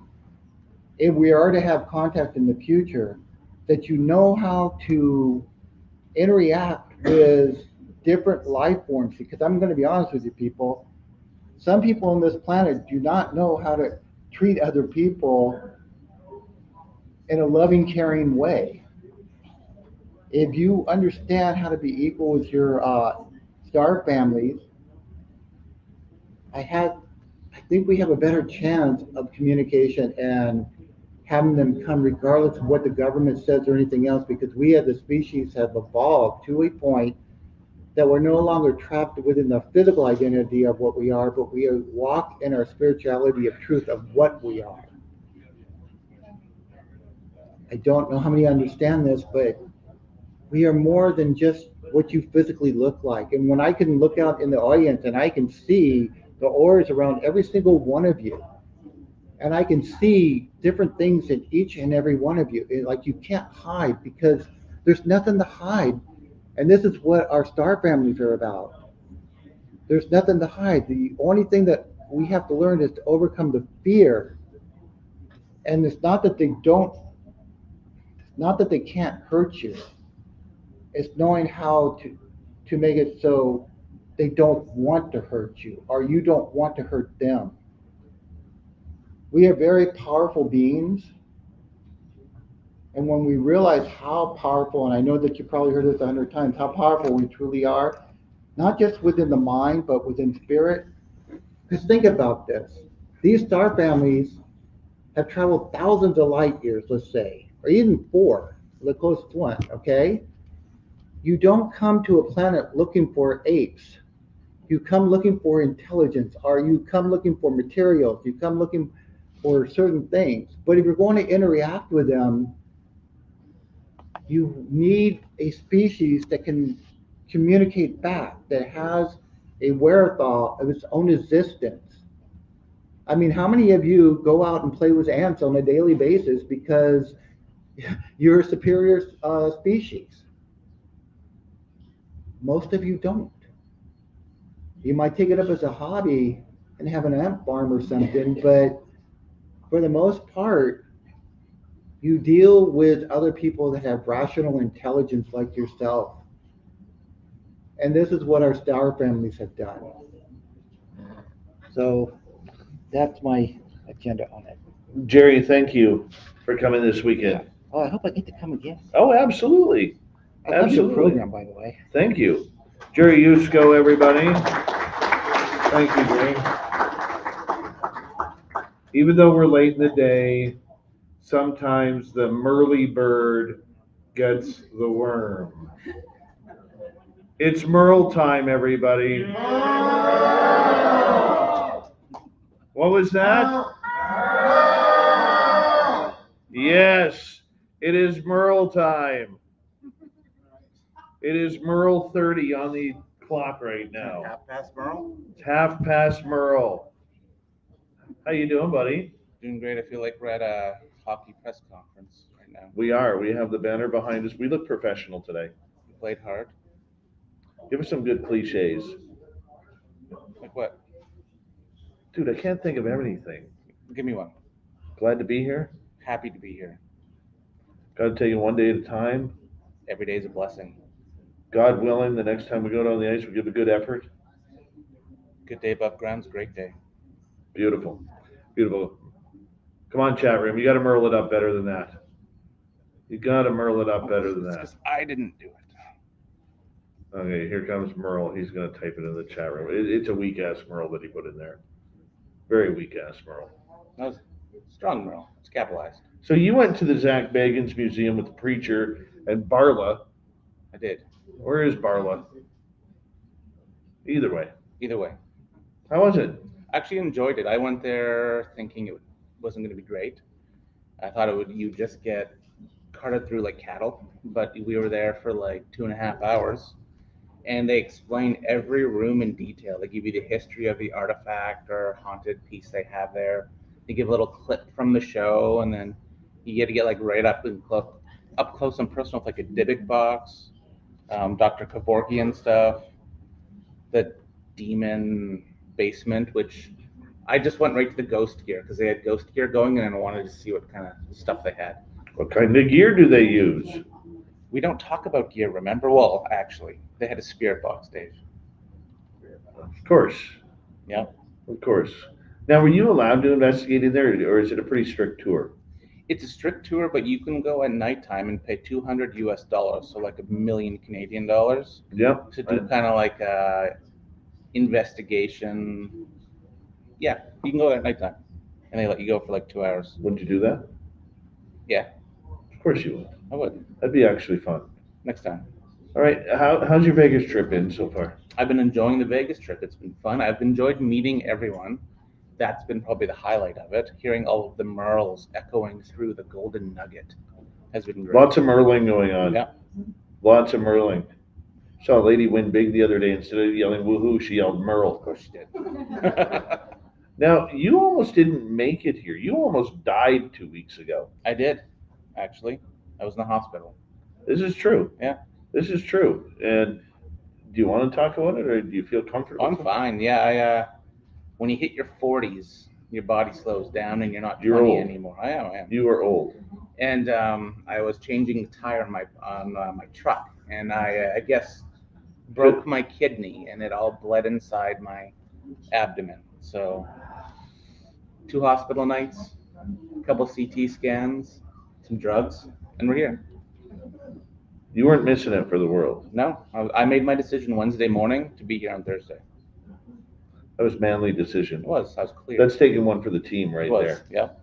You feel better about that? I do. Great. I can't drink though this weekend, but next year we'll do it. Yeah, it's been a good weekend. What's been your favorite part here so far? Meeting everyone. Last night was fun. The first night we were here was fun. I enjoyed the museum. The heat is a little much. That would be my con of the trip. I get to go home to mosquitoes. You do? Mosquito season started. Yeah. That sucks. Enjoy it. No. No, because it's 4 months of hell right now. They picket around my house saying, hey, fat boy, get out here. We need some blood. They smell you a mile away. They do. They do. So what's new in the ghost hunting world? What is new in the ghost hunting world? Well, I got any juice for us? A little bit of juice. I saw my first, I'm a skeptic, but I saw my first. Hold on, you can't say skeptic without the pose. What's the skeptic pose again? The Merle pose. The Merle pose. Yeah. Thank you. So I went and visited my friends in Spokane. They live near the Spokane Native Reserve. And they're really big into indigenous folklore of the area. So they talk about, they're called stick Indians, as they call them. They talk about Wendigo, they talk about shapeshifters and everything in between. And I just like filming things all the time. So when we went to the reserve, I'm like, I'm gonna kind of do like a little found footage film, and for giggles. And they're like, well, we'll take you where we see the skinwalker. I'm like, okay. And I saw, that's what I thought was a skinwalker. I don't know what else to call it. I have it on video. I put it up on YouTube. It was this thing that looked like a horse. It was coming down a mountain like a brown and white horse. And then its tail curled up like a dog. And then it started, its butt end started to get smaller, and then it wasn't galloping anymore. It was more hopping down the rocks, and then it was gone. So, being someone that has hunted in the past, I can track animals very well. And we went to where we saw the horse. You see the hoof, and then a couple footsteps, or I guess you'd call them footsteps. The hoof widened and then narrowed at the back of it, and then it turned into complete different footprints. Yeah, that was trippy. I've seen that video, and there isn't a lot of video out there of something like that. No, I think that's all you'd really capture, and I was very lucky and terrified at the same time. That's our Merle right there, and he didn't even run away. Didn't even think about. I got to get the shot, dude. Yeah, but normally you're a sprinter. You've won Olympic gold medal record times. It may not look built for speed, but if you scare me, you're gone. Gone. Thanks, Shaggy. Yeah, man. Appreciate that. Scooby-Doo. Appreciate that. Thanks for coming here, Merle. Thank you. See you That next meant a year. lot. Go. I'm done with you now. All right. Adios. Merle, everybody. Merle. Merle. Where's little Timmy Seymour? Come on in here, Timbits. Tim's going to take over for the next 10 minutes. I'll sit with you. How's that? Tim hates being stranded all alone. He's like our resident Brick Tamlin. I love Lamp. I love Lamp. How you doing, buddy? I'm doing well. You having fun? Yeah, we're having a great time up here. Down here, over here, in this area. Yeah, it's been fun. Everyone has been so nice, so friendly. Can you just talk for a second? I got to respond to Geraldine Orozco. Yeah. I'm still sitting here. Thank you. Tell Geraldine we all say hello. So it was great to meet all of you, and thanks for sharing your stories. It's been a lot of fun, and I've learned a lot. I've got so many questions for each of you. I wish I had more time, but yeah, it has been great, and the learning experience is continuing. I do have some news, UFO news. Oh, UFO news for us, There's people. news. There's news. This is why he is the master of the UFO report. UFOs in Turkey shutting down airports. Whoa. Happened on the 20th. So let's talk about it. All right. So some details here coming from the Straits Times. The report says Turkish airport suspends flights for 12 hours following UFO sighting. Details are that at least 18 flights were suspended for 12 hours following the suspected sighting of a UFO by passenger aircraft radar in southern Turkey on Saturday. Reported Turkish news agency Anadolu reports that a commercial aircraft which landed at the airport at around midnight reported that it spotted on its radar a UFO at the height of 2,743 meters. And it was flying over the city of Gaziantep, according to authorities.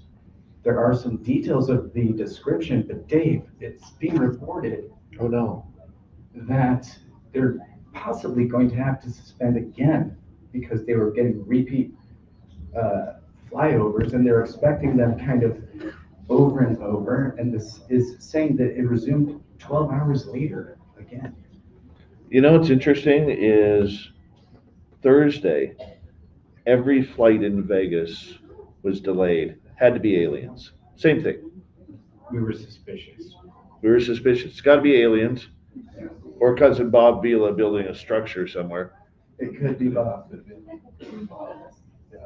You know? Indeed.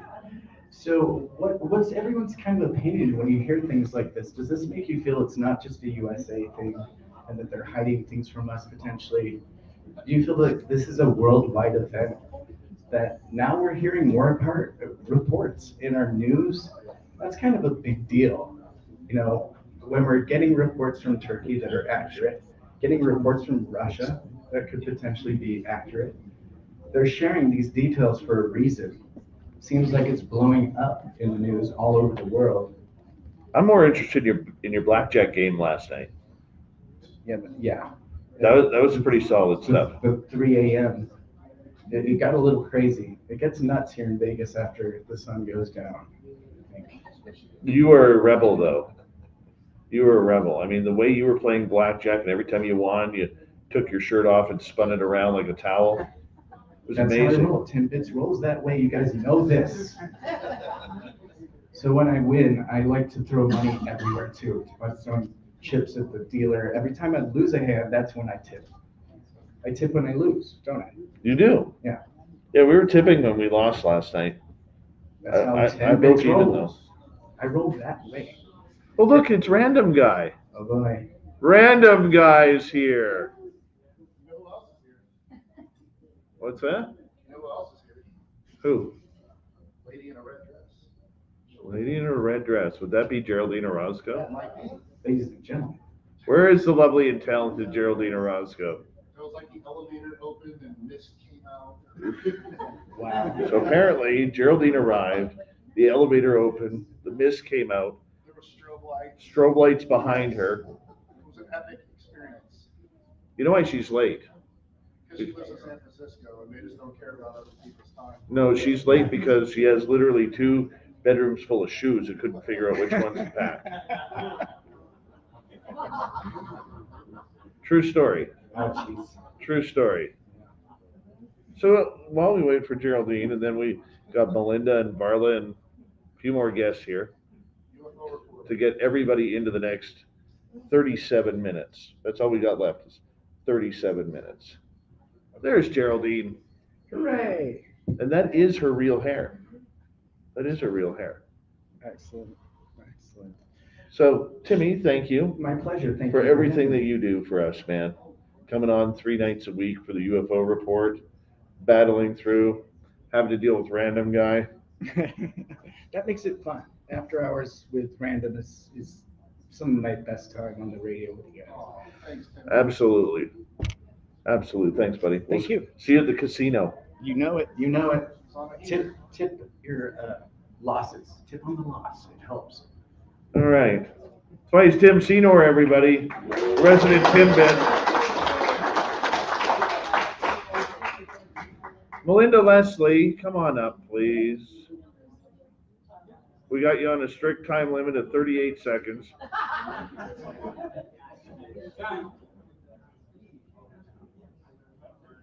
Oh, Brad Bunt from Texas has finally arrived. He'll be at the local blackjack table until about 6 in the morning. Hi, everybody. How are you one of my favorite people in UFO world? Oh, how are you one of my favorite people in ufology? Melinda was hitting on absolutely everybody last night at the bar. Let's hear it for Melinda. She had 4 dates out of it. But she got 5 phone numbers. It could happen. I'm not denying that it hasn't. Not denying that it hasn't. You having fun here? Yes, I'm having a blast. Are you having fun? I am having your big soiree. It has been a Look lot at of this. fun. You have a UFO shirt on. I That's have fantastic. a UFO shirt. That is fantastic. Kira, my business manager, dressed me today. She's a smart lady. Yeah.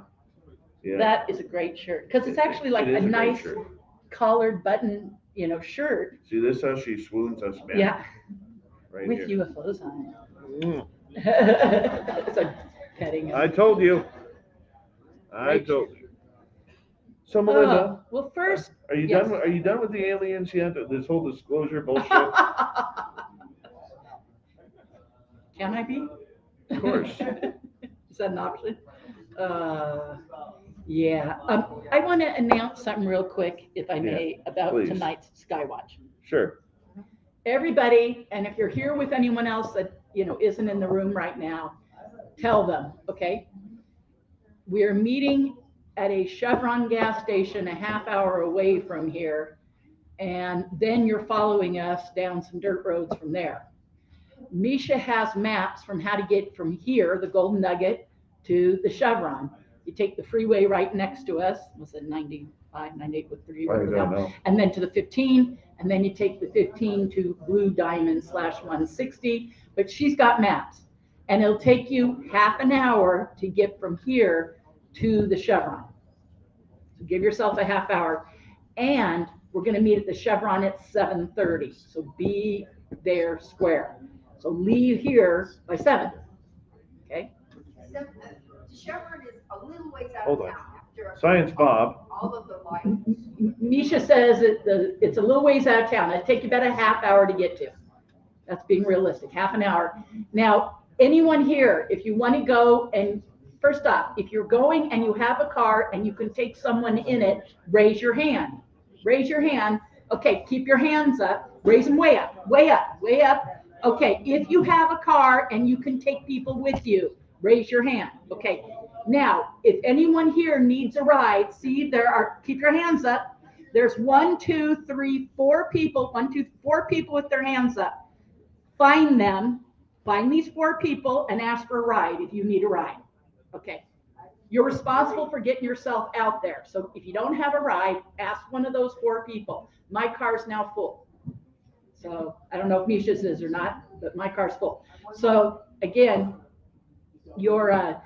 then get with that person, and that person will be your ride out there. Whoever's driving, you leave the Gold Nugget by 7. Come back and sign in. And come back and sign in, Misha says, so she knows how many people are going to be out there. Her and I are running this together. We both have goggles. There'll be lots of goggles for everybody to use, and it's going to be amazing. We're going to have sightings. Woohoo! We're going to have UFO sightings. Woohoo! Because Misha and I always do. Always. So, yeah, and we both do tours for a living, so we know what we're doing. If you want to see a psionics opsin, you'll have one there tonight. A psionics, what? Opsin, a low light level color camera. Okay, so we're gonna bring your cameras. If you got night vision, bring them. You know, the more the merrier. If you got recording devices of any kind, bring them. If you got things to play Stephen Greer tones on, you could do that. You know, whatever you want. And but we're gonna do it combined, and it'll be amazing. We'll have sightings. But again, leave here at 7, get to that Chevron, takes a half hour to get to it by 7:30, and get the map from Misha. She's got maps for you if you're driving out. Come join us and tell people you're here with. A lot of people aren't here in the room. Everybody back there, you hearing me? We're back in the back of the room, on back guys. Tim, where are we going? What time are we meeting there? Get the map from Misha. We leave here by 7. You have to be at that Chevron at 7:30. It takes a half hour to get to. All right. Anyone who wasn't listening, if you go, I don't know where we're going, I don't know what time. Oh, well, tell everyone you know that's here that's not in the room right now. Be at that Chevron at 7:30. It takes a full half hour to drive to it. Okay. Get the map from Misha. Okay, I'm done with that. All right. Now, wait. Let's stop. Okay, what are we talking about? What do you want to talk about? You're not on mic, man. Yeah, I can't get it to work. Yeah, I guess it's working. Yeah. Okay. Well, we're taping a show here. What do you know? What is your latest on disclosure? Like, what have you heard from say Danny Sheehan? I haven't, other than the interview he just did with. Well, what did he tell us about the interview? That's it. Oh my God, Danny did an amazing interview with Christy Newton of the Debrief. And everybody, you want to hear this interview. Tim, did you hear it? The Danny Sheehan interview? You know, and everybody listen to, also, there's 2 things. If you haven't seen them both, you need to see both. They're mandatory. Yes. One is Dr. Gary Nolan's interview at the SALT conference. Group. Yeah, SALT conference, and the stuff that he said. And what he said, basically, in a nutshell, is they know that there's ETs, that they know that there's crash craft, that there's retrieved bodies, and that there's reverse engineering. But it was the group of people, was a very mainstream group that he was saying it to. and he stated it like as absolute fact. So And again, just let me add to that, that's what she said. Every other time I have seen Gary talk, and I've met him, been with him, gone to conferences, talked to him in private, he and I signal chat with each other. I have never heard him be this certain. I've never heard him be this incautious. He absolutely stated disclosure is going to happen. We're going to be told it's aliens. yeah, no, you got to hear it. But then, so I keep telling you people, Gary's talk, did you hear it, Les? Okay. Gary's talk took us here. Danny Sheehan did a reality check and kind of brought us down half a notch. But it was really good. Did you hear Dan's interview with Christy Knowlton? Oh, you got to hear this, you guys. I don't remember the name of Christy Knowlton's podcast. Do you? I don't. Someone here tell me the name of Christy Knowlton's podcast. Newton. Christy Newton from Christy The Debris. Newton podcast. Joe, what's the name of her podcast? Okay, thanks. Rebelliously something or other, yeah. Rebelliously what? Rebelliously curious? Is that it? Christy Newton. Of The Debris. Of The Debris. Rebelliously curious. Yes, that's what I call it. Rebelliously curious. It's rebelliously. Why am I tongue tied? Rebelliously curious. Watch this podcast. But Dan Sheehan, lawyer Daniel Sheehan, gives us kind of a reality check on the problems with the NDAA, National Defense Authorization Act, and what they need to change for it to be more successful for next year's. So let me tell you just a little piece of what I know. Okay. All right. Thank you. There are groups in the military that are trusted to do unbelievable things on behalf of the United States. These people that do unbelievable things on behalf of the United States are totally isolated from everyone else in DOD and the intelligence community electronically. They are completely and utterly isolated on their own systems. So the National Defense Authorization Act did not provide a mechanism for them to contact any of the relevant committees and say, I want a whistle blow, and here's why. That shortcoming really needs to be addressed, because if you were going to send out a team and you worried about what they might find and you wanted them to be prepared for any eventuality, this is the group that would be sent out, and they don't have a mechanism for connecting to these people to do whistleblowing. And there are these different things it states in the NDAA, like they have so many days to do it and so many days for response, but there's no oversight to make sure those things happen. And so these are real problems. And Dan was involved in the process, but he was more involved in the Senate language that went in there. And he says the problem is the House language then changed what the Senate had intended, and the House language, because certain members of the House are so influenced financially by the Pentagon, DOD, and the military. So anyways, it's given everything you said, it's probably remarkable that it made it in there at all, but it is. So you guys listen to both of those. They both are required hearing. If you haven't heard them, again, Gary Knowlton on with Christy Newton, and also Daniel Sheehan, and the interview that he just did. Anyways, so you guys, they're definitely required listening. And one other thing now, if you have someone else you want to have come up here, just say so. I do have a couple of other people. But... Okay, I'll just say really quick.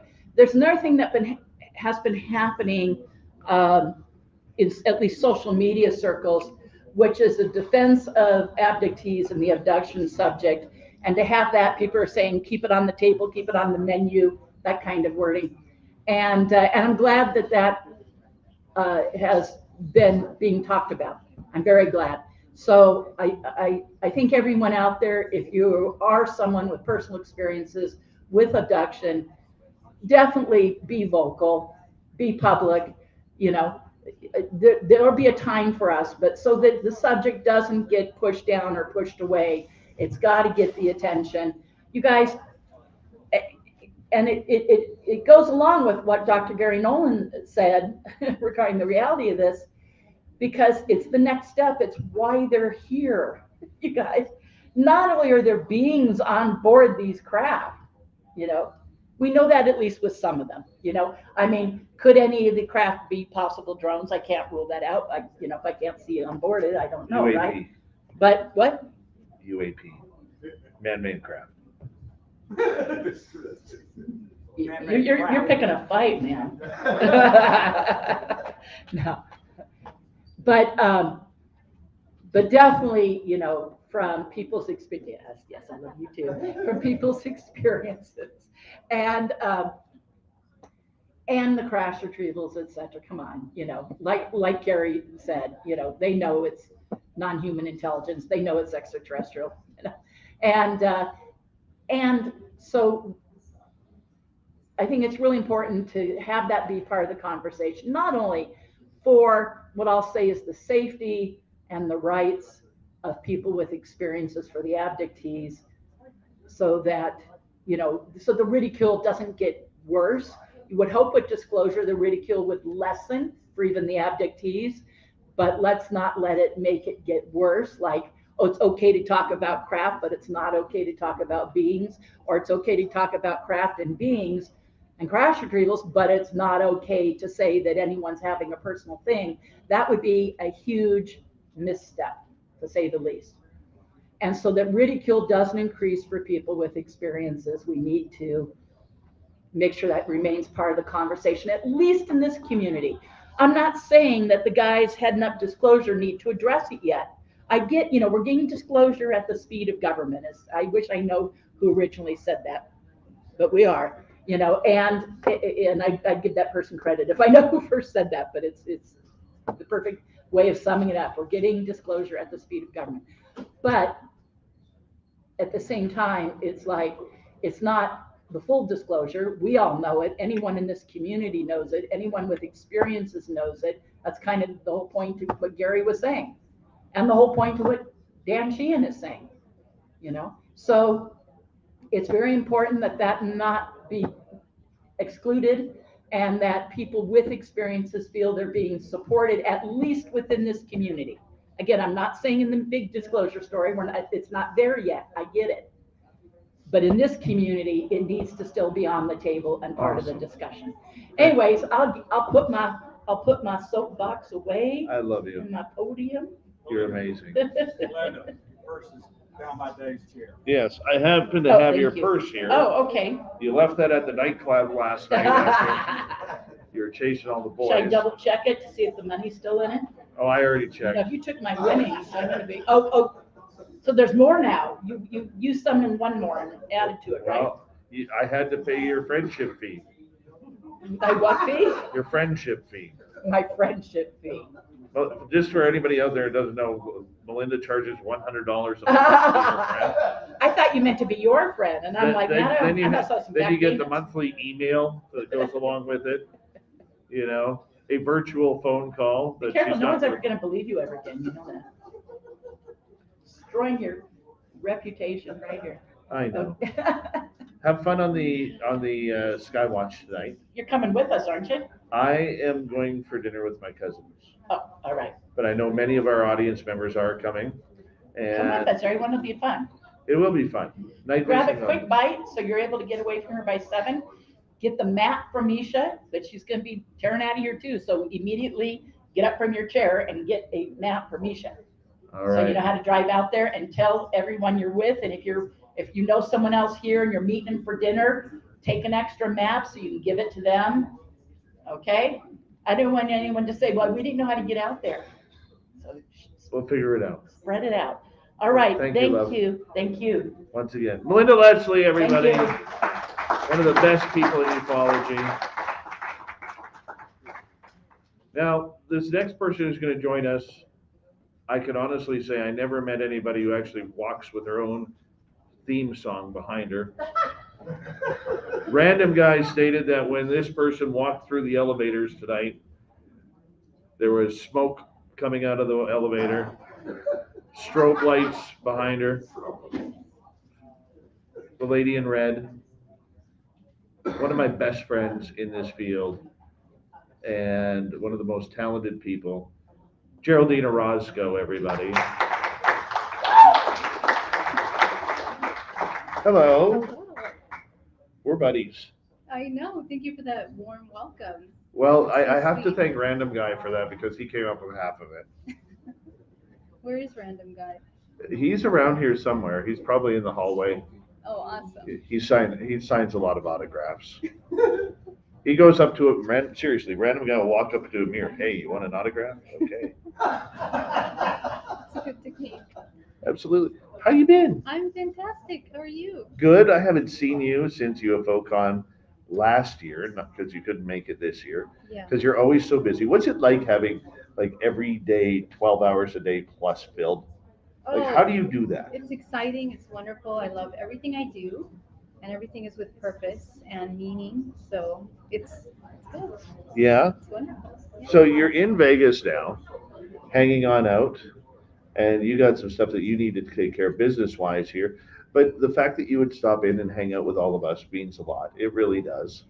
You know, and so many people get to learn so much off of you for you doing our monthly feature called The Spiritual You. And we've been doing that now for what, 6 years? Yeah, 6, 7 years. 6, 7 years. It's Yeah. crazy.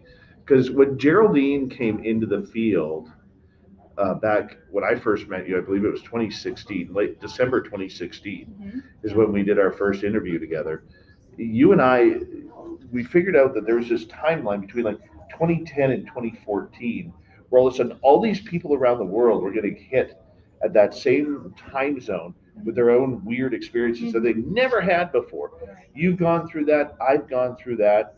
Many others, except Merle, because he's just paranormal at best. Right? But has that pattern continued since then? I think so, and I think I understand it a little better now, just in terms of contact. My perspective is slightly different in that I really feel that we can actually create and we can actually participate in the kind of contact that we're having. I think that we play a huge role in who we interact with, and it's really important to be aware of that because a lot of contact is actually in dream time. So the kind of contact that we're having, whether it's positive or negative, it totally depends on where we are. And there is an intersection that is met between interdimensional contact and the spiritual element, consciousness. So when you look at those, it's really interesting. And people are having parallels. People that are having contact are having activated psychic abilities. Some people are even becoming healed with experiences. So a lot of things are happening. And it's about more than just lights in the sky. It's about a very intimate connection with yourself, I would say, interdimensional aspect of yourself.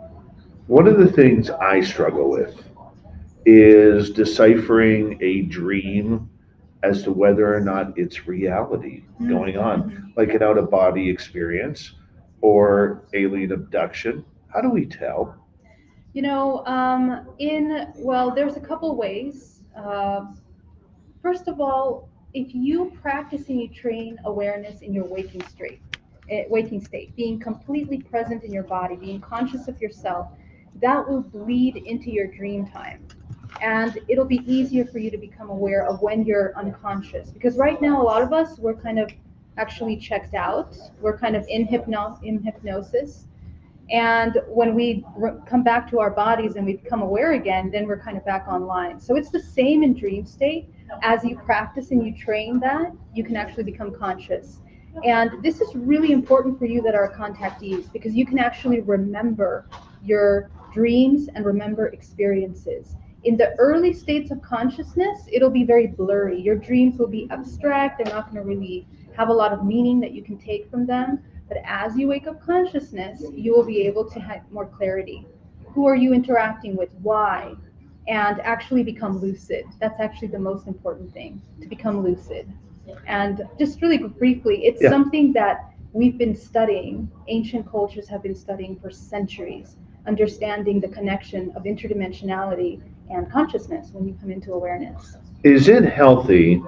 Because I know there's some people out there who have so-called dreams about aliens, who don't believe it's aliens. Is it healthy to repress those dreams when you really got aliens, but don't want to believe that you have aliens? Well, I think we have to redefine the word alien also, because that's kind of like a name that we attach to it. I think that interdimensional contact is a better definition for that, because we are literally moving from one dimension to another. We are actually constantly moving in and out of dimensions. Like even right now, a psychic person like myself can see that this room is filled, and some of you can feel that as well. We are surrounded by beings. So how do you differentiate an alien and some being, some entity that is around you? So this is where we begin to learn how to become intuitive and fine-tune, like a radio channel, what frequency we are at and who we're interacting with. So how do you define it? I think the more conscious you become, the more lucid you become, the more you can kind of figure out who you're interacting with. And there's a really powerful tool that you can use, utilizing your 8th chakra, your crown chakra, to help you decipher what your agreement is with these beings. Okay, it's really, really important to do that, and to know if your interaction is positive, something that is productive, or counterproductive. That's super, super important. It's kind of like you need to know that you have free will to choose your interaction, basically, and how you're going to have that. So what is the rest of your year like? I mean, now that we get to see it in person, we probably won't get to see it in person for another 12 months here. Oh my God, this year is so great. I'm going to be speaking actually in Illinois next week. And then I'm going to the Advanced Medicine Conference, which is really interesting in St. Louis. I'll be in Glastonbury in August. So if you guys want to come out to Glastonbury, it's going to be amazing. We're going to be doing some work with ley lines. And also, hopefully, we have some crop circles showing up around then. So if you guys are available, definitely come out. So you realize Glastonbury, you might get cold there. Yes. Oh, it's August. It won't Even be too bad. if anything dips below 78, you are freezing. That's true. That is accurate. Yes. Yes. I'll be in the shorts, by the way. Okay. Yes. Great. Inside joke between Geraldine and I, because where I live and it gets cold and I tell her I'm in a t-shirt, she's like, I would be all bundled up. I would be all tied up. Yes, that's true. Ready? Geraldine, that's it. Thank you. We love you. So great to be here. Thank you so much. We love you so much. Thank you. Love you. Thank You you. take care. Geraldine Orozco, everybody. Short, sweet. Oh, it's time for Random Guy. It is time for Random Guy.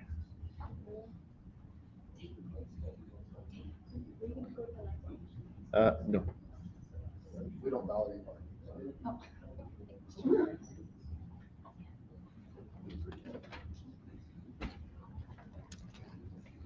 Hi, Random Guy. Hello. Are you going to tell us something not funny?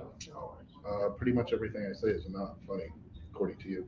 Also, why is the green screen?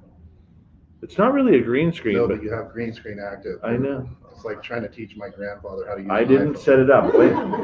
Blame Justin. Green screen's not on, dude. Green screen is not on. Virtual background. Virtual means not real. You are. Oh, look what that says for backdrop color, Dave. You are a piece of poo. No, but none, because we're using a real actual background. There you go. Much gooder. You could have told us this 4 hours ago. Yeah, I just wanted to point out. We are 4 hours and 40 minutes into this show. I just wanted to point out how inept you were after the fact, but you're lucky you're big. What are we going to talk about? I'm going to abandon you here right now. Last time that happened, it was my dad. I don't blame him. Cigarettes were very far away.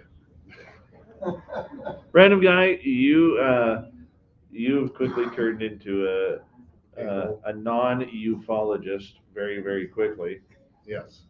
And the big question is, with you, are you starting to believe? Are you starting to figure things? Don't give me the skeptic bullshit. Okay. No. Now I gotta go and edit that out, thanks.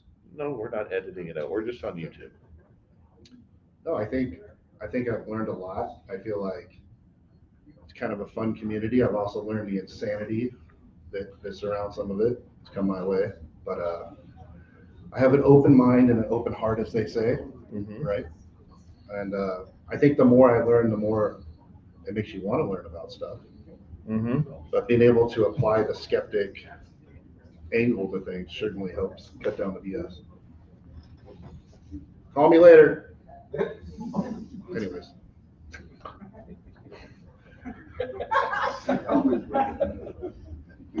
Just giving them the option. It's like, good. I'm trying not to be rude here. No, that's my fault. So the fact that, when you look at your previous careers, a lot of which you can't talk about, and then you see all of us weirdos talking about what we can talk about, and when you first started, there was a lot of eye rolling on your part. I still do that pretty much every time you text. It's my friend right here. It's my friend. No, I understand that, but are you getting closer to believing? No, that's a wrong question, because you've always believed there's UFOs out there. You just don't believe that we know as much about them as. Yeah, I think what we know is not, they don't know what they have or what they've discovered. I don't think 90% of this stuff is how most ufology views it. And that's an unfortunate consequence of people trying to either monetize it, or they sensationalize things that are not that sensational, right? And that's the dose that I've tried to bring you and to your show, was like that dose of reality that not all this stuff is as cool as you think it is. But it's a fun topic. Right. But it's like, do we want to talk about things, or do we want to get the answers? I gotta pee. What? I gotta pee. You just hold on to that. Keep talking, okay? I'll be right back. Anybody else want to come up? Come on, grab a seat. Chris almost. So for those of you watching at home, Dave needs a little. I got a tinkle. He's got to go to the non-gendered restroom for a minute. We'll let him handle that. Here in Las Vegas, we cater all walks of life. Come on out and see us. So like from him. Sure, it's on. So why don't you tell So the people? we're on P time. Good. We're on P time. Yeah, you can say whatever you want. So do something to get Dave banned. Woohoo! Welcome to N-word Palooza. Whoa. Hey, you said anything. Yeah, you took And that a all the way band. to the wrong place. All right, let's back that up. Tell us a UFO story. I got nothing. And I don't know. Are you having fun out here at the party? Yeah, I sure am. Meeting lots of cool people and talking to people. Yep. Hey, did you know that Jessica Jones is so tall that all she has to do is stand on her toes and she can find Bigfoot? Are you that tall? I was surprised how tall you were. I heard. I didn't hear you were a giant among men, but I know there's a lot of short people here. Yeah, I'm pretty sure she hit her head on just as many door frames as you did walking around. So what did you do while you're here in Vegas that was the most fun thing? Drinking party. Yeah, hookers and blow. No. Well, I didn't. Sorry, it's not the Howard Stern show, guys. I didn't do that. I didn't do that That's much. why I don't do this. I didn't do that much blowing, but the hookers sure did appreciate it. It's going south. This is what happens when you're in the dead minutes. Everybody's here just jumps in to get out of this room and get a drink. How about chat? You guys got any questions in chat? Hey, I just wanted to say though, our Keith Andrew says hello. He couldn't make it today because of the Oh boy. I knew this was coming. Oh no. I didn't know it was coming, like no, but I knew this was coming. And I'm going to go ahead and ask everybody with small children at home, please bring them away from TV. You don't know what you're talking about, you big stiff. You can't even bend over to tie your own shoes, slip on, man.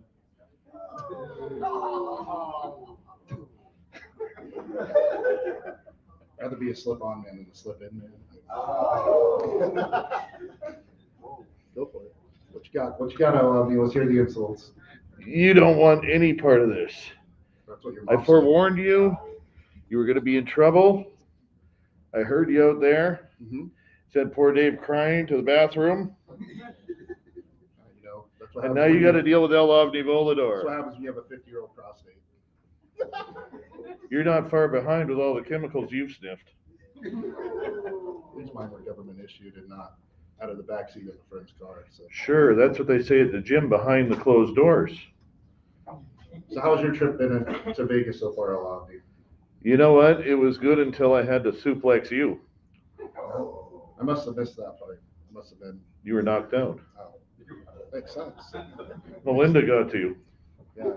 Melinda was out here yelling at me like I was Cahill or something. I don't know what's going on. The quick question is, He did it. the quick question is, I mean, you got 3 phone numbers. Did Melinda get all 3? The 900 numbers. $3.99 a minute to be wooed by a ginger. It's a fetish. What's it like having no soul? I don't know. We're U.S. president. Sorry, we don't go politics here. No, let's just be honest. I mean, you're pretty. You live in the warm parts of this country. I mean, you must be a day walker or something.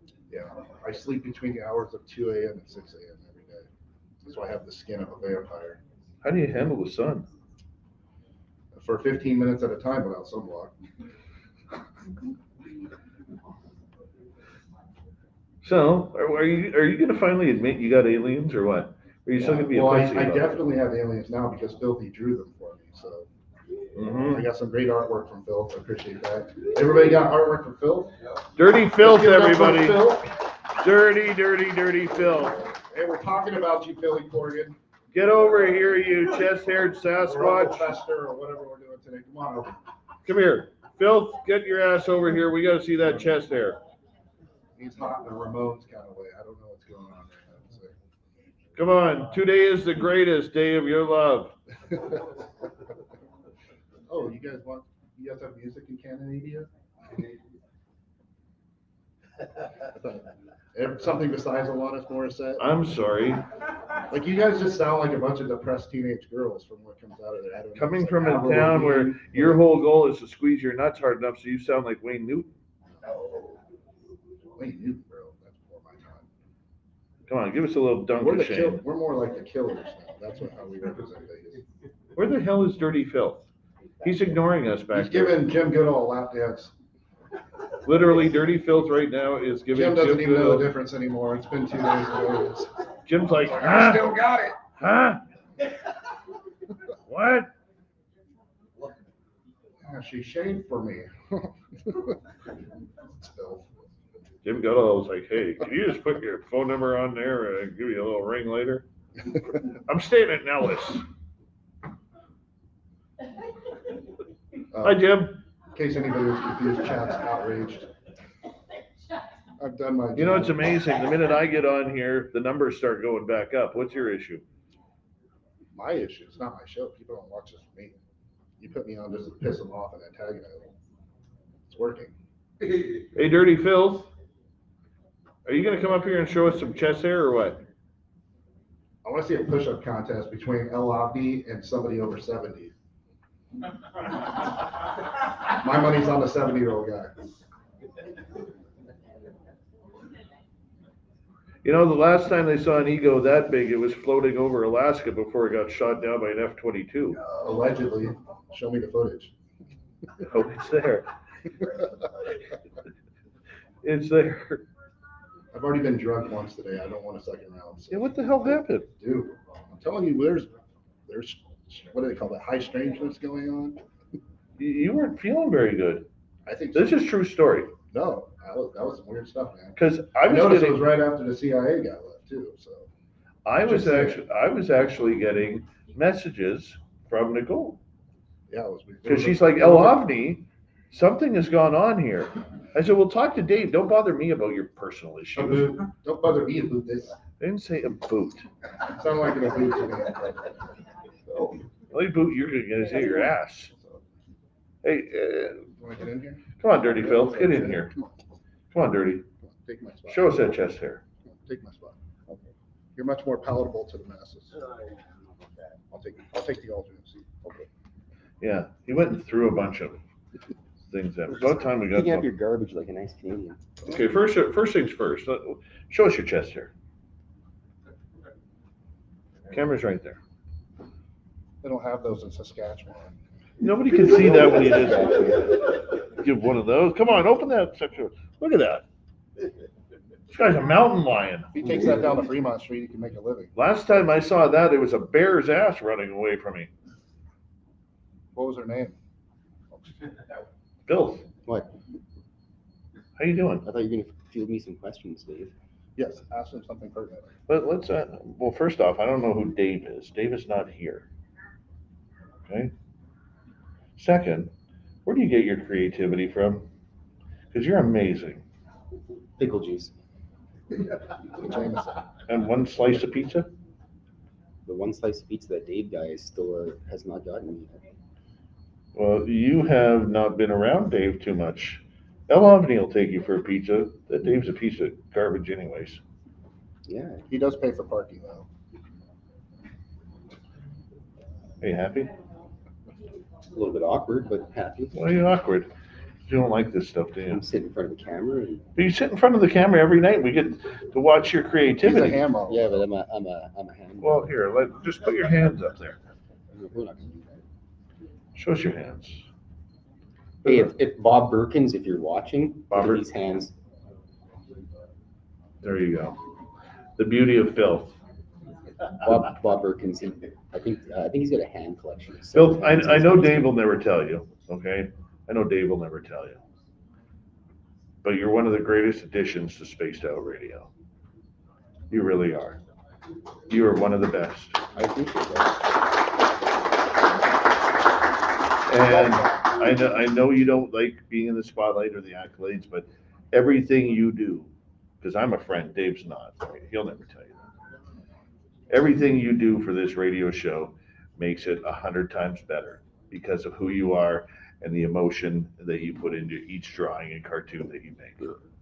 Get that on me, thanks, Steve. Sorry. And Fylth replied by burping on Random Guy. Random Guy's probably going to break my back now. He won't. I'll take care of him. You know, Have an exhibition match later. he's a man-child. Man-child. So I hope everybody enjoyed the show so far. And next time come to Vegas, and I'll give you cartoons. I got like 5,000 art cards left. So. Are you handing them out? Yeah, I think just even give them to the hobos outside. Beautiful. Beautiful. That's why you're the best, man. I think some of them thought they were acid me. They're licking them. I wouldn't suggest it because the watercolors we use are considered carcinogens. So we're not live, are we? Yes. We're live. All right, I'm booting you out. Okay, bye. Love you, buddy. Are you going to the Skywatch? Not a chance. I'll see you for pizza. If you're gonna drive all the way out to the Skywatch, you might as well go all the way to the brothel. It's only 10 minutes further. I'm just saying. Well, maybe you'll get lucky. I am a lucky man. Dirty Fylth, everybody. One of the greatest team members of Space Out Radio ever. Random Guy. All right. Thank you, buddy. Oh, now we're buddies. Look, I'm just trying to wrap this up. We got Barla Ventura coming up to wrap things up. Good, we need an adult up here. But about time we got some books up on this stage, because Lord knows you've just dragged us down about 10 points. So I turned the green screen off. Starting to look like Joe Merja. Hey, Joe Merja, how you doing?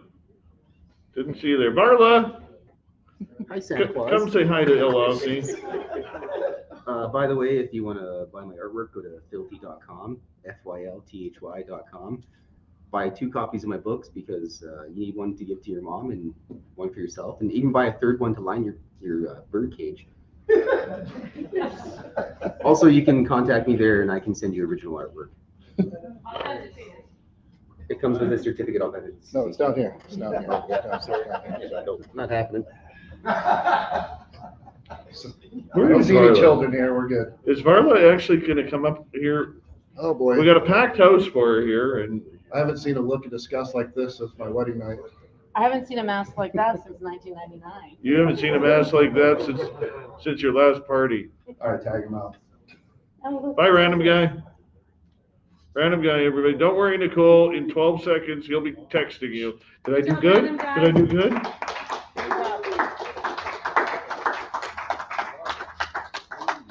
So, Barla, what's it like sitting beside a real man for once? Pick my scissors up. Hi. Hi. Have we met? No, I'm El Avni Voladora, the toughest bandito in Canada. Do I have to hold a mic? Yeah, you have to hold a microphone. Hi, Barla. Hi. What's it like being my fan? Is that a trick question? Well, look, I've allowed you to sit beside my presence here.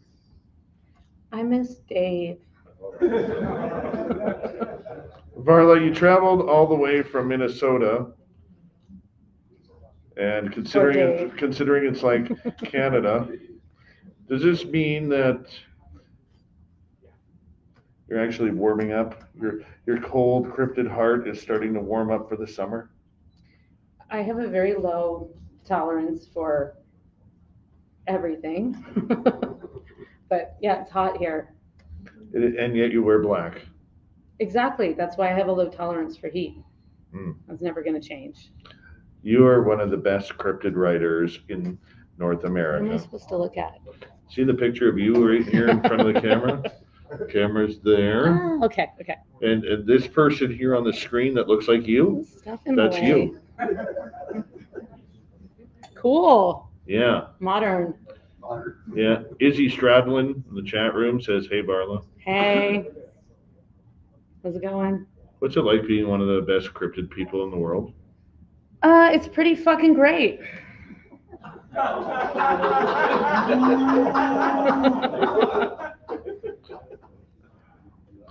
You just lost us 2 subscribers for that. 2.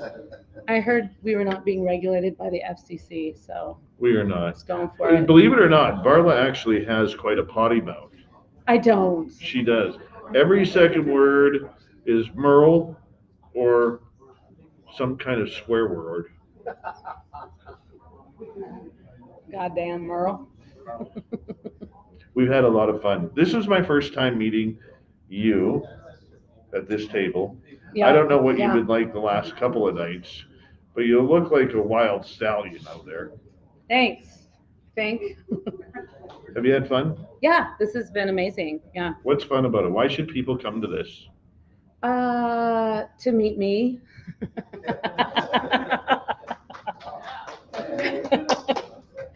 I mean, yeah. Well, it's been actually really incredible to meet people that like this Dave guy. Yeah. We've known him for a few years virtually, so it's the Way first better time. than that random guy freak, hey? I like random guy.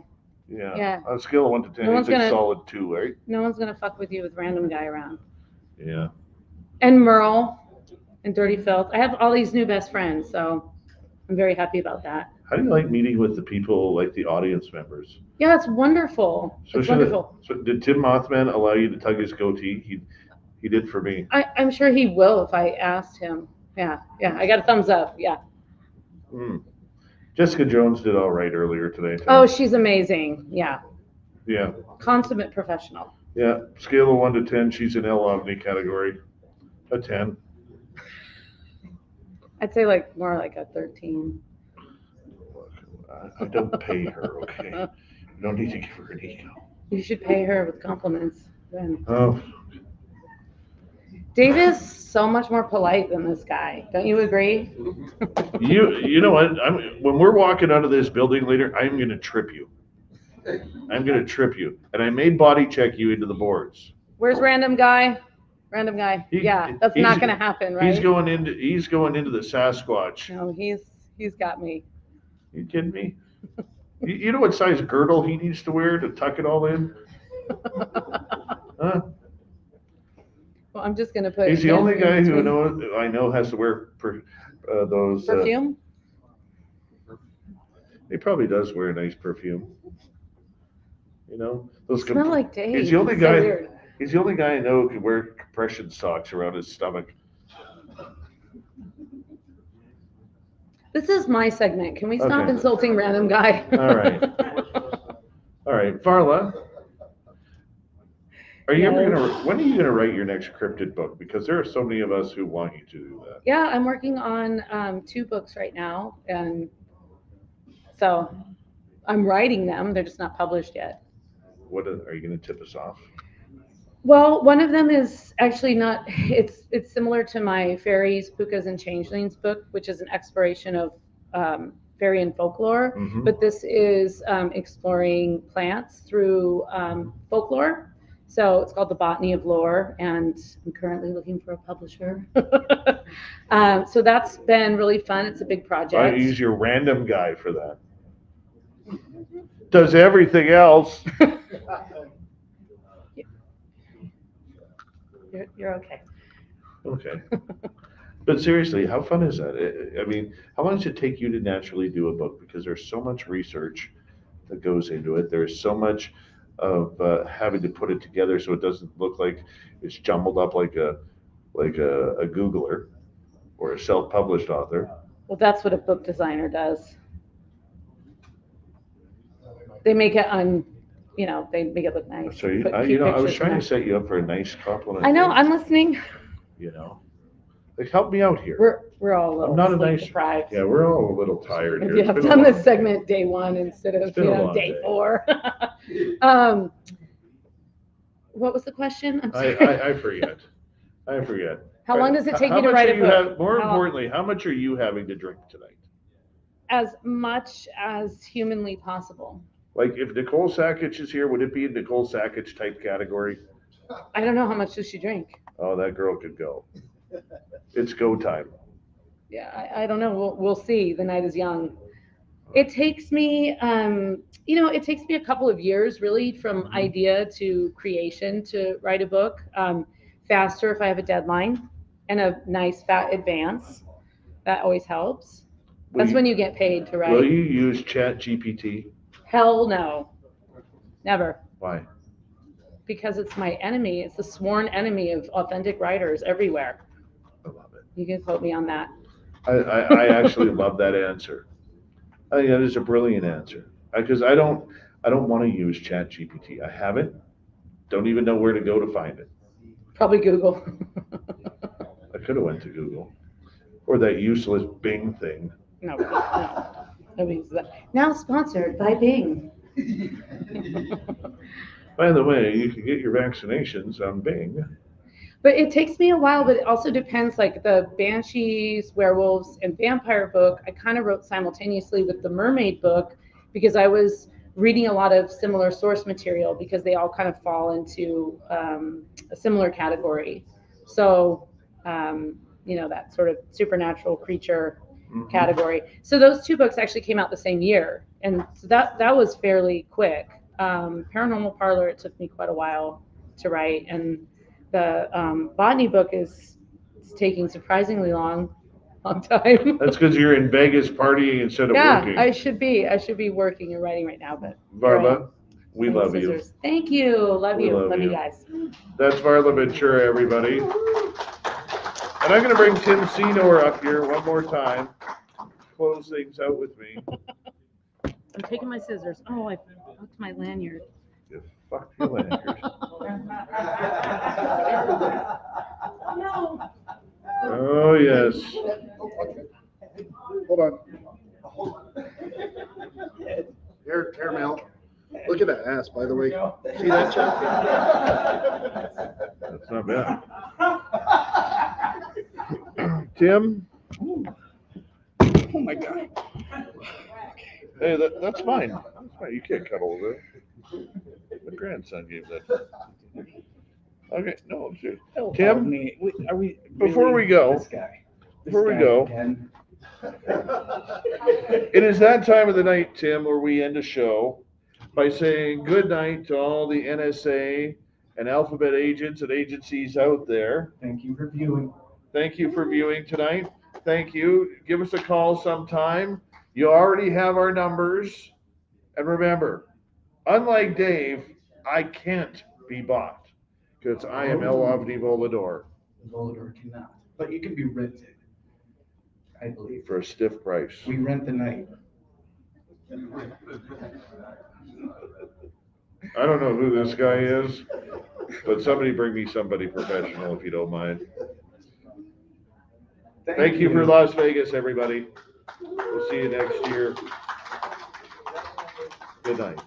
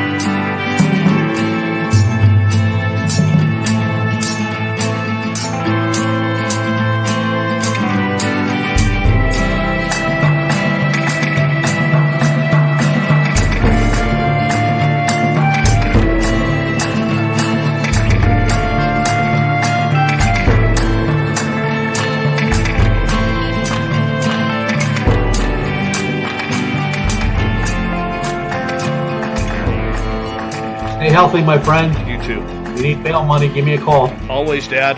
Take care. You too.